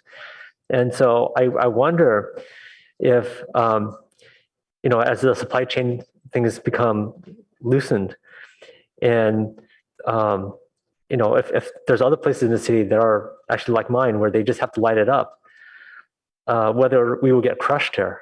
Because I just, yeah. Anyways, I'd love for this to happen because I think competition is good, but I just don't see us winning here. So I have a hard time supporting these ideas.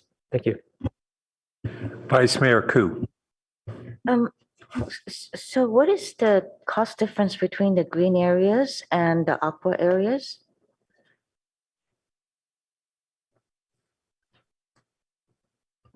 John, could we go back to that slide?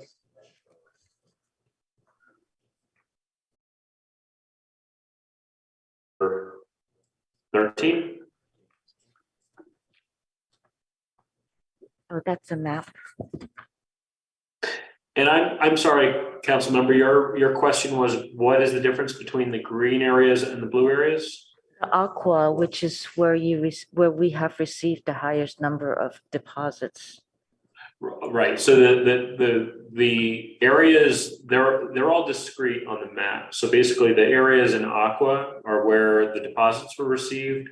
The areas in blue and green are the areas of lowest cost, highest opportunity to build. And then the areas in red are the combination. On the next map, the areas in red are combining those to show where we have the most deposits, where we have the lowest cost to build, and where we're potentially avoiding AT&T. Right, Mr. Honker. So I'm just trying to understand, so we received the highest number of deposits. Those indicates to us these are people who would love to have fiber, right? So I'm just kind of trying to figure out what is the cost difference, the construction difference to build in the aqua location, because I see. Yeah. I see what you're saying. So we ran that analysis and we found that some of the areas in aqua, even though they were higher, because the demand was higher, it made sense to build in those areas. In other areas, it didn't. So for example, in some parts of the city where we had, for example, in the very far north here, like on University Avenue, on the very top of that aqua area, all the way at the top, construction costs were very, very high there, but demand was high. But in that case, demand, the additional take rate of additional customers didn't offset the higher construction costs. So we didn't select that area. Thank you. So it's really a correspondence between, if the demand was high enough, it would offset those higher construction costs. In some areas it did, in other areas it didn't.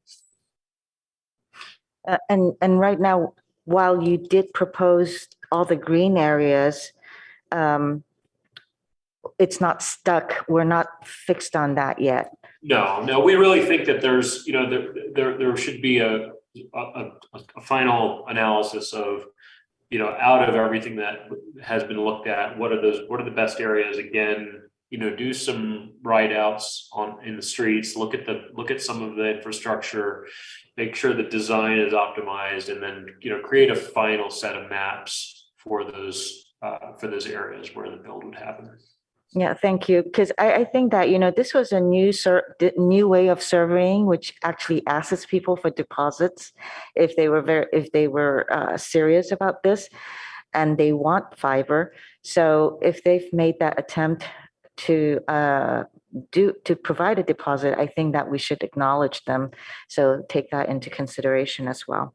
Thank you. Well, I'll say that I'm also inclined to support option number 2. I did want to just make a couple comments and questions. First, it does seem that if at some future date we found success in option 2 in the fiber to the premise aspect of it, we're more likely to be out of what is an exceptionally high interest rate period, not necessarily back to what was the former exceptionally low period, but somewhere in between, which would help the debt financing. I also saw from the staff memo that it appears that under Prop 26 that we'd be in jeopardy or open to a legal challenge. So, Mr. Mayor, I hate to interrupt you, but that was a confidential memo that we sent you. So okay. We want you to be careful about how you talk about that. Thanks. All right. And then there was a reference to improved security. Can you explain a little bit on the security benefit that was for our utility per se? How will that security be improved through the fiber? I think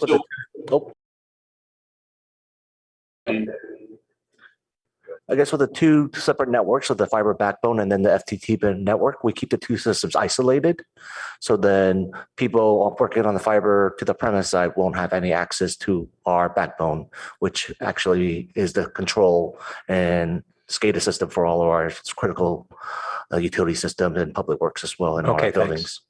And then you had also, when there was a question about whether the backbone would increase revenue, if I understood your response right, you explained that we're seeing some actually deterioration in revenue on our commercial fiber today. But I wasn't clear on whether the projection is that with the investment in the new backbone, we would see a decline in that deterioration or a leveling off or a growth. Do we have a projection on which of those it would result? Yeah, Mayor, you were right. There was a decline the last couple of years because of COVID. There was a lot of businesses that shuttered or moved, relocated, but we are seeing more volume now. There are more applicants in the queue asking for fiber connections.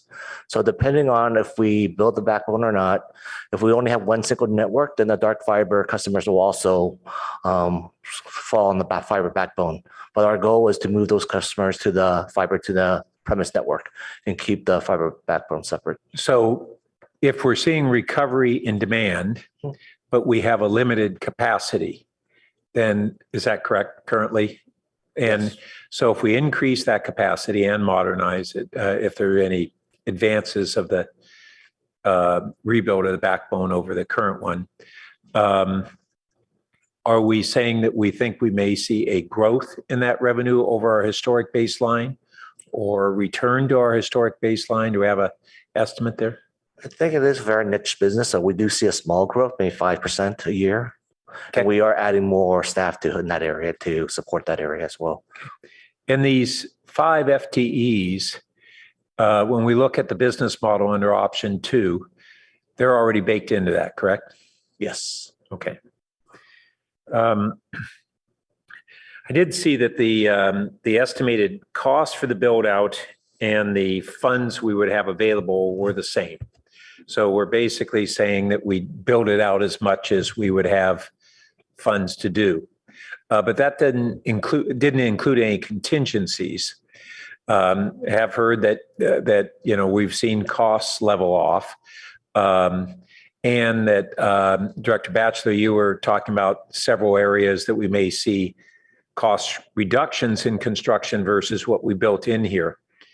Normally we'd have a contingency. Are we basically thinking that that the conservatively high or costs of construction that we have are themselves essentially a contingency, or is there some other way that we're building it, or that we would scale back the rollout some?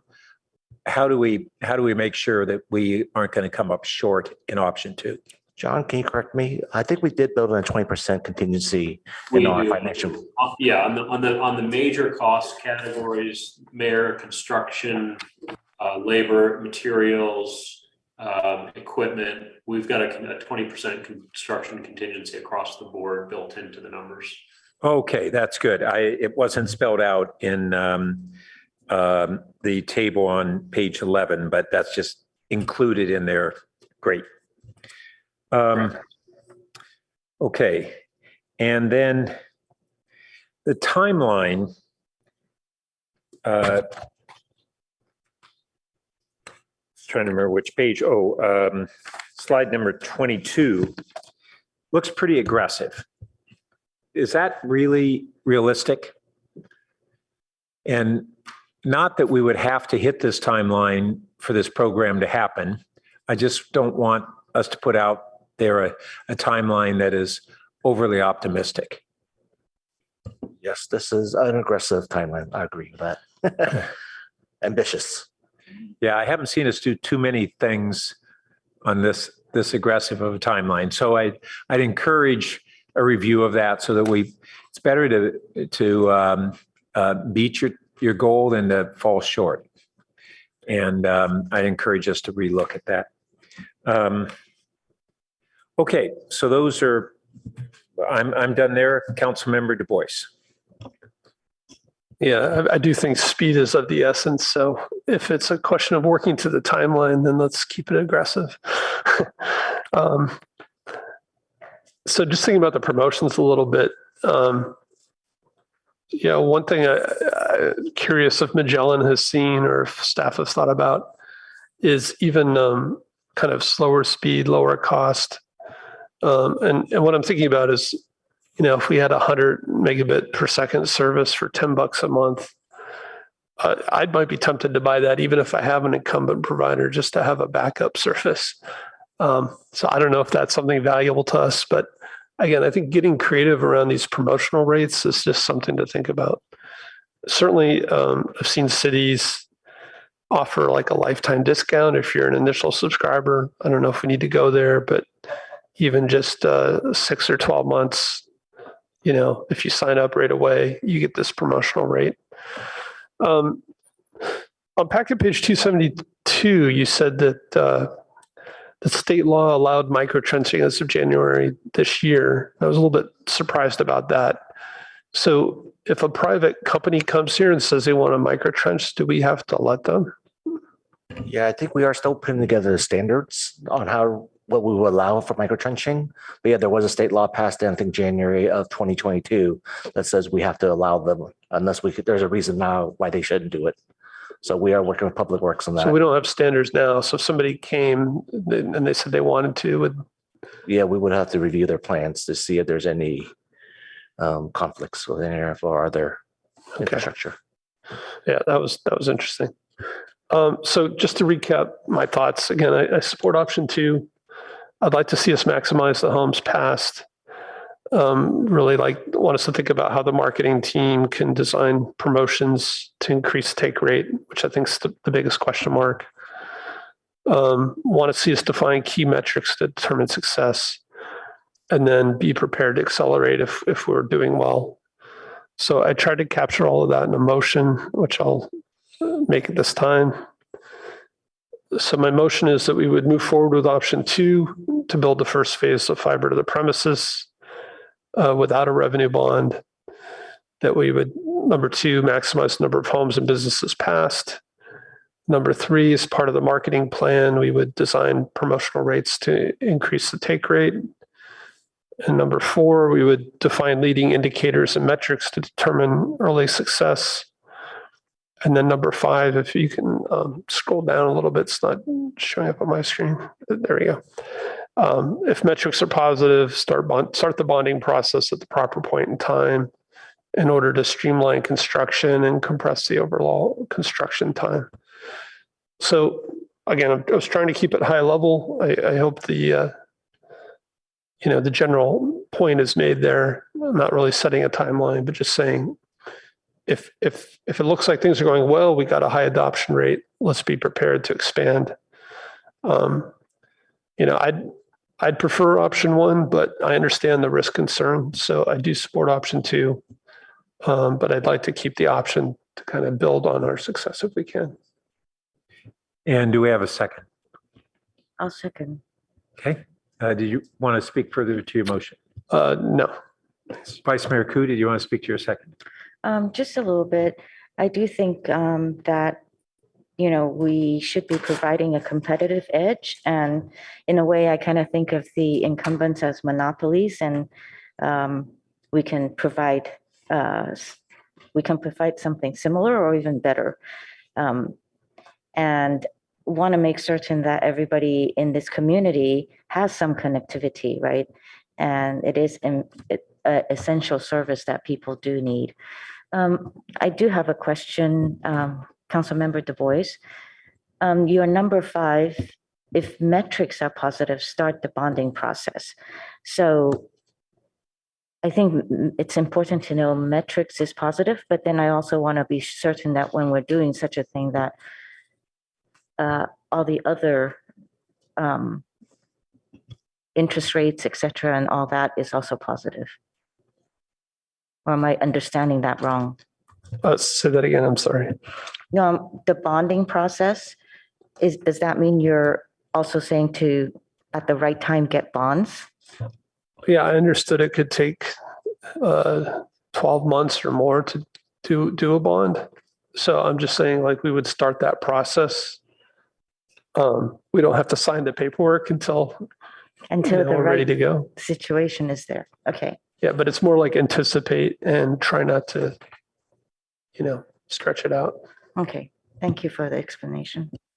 Councilmember Cormac. Thank you, Mayor Burt. And thank you, Councilmember Du Bois, for advocating for this for so long.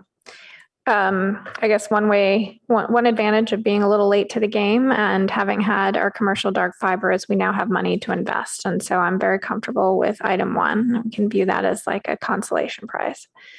I also agree with number 2, actually. I didn't address that in my earlier comments, but I do think there are a lot of different ways you could slice this, and we saw a few of them tonight, but I think the principle of maximizing the number of homes and corollary businesses makes sense. Less comfortable with 3 and 4.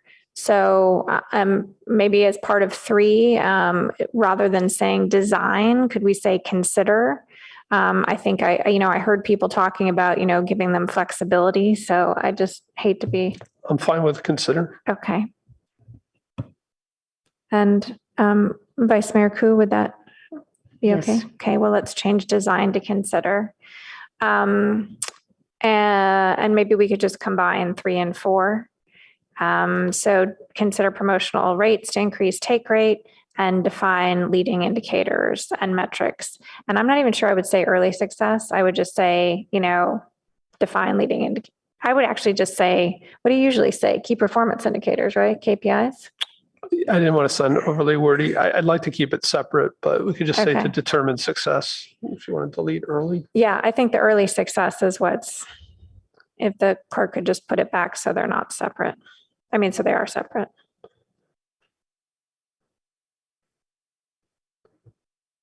So I didn't want to combine 3 and Yeah, so she's if you got could, it. Yeah. there you go. Thanks. And you could delete early at the end of 4, if that's Yeah, okay. with Vice great. Mayor Koo. And then 5 makes me uncomfortable because I don't think we can tell staff, to do this. I think the future council will have to decide if that's appropriate. So if it stays as is, then I'm going to ask the mayor to split it. If the maker and the seconder are amenable, I think another way to phrase the intention would be prepared, to recommend expansion, including a potential bond. Do you have something in there? If metrics are positive.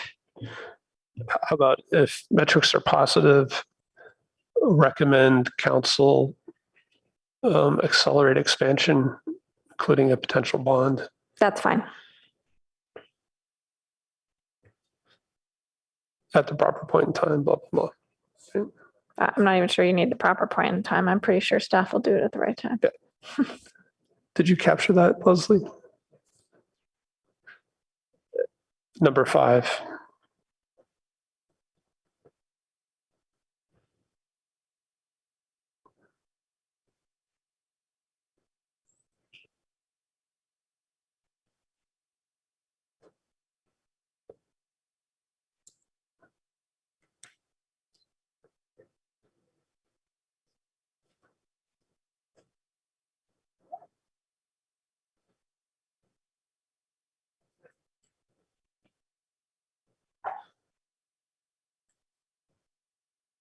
Yeah. Sorry, if metrics are positive, Recommend to council. recommend that council.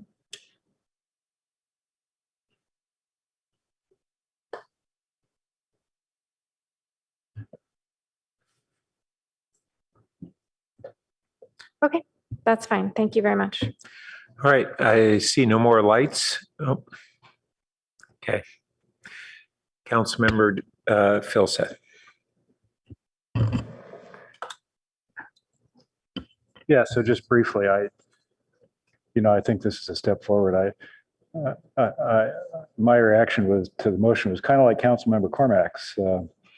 On number 5, the big risk here is that this ends up sucking money out of the general fund.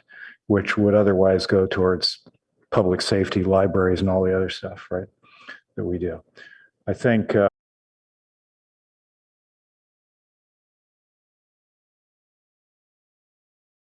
I trust future councils, you know, right? Not to get us into that circumstance. So that's fine. I guess what I would say is that, you know, there's clearly demand here for this in the community. Okay. Real risk is, are we going to end up, you know, head to head in a pitched fight against, you know, serious, you know, private sector companies that are going to, you know, be really good at this, right? And, you know, I think that's a real risk, right? On the other hand, as option 2 is structured here, I think, you know, our risk is limited. Okay. I mean, I think what we're at stake here is not. I think what's at stake here is maybe $5 or $10 million out of the dedicated fiber fund, which can't be used on public safety or libraries or anything else like that anyway. So yeah, I think this is a reasonable shot to take, and I hope it works well. And I think the downside is limited. So. And I'll just add that I think this is a prudent and yet forward approach. We're going to make some progress that will serve the city well. We have a fiber fund accumulation of dollars that we're going to reinvest in expansion of a successful program that we've had over 20 years. And it gives us a foundation that if we are successful, we can grow it. So I think it's a good move. All right. Would the clerk please call the roll? Councilmember Stone, Yes. Councilmember Tanaka, No. Councilmember Filsa, Yes. Councilmember Cormack, Yes.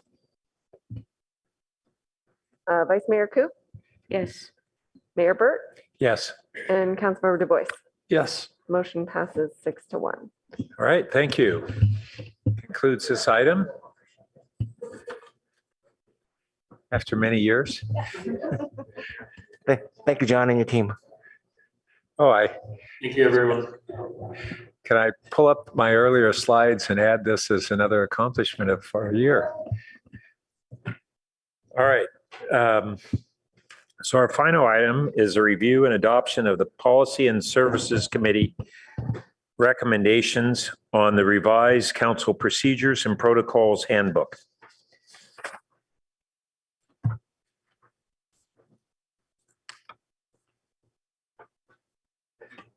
Ms. Cotton Gaines. Yes, thank you, Council. To let our Deputy City Manager, Cotton Gaines, join us once again as she has led us on this journey. Good. Did you get to put the kids to sleep?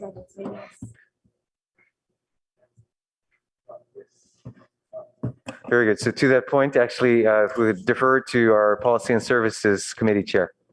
Okay. Councilmember Stone.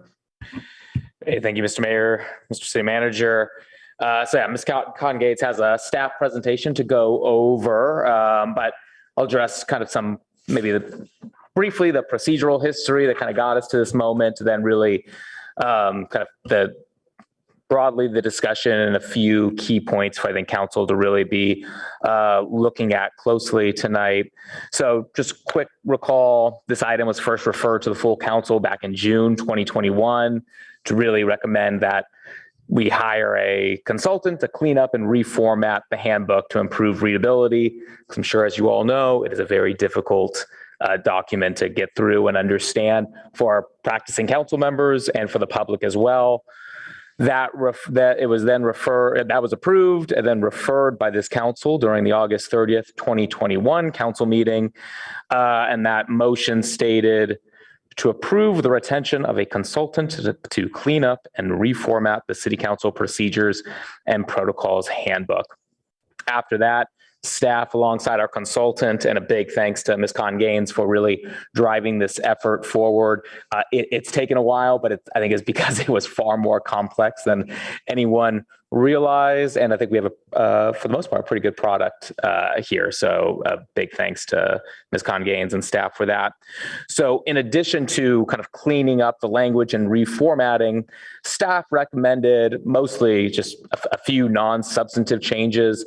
They added language that really kind of clarified council practices, some updates to reflect state law changes, and then in some limited situations, removed sections that are really now obsolete because either they're inconsistent with law or even inconsistent with council practice.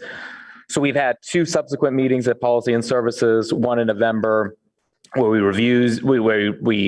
reviewed the kind of the red line version of the handbook, mostly gave high level comments, sent back to staff. Staff returned to us last week. We were able to resolve most of those, but there are some remaining issues that either Policy and Services believed required further discussion and review, or just where we were not able to reach unanimous consensus. So, and I know Ms. Congaines is going to address those, but I wanted to kind of point out or maybe flag a few. And in particular, I think there are really kind of 5 topics in particular that just did not receive unanimous agreement by the committee.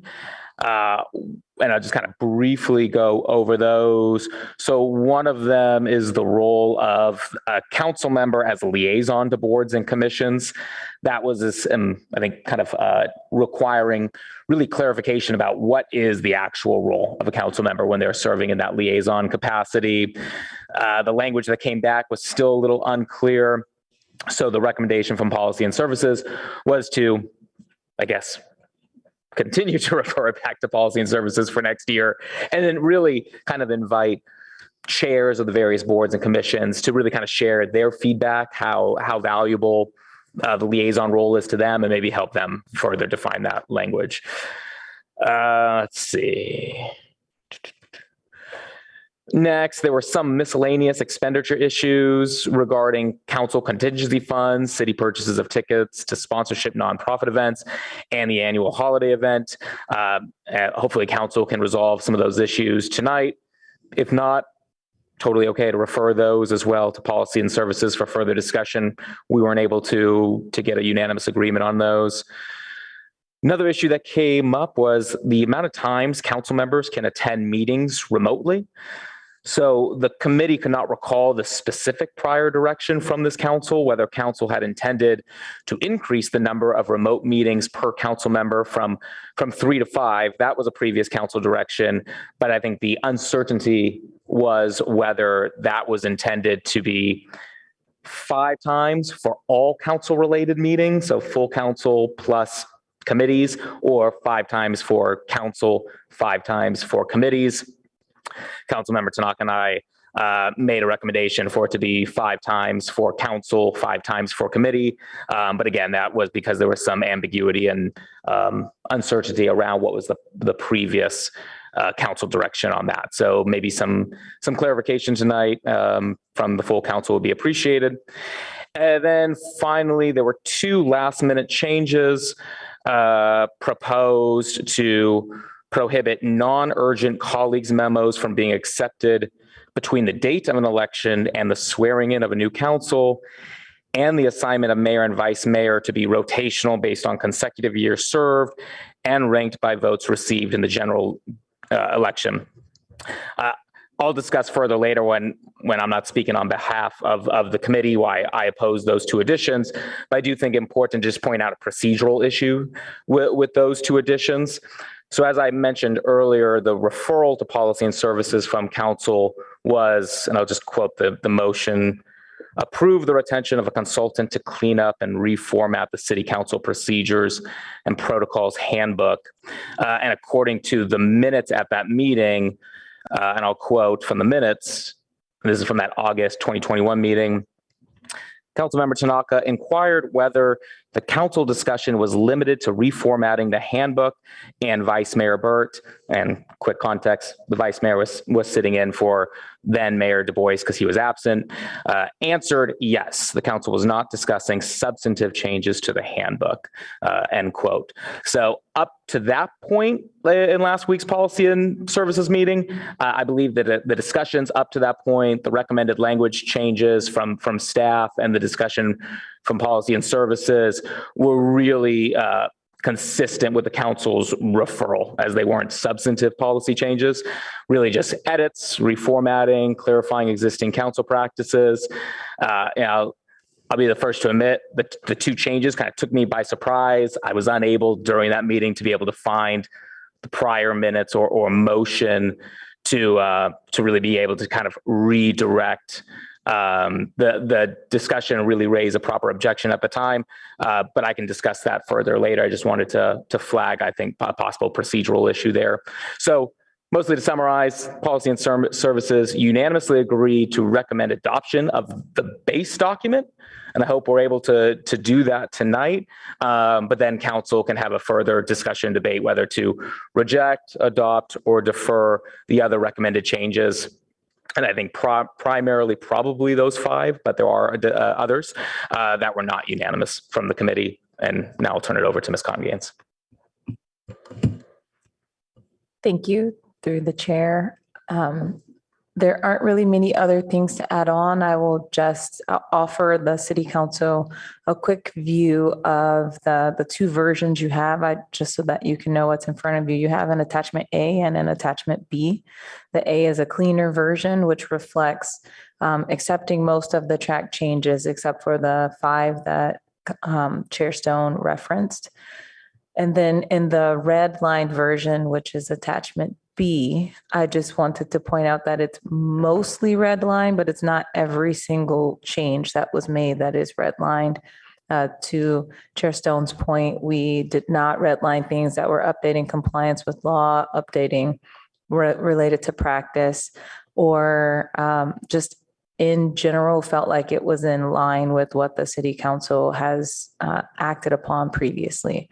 But in your review of the document this evening, if there are any things where you noticed, oh, this is a new line, I want to make sure that we have the opportunity to talk through that a little bit more, to also have that as a referral for staff and the committee, then we can come back. And that's it.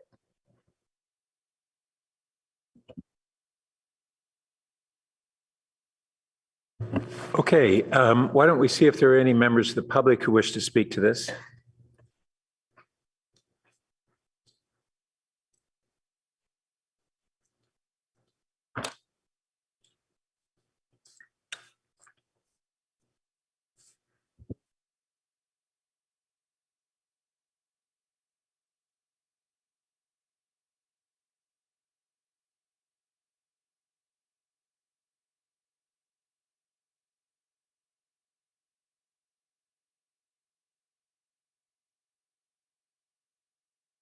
Our first speaker is Aram James. Welcome.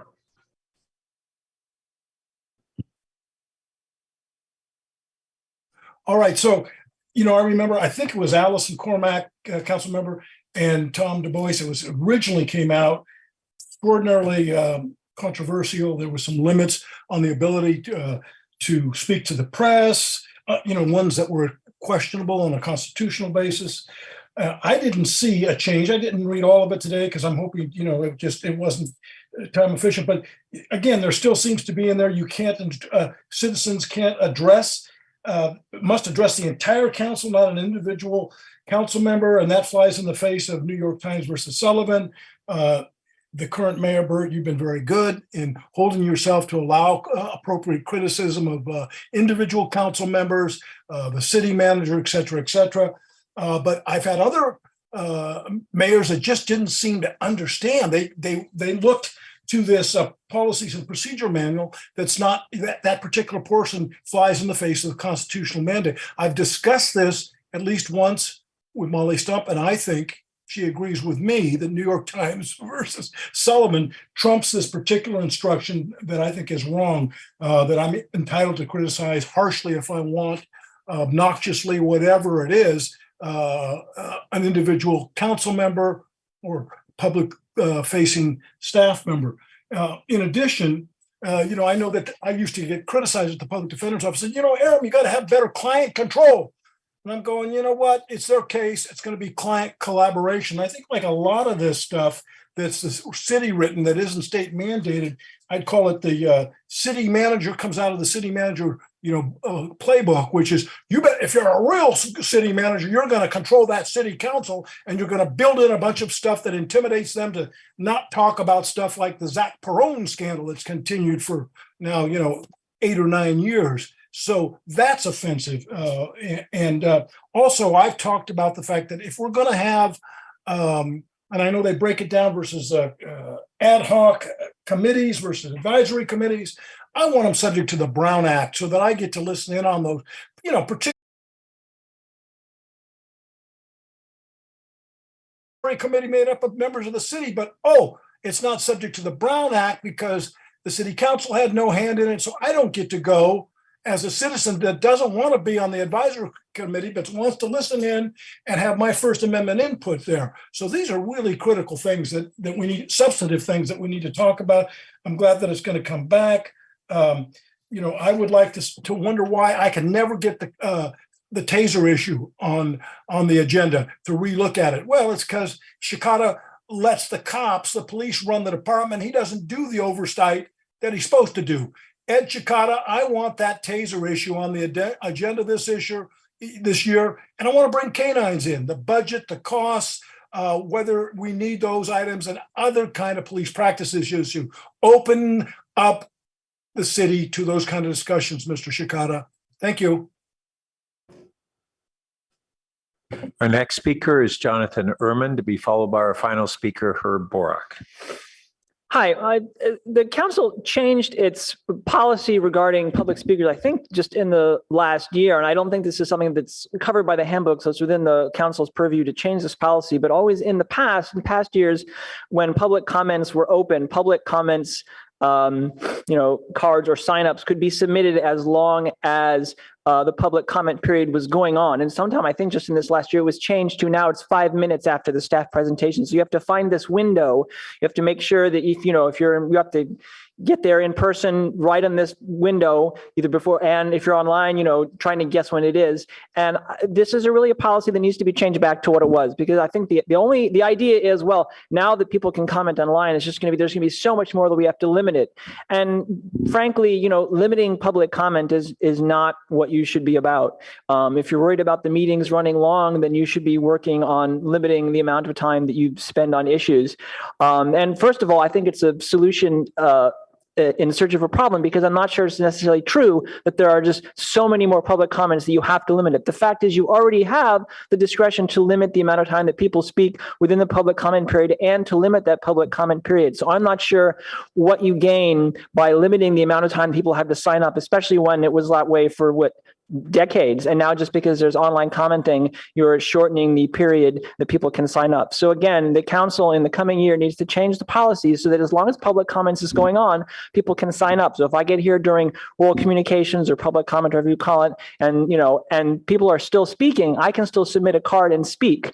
As it is now, if you don't arrive, within that little Goldilocks window, you can't speak, even though the public comment period is still going on. And this is true for the other issues and stuff as well. So I think we need to go back. We need to change that policy and go back. There's no reason you can't, and there's no detriment to it. Thank you. Thank you. And our final speaker is Herb Borak. Thank you, Mayor Burt. I'm surprised that the three council members, for whom this is your last meeting, will be deciding on this rather than next year's council, which will have three new people. And if that's procedures are going to be for them, they should be the ones who should be voting on this.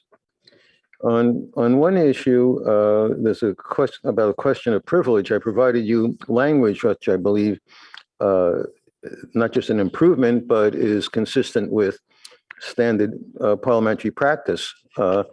I couldn't bring you the copy of Robert's Rules of Order from the library because it's a reference copy of the 10th edition, but Wikipedia's topic on raise the question of privileges references the 11th edition, so I guess it's about the same. And related to this, it says, when a question of privilege affects a single member rather than the entire assembly, it is called a question of personal privilege. Such a question may include a need for assistance, to be excused for illness or personal emergency, or the need to immediately answer a charge of misconduct made by another member. For example, to choose, the two people at the end here, if, council member, Phil Seth makes a charge of misconduct, Councilmember Du Bois can raise a question of personal privilege because it's a charge made by another member. But it doesn't refer normally if it's Aaron James who's making the charge of misconduct. That's something that's not normal practice for a legislative body or an assembly to respond to. And in addition, those comments by the hypothetical Aaron James are protected by state law and the Brown Act that can criticize. And so by expanding the idea of raising a question of personal privilege when a member of the public makes a charge of misconduct, that you can interrupt the meeting or at any time you want to respond to that person, has a chilling effect and is on that ability of making those comments as a member of the public. There are some things you have to go through as being on the council, and you get some benefits for it. But the question of whether or not you have a right to come out back and forth and respond and say, well, you must have the last thing. If someone criticizes you from this microphone, if you have a thin skin and you see you must have the last word to say, I don't think that's appropriate, and I don't think it belongs in these procedures. And I've offered you language to make the amendment to conform to standard practice. Thank you. Thank you. So we'll now go to the council for discussion. Who would like to go first?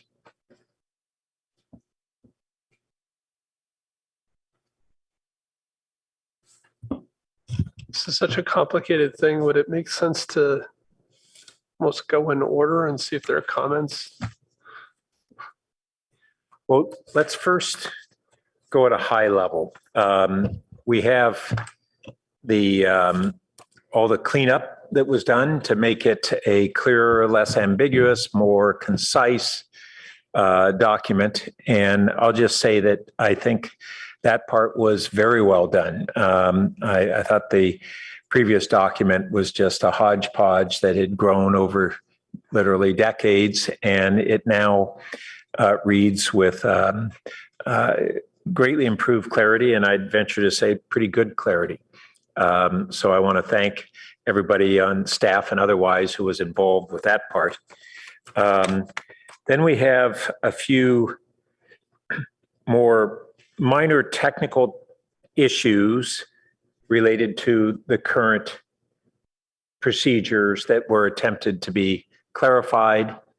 And then we have some very substantial policy changes that somehow got thrown into the update. And so a first question is, should we be wading into substantial policy changes tonight? I say that even some of them seem internally contradictory, from saying that we shouldn't have a colleague's memo be able to be brought forward by elected council members who are in the final month and a half of their term, if it's not urgent.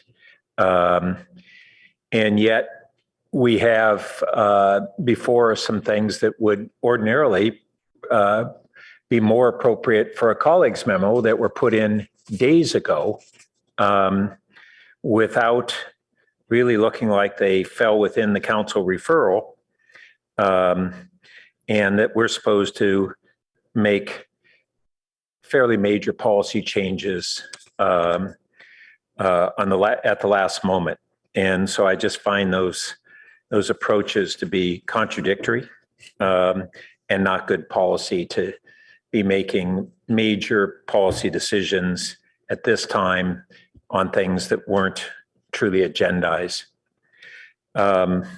So a question is, how deep should we go in these discussions tonight, or should we defer, for the most part, these more major significant policy changes and stick to the technical parts that still are fairly significant given it's 10:30 at night? Any thoughts on that? Councilmember Cormac. The colleagues memo suggestion was included in the staff report for the committee's review, correct? That is correct. Thank you. And this referral, isn't there an annual referral to Policy and Services to review the policies and procedures, protocols, and all?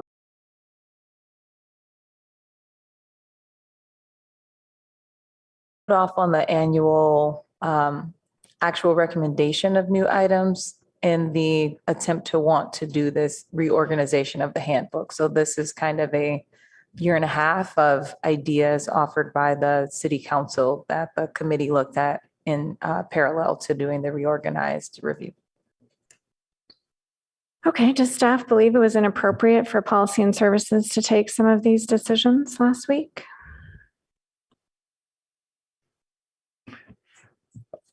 Or not permitted in some way? Certainly not. In the manner in which staff brought forward the item to Policy and Services, we included substantive changes that had been proposed by individual council members. And I think over the course of the two meetings, facilitated the committee's discussion of which of those substantive items to bring forward.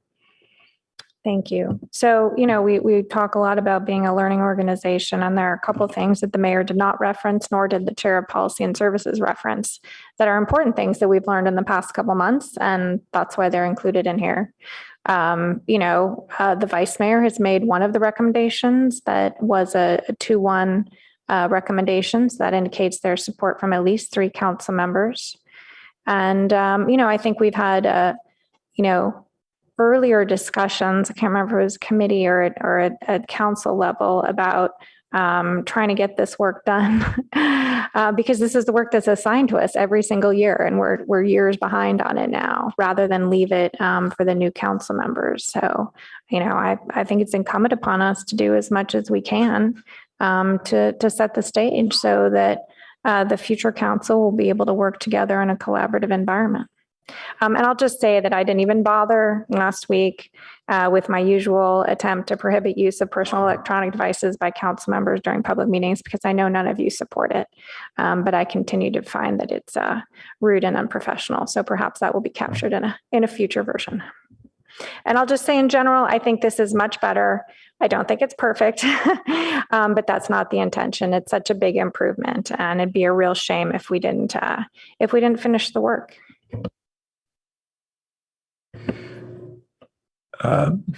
Councilmember Tanaka. Yeah, I have to agree. I think the proposal to kind of walk through the big changes, we should probably do. It's 10:30, but I don't think it should take more than an hour. I think if we just go through one by one, I think most of the changes everyone probably would agree on. So I think we should move forward and try to get through this. Councilmember Du Bois. I'll just list off some of the things I saw. So I do agree maybe with the comments about leaving major changes to the next council. But I'll just give my feedback on things I saw. I think we should strike the idea of a strict rotation. I think electing the mayor, vice mayor makes sense.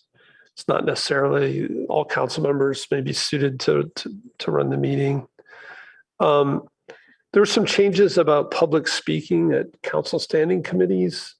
In the past, depending on the topic, we've had members of the public, able to ask questions, participate in the discussion, not just speak at the beginning. That's what it used to say. Now it's been changed. They could only speak at the beginning. it's not a big deal, but I actually kind of like that for detailed issues of policy and services or finance. We also struck the use of the committee of the whole. I don't want to go into a big discussion at this time of night, but I found those very useful when the council wanted to focus on a particular topic and it wasn't a general meeting, that we would meet as a council of the whole. Question about should we change our regular meeting to just start at 5, get rid of, and instead of calling that a special meeting, since we've been doing that for years. I was a little concerned on page 417 that if members of the council are attending remotely and are interrupted, that we'd not be able to make a decision. And that's the way I read that text. It seemed like if we still had a quorum. That is a requirement of the new state law. So if one member is trying to attend, but their internet goes down. That's correct. Wow. Pause the meeting. That's pretty bad. Okay.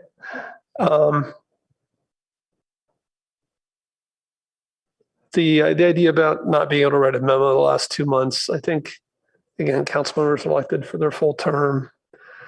I think if we lose 2 months, even the council members that are continuing into the next year, they lose 2 months. And, we referred a colleague's memo last week, and the new council will pick it up and decide what to do with it.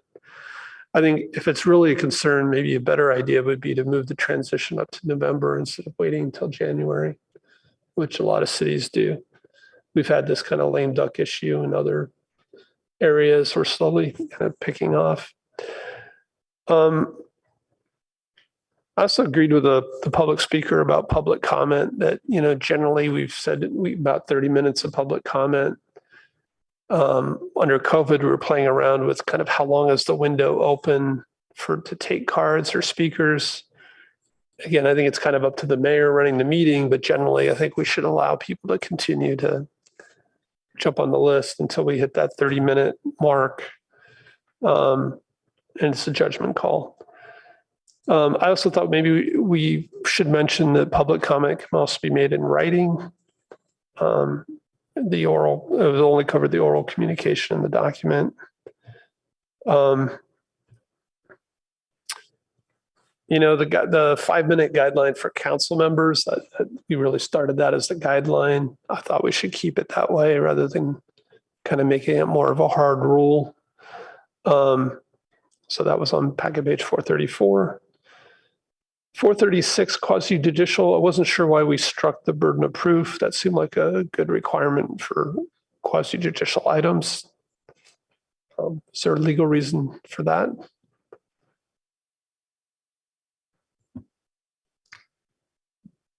Because I think it can vary depending on the situation. So I wanted to be able to figure it out based on the posture of the matter that was before you. I'm not sure that's a good idea, though, actually. You might have a point. I didn't feel like it should fall on us. It felt like it should fall on the applicant and the respondent or whatever to have the burden of proof. But of course, the council is the judge. So it's the question of the material that's being presented to you and then how you weigh that. And that would always be advice that we would give you. Let me think about it a little bit if you need a local rule on that, or if that's always going to be able to be provided based on the posture of the matter that's before you. I'll think about it some more. Okay. On council questions, I thought we used to get responses to action items for technical and clarifying questions. And now it says time permitting. I'd like to see us delete the time permitting and just have it be responded to, similar like consent items. I have a list. So let me pick the big ones. I think there was this whole issue that came up with the Bosca board. I think we should add something that say there'll be an expectation that appointees to regional boards will act consistent with council stated positions. Something to that sense. On liaisons, I thought the liaison language was pretty good. I thought maybe just saying that council members should refrain from stating personal positions and strive to remain neutral or something along those lines would be a good addition. And then we get into the expenditures, which are kind of often small, but it's probably good to be clear on. I thought we should add council member questions and comments as a way to agendize a potential expenditure. We've done that in the past. It seemed like a lot of overhead to have to write a colleague's memo where a council member could request that it could be agendized, at the end of a meeting. The second category, events for the city manager purchasing, that seemed like that should be about the city manager's budget and didn't really belong here. And I also thought we should add maybe a category for honoring city partners and community leaders. That's been up to the discretion of the city manager, which I'm fine with. And then the last one was what we typically have called the mayor's.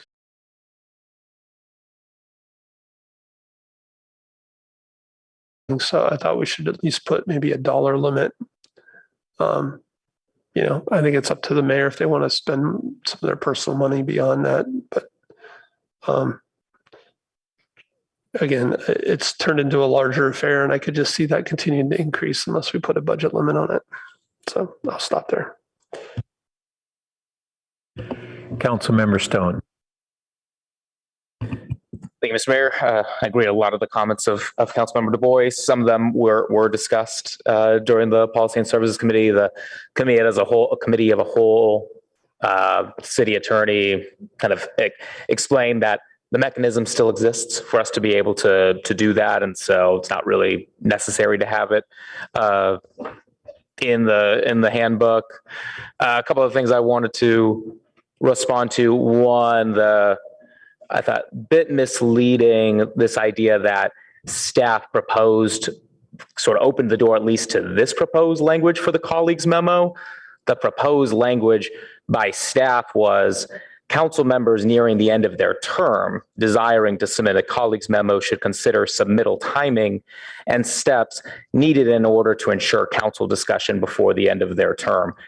I interpret that as just recognize that there is a timeline and you are going to be off council come first week of January. So submit your colleagues' memos in a timely fashion if you want to be a part of that discussion.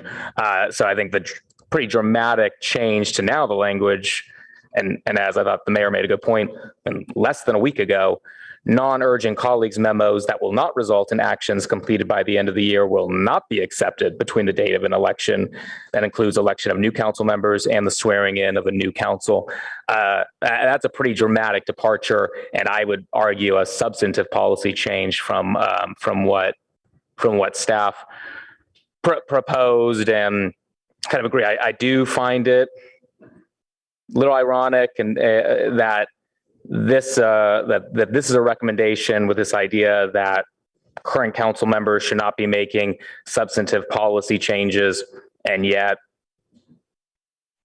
here we are, kind of 11th hour, last meeting. It is December 19th, Hanukkah, the holidays. There are 5 members, if there's still 5, there's 5 members attending this meeting. The chambers has been cleared, and we're discussing some pretty substantive policy changes. I do want to clarify it's 15 minutes before the 11th hour. It's not quite there. Thank you for that clarification. But getting pretty darn close to not only make this big change on colleagues memos, but also the way in which we elect mayor and vice mayor. And if we want to defer this discussion for the new council at a time where there's going to be more kind of community interest feedback, we all know a lot of people kind of disconnect at this time. I think that's more appropriate. But even on that idea, I always kind of struggle with this idea that we're just going to make mayor based on. I mean, I always felt that mayor should be based on merit, not on the amount of time that you serve.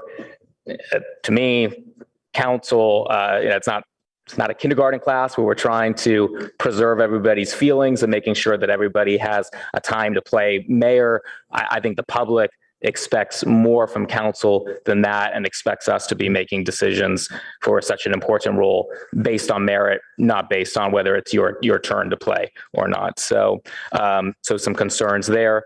And again, I just want to reiterate, I think one thing we are able to do, and Ms. Congaines, you can correct me if I'm wrong, we are able to just approve that base document tonight, and then more of these kind of these unanswered questions or other substantive policy changes can be deferred to policy and services or to another time. Correct. With the interest of knowing the new council will also have interest in some of the larger items. If the council this evening was interested in just adopting this base document and elevating some of the items where you feel uncomfortable including, then we can have those as referrals back for 2023. But at least you have the reorganized document for the new council and the new policy and services committee to work from. Great, thank you. So I'd recommend that we'll be doing that we should be doing that tonight. Vice Mayor Koo. So I kind of went through the 10 items or the 16. If I could just kind of give my remarks on that. And then there's some other things in the document that I might have questions or suggestions for consideration. I'm also okay with adopting, the shell or what the reformatting. And then putting also the bigger items back to policy or services. So for number 1, which is other standing committees, I don't know if the ask is to have CAO and city school liaison to be part of standing committees. I think that's fine. Although on page 112, I think inside the box where it has the capital letter D, it might want to move down to where it explains what the CAO committee is, because the above paragraph where the D is now is actually a description of both committees. Yes, I would. It sounds like one of our formatting issues and we were focused on the content for now. So thank you for flagging that and we will make sure we clean that up. Right. Thank you.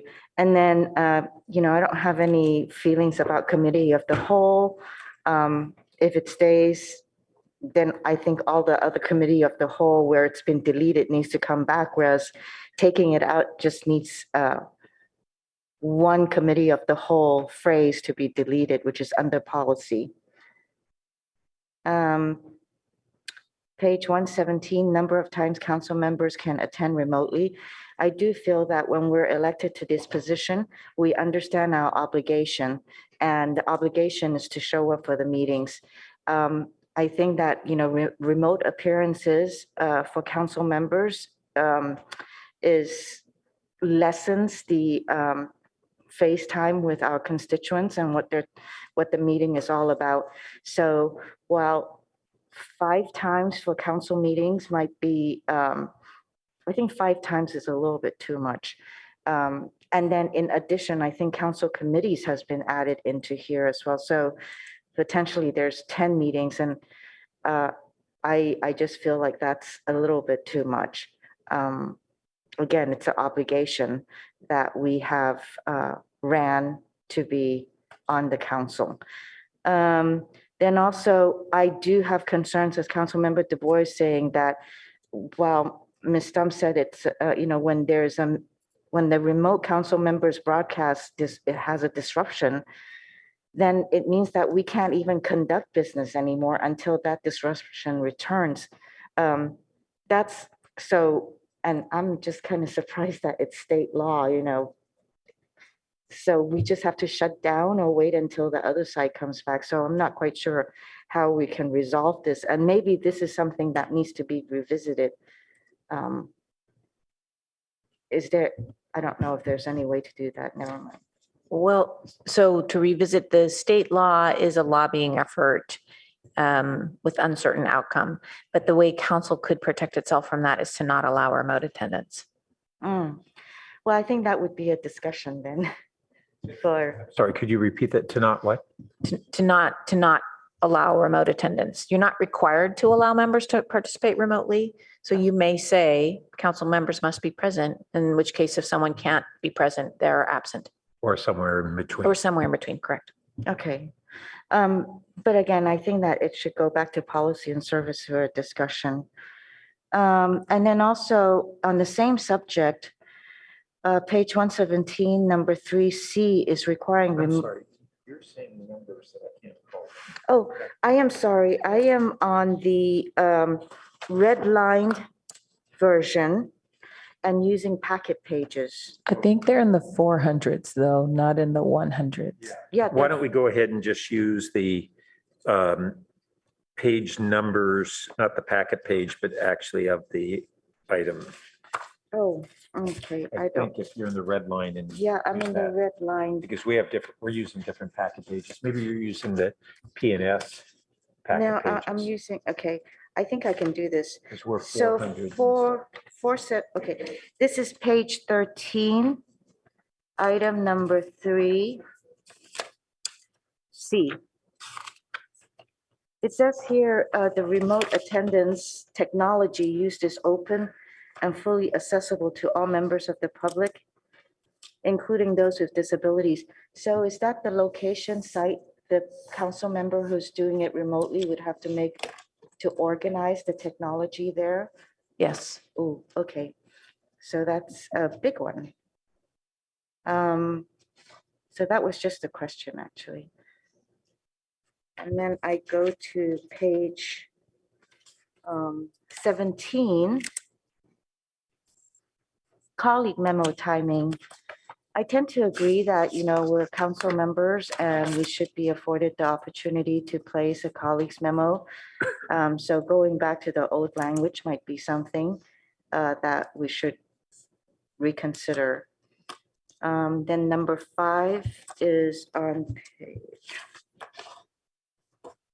page 30, number 15, council member speaking time. I'm assuming that this council member speaking time is our 5 minutes. Yeah, that's good. I mean, that's fine. I mean, if we need the opportunity, there's always the second round, right? If it's. And the discussion that occurred at Policy and Services was just thinking about how to encourage all members of the council to stick with the 5 minutes. So there were some suggestions of utilizing the city clerk maybe to help or alerting the chairperson as the presiding officer. But for the actual language, this is what Policy and Services landed on for now. Okay. And I would not want to put that kind of a responsibility on the city clerk to have to tell us your time is up, It's I think a little bit difficult to put that on the clerk. So I think that we need to kind of be a little bit more cognizant of our time. I'm guilty of that.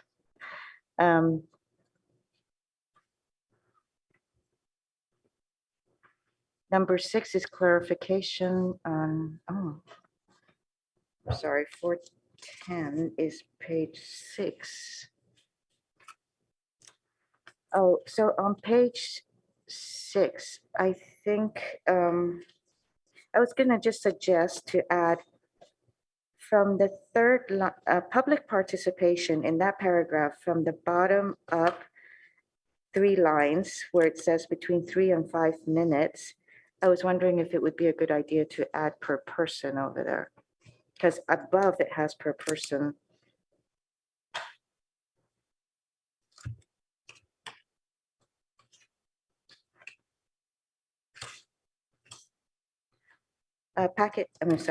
Page 42.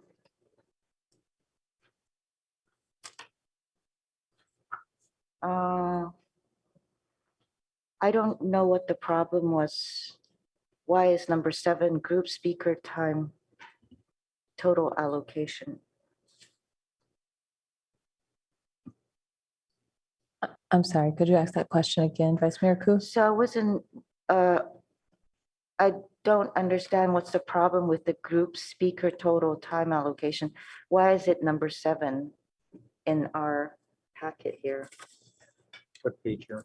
I'm on 42. The item for the group speaker time was just acknowledging that currently, if the presiding officer has reduced individual speaker times, that they may have gone from 3 minutes to 2 minutes, for example. If a group of speakers have signed up together, there was no way for the presiding officer to then also commiserately reduce their time as a total amount of time. So just providing a little bit of flexibility for the presiding officer to be able to change the group speaking time, maybe from the 10 minutes to really anything else that allows for all the speakers to speak. Okay. That was the intention there. Thank you. Number 8, council priority setting guidelines and values. That's fine. Number 9, I'm sorry, Vice Mayor, could you repeat the page number you're on? I'm on page 37. 37. That would be the council priority setting guidelines. Yes. I think it's fine.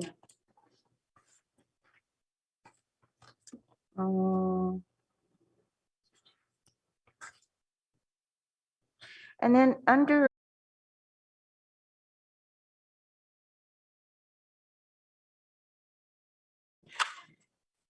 I was wondering if the word charges, which is at the last paragraph, third sentence from the bottom up, could it be violations?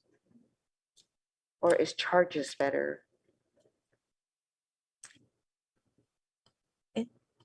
It's typically framed as charges. It's the Charges, same language that is in the Brown Act for if you're going to, one of your appointees does something terrible and you want to fire them on the spot. It's a charge against the employee, and the employee is entitled to know about what it is and respond. So I know, I understand where you're coming from. It sounds like a sort of something a prosecutor would do, but I think it's intended to be broader actually than violation. So it's not necessarily a violation of a specific rule, but it's a charge. A description of some serious problem that's occurred. It sounds so harsh, but I guess that's the whole thing about censures. Yes, thankfully very rare. Number 10, that's parameters for the voting delegates at conferences. I'm fine with that. Number 11 is council conduct with other agencies. I'm fine with that, with what Councilmember Du Bois said. Oh, number 12, which is on page 44, the use of letterhead. In the past, I've used letterhead to send letters to the airplane noise folks, FAA, as well as to the other cities. And as long as I had the sentence in there as one council member of the city of Palo Alto and in my individual capacity and not on behalf of the council as a body or the city, it was okay to send out. But it was also on city business. So I would like that to be considered also. And can I ask, it asks about consistent with prior city council direction. So how much, what's the Well, I think this is used, this might be, it's all underlined, so I think it's a new item in here, right? Yes. And But you could, so for instance, an example of a letter on the airport, if what you're sending is consistent with kind of the council direction, which is often kind of guidelines and has okay. work that, and that would be the question, whether that's adequately clear on that. Well, if that's the case, then I'm okay with it. Correct. The intention there was just that it is something the council has authorized in some form or another.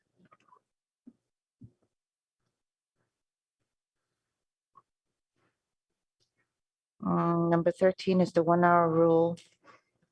I don't think I've, in my 6 years, used up 3 hours. Number 14, role clarity for council. That needs to be discussed a little bit further.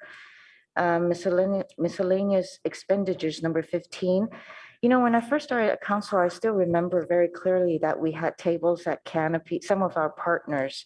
So like Canopy was one of them. I don't go to many of them, but I remember Canopy. So, which is why returning now and being able to go to these, I was kind of surprised that we weren't able to do that. YCS was another one that we had a table at. So that perhaps might need a little bit more discussion. Number 16. If I might, Vice Mayor, just to your point, it is that lack of clarity as to which organizations the city sponsors or purchases tables at that led to this item being here. Yeah, thank you. And number 16, mayoral rotation. I definitely needs to go back for a discussion. So I see on, let me get to page 422.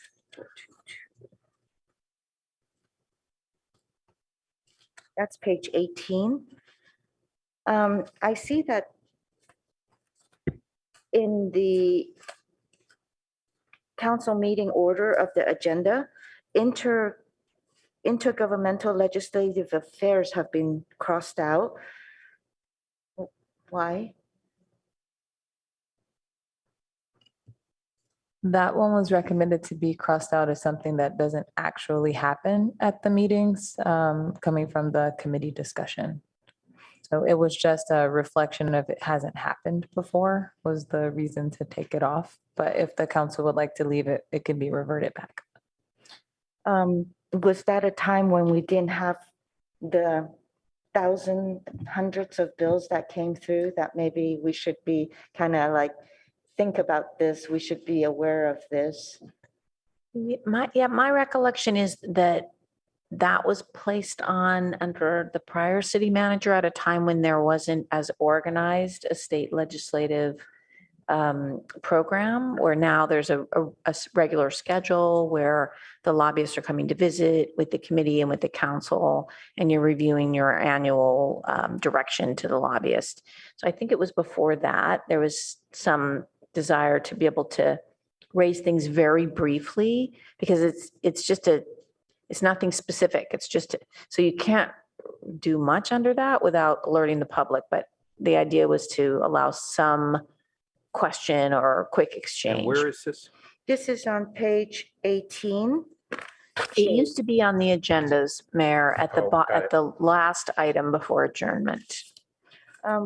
So given with all our laws, these proposed laws that's coming out, I would really like to see that it's put back onto the agenda. But definitely for consideration by policy and services.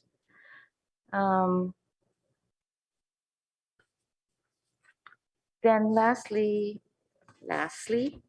410, which is page 6. There was this thing about minutes and report of committee. It says that it should be included in a subsequent relevant staff report. But isn't that also on the committee's agenda page with the minutes on that committee? So policy and services would have their minutes on that page similar to what we have, right? That is correct. Yes. So the what minute, subsequent report would we be submitting it to us in? I'm sorry, I couldn't hear you. Can you repeat that, please? What subsequent relevant staff report would that be submitted to the council in? So this item, the strike through sentence of the minutes shall be recommendation, shall be delivered to all council members before the meeting. It was an acknowledgement that that process doesn't actually happen. But instead it's on the website, and then any item that has gone to committee that later goes to the full council, usually the minutes are referenced in those reports. So that was the intention of any additional later report that comes will reference previous minutes if appropriate. Okay, so it's not extra work. No, it's kind of what staff would do as background information for any report. Okay, because usually I just go to the website. Okay, thank you. That's all. Councilmember Cormac. I had two small things since the first round was supposed to be high level. I need my reading glasses one more time. Packet page 392, section 1.3. I think we're missing a verb after all council members and before the alphabet soup of things we're supposed to do. So there should be something there.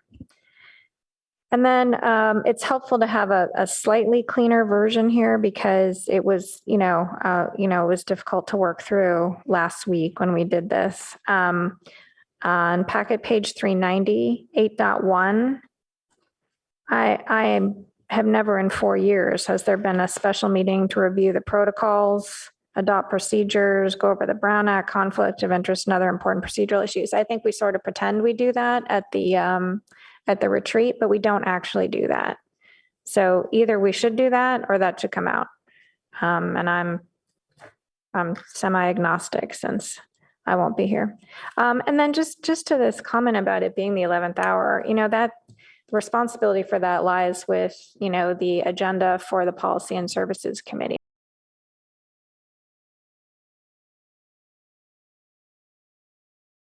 Detail, I think, presupposes that it would be difficult to complete in this year. So I find that disappointing, I have to say. I worked really hard when I was chair of finance.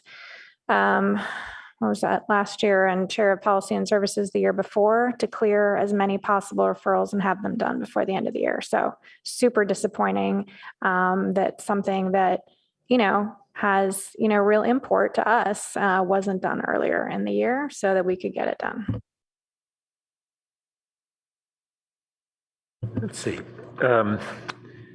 So I'll go through a few things, not necessarily in the order that they were on page 4, but first on the page 30 of the red line, I do think that the 5 minutes should be a guideline, and that there are times where that isn't appropriate, and we shouldn't have a hard and fast limit. It should be discretion of the chair with that as a guideline. On their page 43, it talks about essentially this speaking to the press, and it says that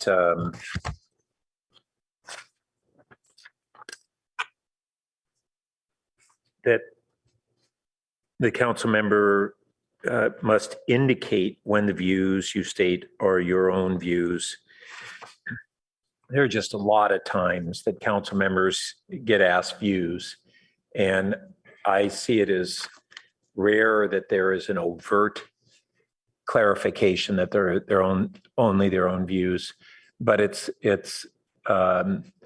certainly implied in almost all these communications with the press. Where we get in a problem is where there's an implication the other way, that it's necessarily speaking on behalf of the council where that position hasn't been taken. So I'm not sure how to tweak that language, but I think we don't want language in here that is restrictive and not consistent with reality. So I'm not sure how to fix that.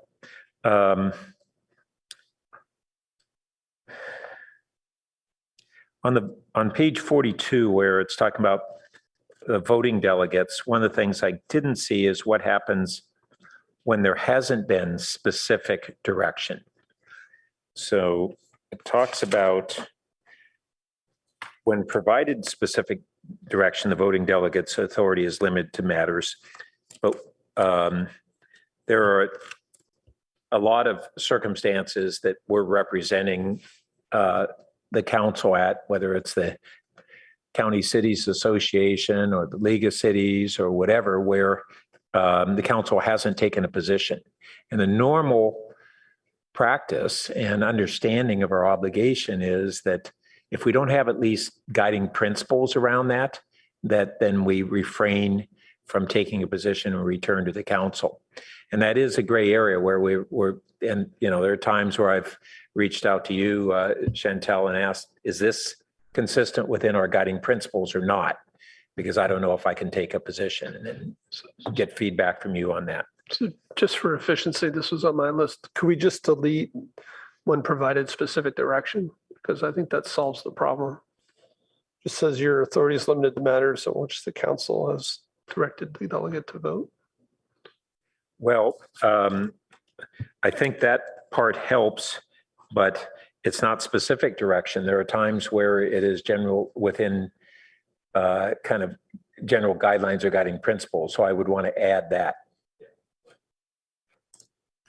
Okay.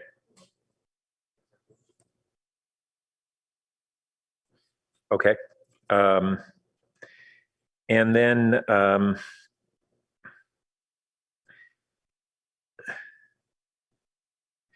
under the issue of boards and commissions, the liaison in 46, there's language that says that the council member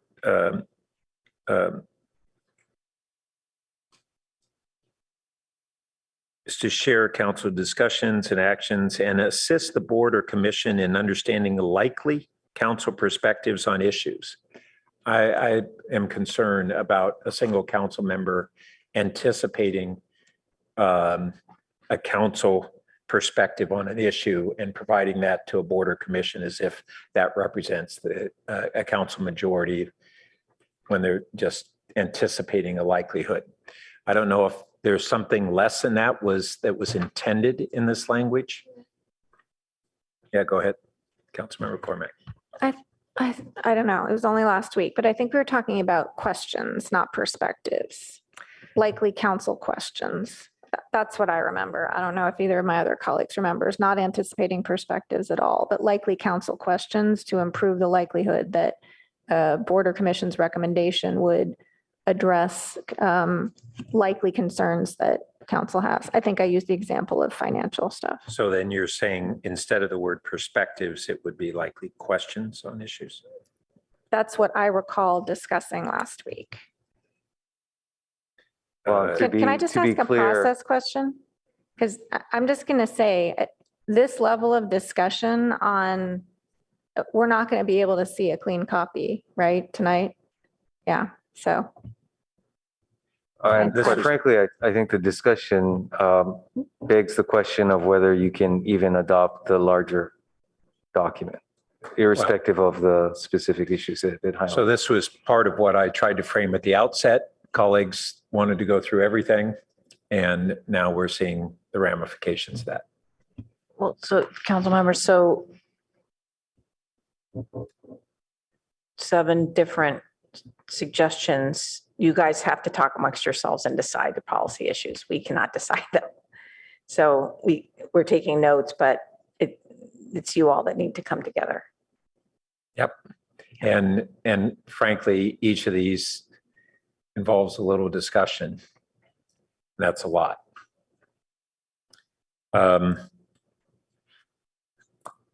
So if tonight what we're doing is putting down on the table questions and concerns as a whole, but not necessarily acting on the adoption, means that next year we're going to need to take up and do it again. Yeah.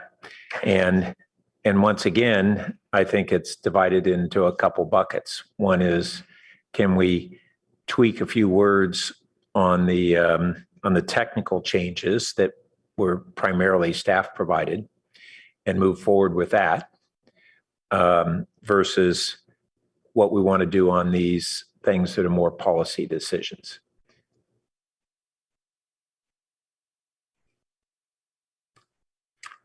So we could attempt to go through the technical changes and resolve that tonight. Or in each case, we could simply give feedback. And I think a lot of the feedback tonight is of value.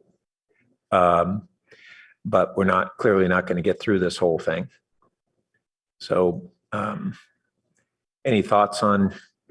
Well, I'll give you a individual thought on this. A couple of options. Perhaps one is to see if there by sections are areas that you're comfortable moving forward. Another might be to, I'm not even sure what the right term would be for this, but I'll call it a high-level agreement on the new baseline, such as the clean version minus the major policy issues that are the basis for your next discussion. If we assume that, again, tonight we won't get to agreement on the specific language for revisions, I'll at least take a shot at suggesting that you agree on the clean version, again, minus the boxes which are highlighting the issues, as the starting point for a new year discussion of specifics. Yeah, I think it would be good for us to peel off these boxes that are the policy discussions and try to, in the new year, just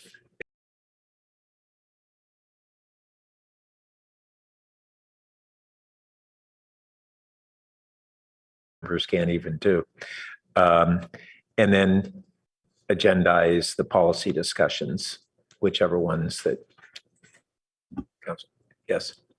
And in service to that, it also sounds like some of the items that were discussions at policy and services, though they passed unanimously there's interest in some of the council here saying pull those items back to the side for discussion.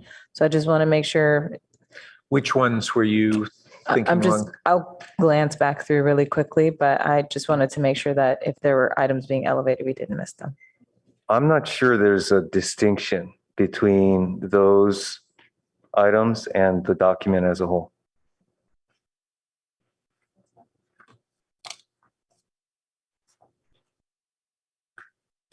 So if we're not going to attempt to really take action tonight, then maybe we'll just put out on the table a few more, let council members have some comments that are captured. All right.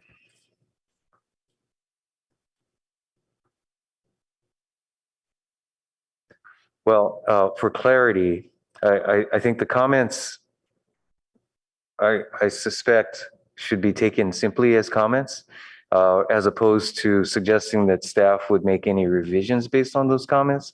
I suspect those revisions would generate another round of comments. Yeah, so I think there's some value in having the feedback. And then what do we do with that feedback? Is it then listed as alternatives basically going forward? And maybe that's the best way that we could capture it, is when it comes back to the new council, we will at least have framed A or B based on this feedback.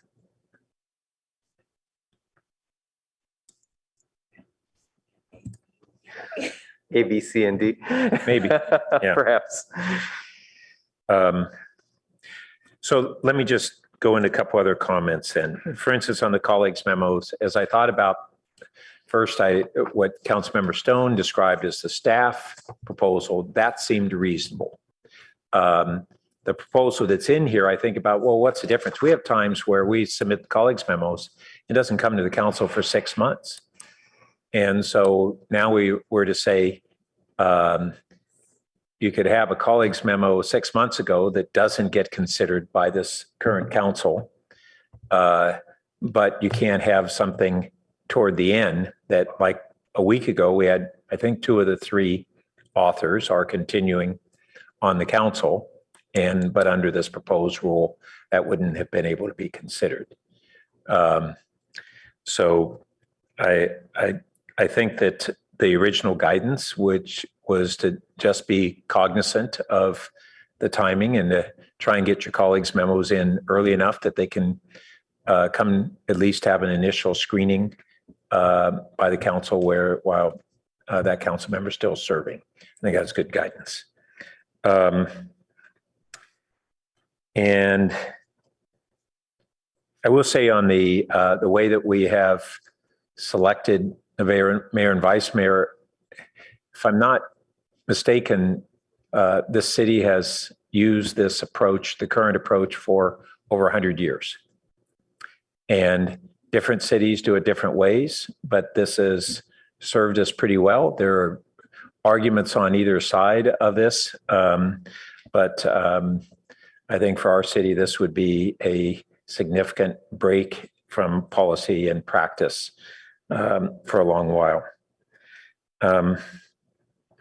I do want to say with this aspect on the remote attendance and how disruptions under the state laws, that makes me be less inclined to permit many remote attendance meetings. And I would want to now on that basis restrict it more, whether it's 3 and maybe even less on committee meetings or something along those lines. But that was information that I wasn't aware of, and I think a lot of us weren't aware of when we were talking about how many previously. So that changes my thinking.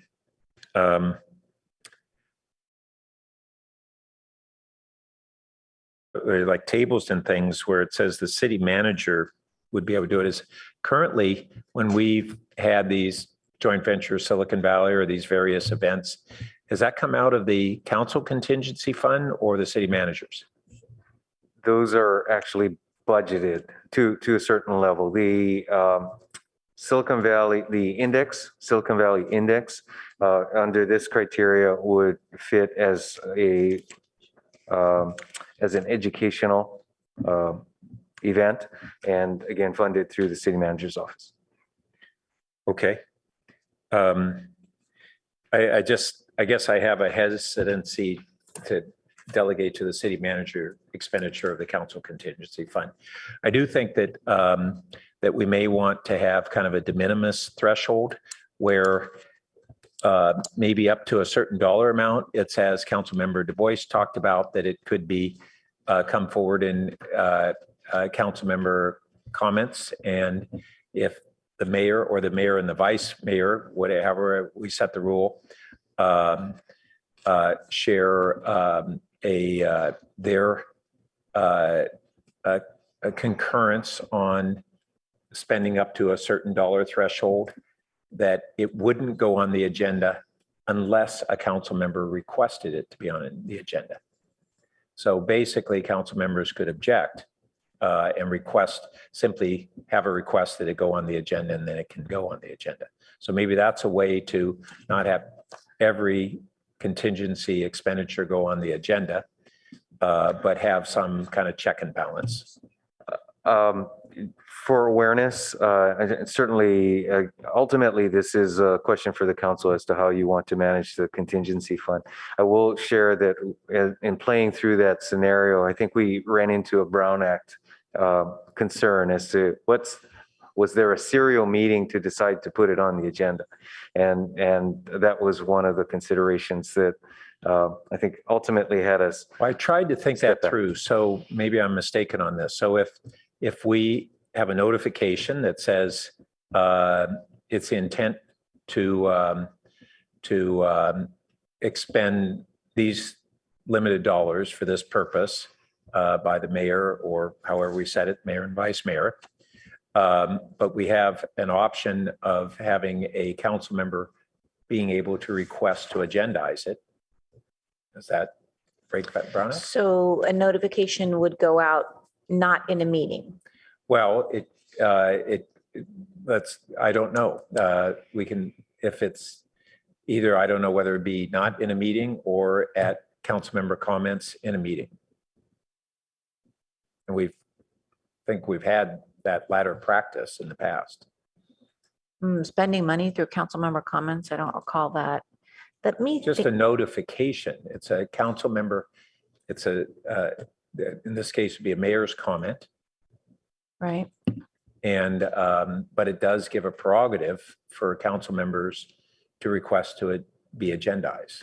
Yes, but if you're at a noticed meeting, you can do that in front of the public, although that specific matter wouldn't have been noticed to them. But the problem we ran into with the manager sending a notification outside of a meeting and then receiving input back and acting on it is that presents a Brown Act problem. Okay, so what I described though, which is you would have this conversation in council member comments. well, I don't know that I call it a conversation. It would be a notification, and then simply a council member would be allowed to request it to be agendized. Wouldn't have the discussion and Right. debate without Right. being agendized. Let me think about that one. If there is no debate, it's not agendized.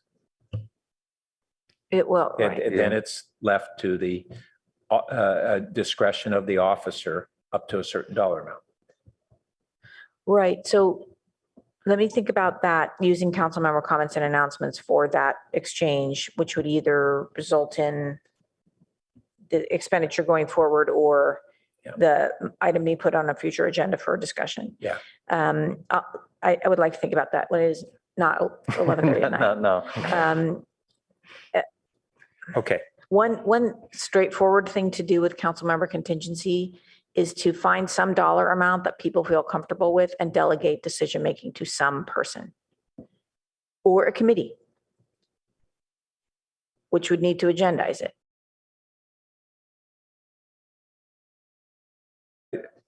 You know, I think the correct person is the mayor, or if we want to say concurrence of mayor and vice mayor, that's who the council is elected to represent them. That would be a that's- perfectly fine policy choice if that's what Yeah. this body wants to do. Okay. All right.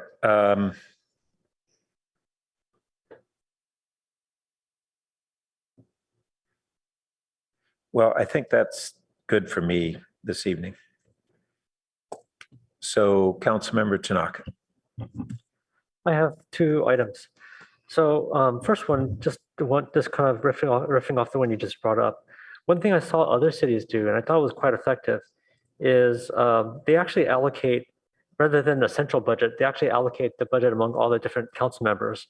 And the council members could use it to do constituent services. They could use it to sponsor a table. They could use it for what makes it most effective for them. And so perhaps maybe that's something we should adopt. I think maybe the majority of cities do this, if I'm not mistaken. But certainly a lot of the ones around here, that's what they do. So that might make it a lot simpler. And then in terms of selection of the leadership, I think this has been brought up by even some of the council members here about going more to a rotation system as other cities do. And I think one of the rationales behind that is that, the way we're set up here is we have a relatively weak mayor and a very strong city manager government, right? So the executive of the city is, or essentially the CEO of the city is not the mayor, it's actually the city manager. And the mayor here really is just, his main job actually is actually running the meetings, right?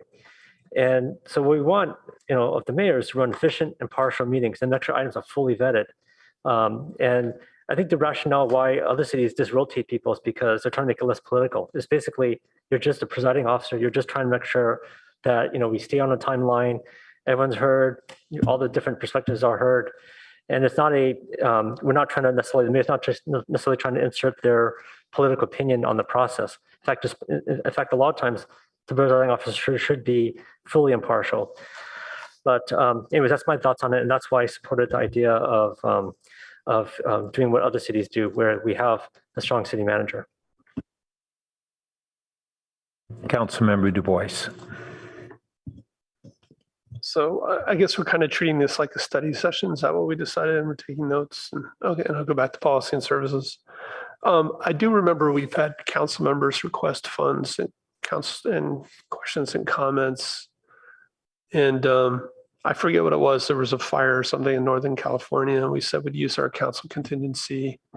I think the request was made, and then it was put on consent or something. But it seems like that could work. Like if a council member wants to use some funds, they could bring it up in council member comments. People could object. They could pull it from consent. But again, it feels pretty heavy to have to do a colleague's memo. And then just for the mayor, if I read this right, and Molly can correct me, if it also says if members of the public are disconnected, then the council cannot make decisions. Yes, that's correct. And so this is new in state law. Just the mayor mentioned that the council wasn't aware of it when you identified 5. Well, it didn't exist then. This is new in this round. So it'd either be like no members of the public can attend remotely, or council members, or right. If there's any disruption in the video or audio feed for a council member, it has to be video and audio on at all times. Right. And so like last week when I was garbled, that could have potentially been an issue. But yeah, and again, for public comment, it seems like we would need, if the internet goes down here, and it also says the broadcast.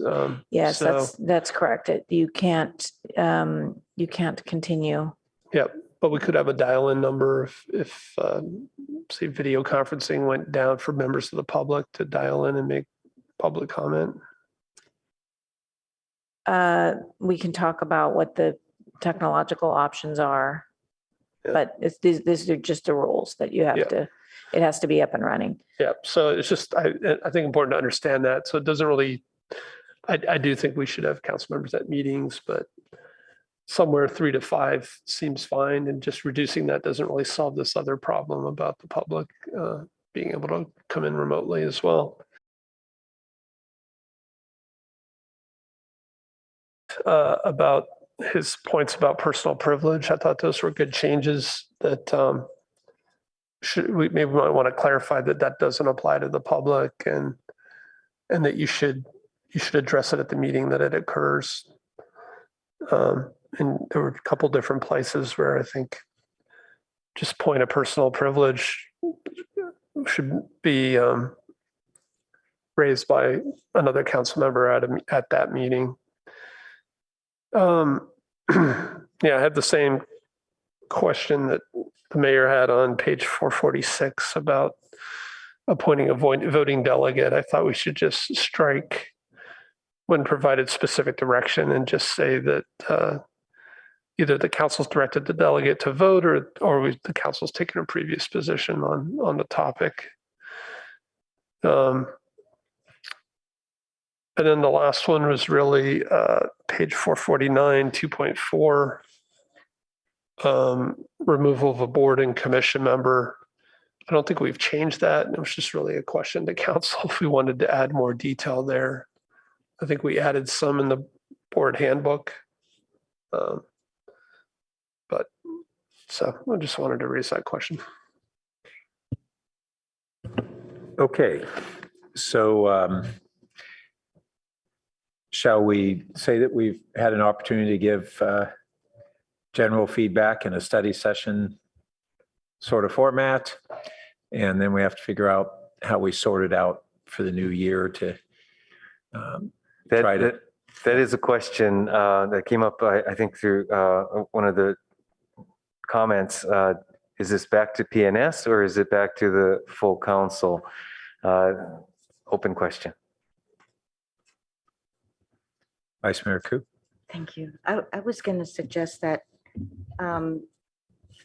the handbook itself, with what we said today, that it goes to the full council, but then the points that needs further discussion goes to PNS. So you're saying the handbook with more the technical updates? Which many of us provided tonight. Yeah. Would come back to full council. If that, I'm sorry, we had a bit of a sidebar there. Was there a conclusion? I think from a staff perspective, listening to the conversation, in terms of the handbook itself, it really should come back to the full council, that you've each got individual perspectives that ultimately we need to get to a council direction. So I would suggest when it does come back that it's going to take a prolonged discussion and we agendize it that way so that we can get through item by item and maybe just section by section have a lot of votes. Or we can, sometimes you can speed it up by unanimous consent that it would go on to the main motion if we didn't have objection. And if we do have an objection, we can take a vote on that. That may be the most expeditious way to do it. Okay. We good? Yes.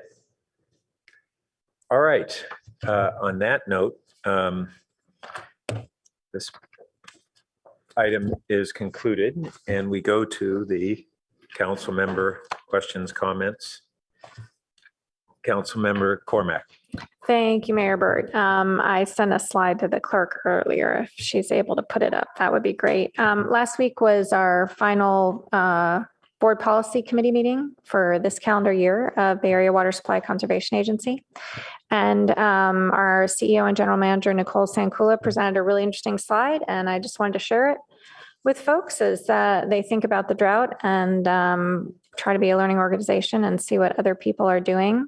One in particular that jumped right out at me is you can see that Milpitas is doing for lawn removal what we're doing for heat pump water heaters.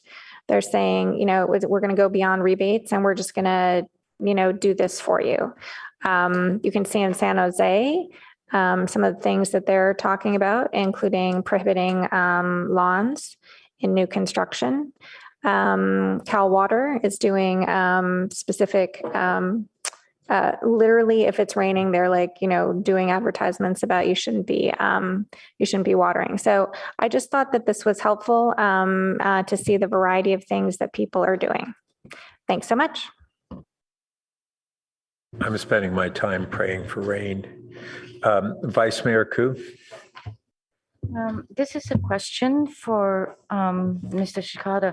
So Castellea is, when it comes back to council, is the CUP and the TDM going to be something that we're going to be able to see and review? I will need to check with staff on that. Okay, as well as the neighborhood oversight committee that was in the motion. So if we could find out about that. Thank you. And I just want to share with the San Francisco Creek JPA, we've had a couple of discussions around the Safer Bay initiative, which is tidal protection really north of the creek in East Palo Alto primarily. And Director Kremen and I have raised the question of when this first started emerging back a half a dozen years ago, just starting to look at tidal protection, there was no agency that was representing that area. San Mateo County doesn't have a flood control agency that other than a very limited one with very limited funding, and they don't have the capacity to take this on. As it's moving forward, it's become more of a discussion. So far, it has not necessitated a significant outlay of resources from the JPA, nor triggering any additional staffing. Right now, they're through the JPA submitting for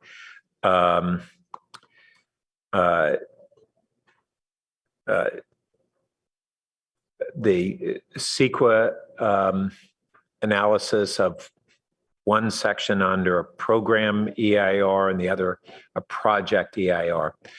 So I just want to get out there that this is an issue that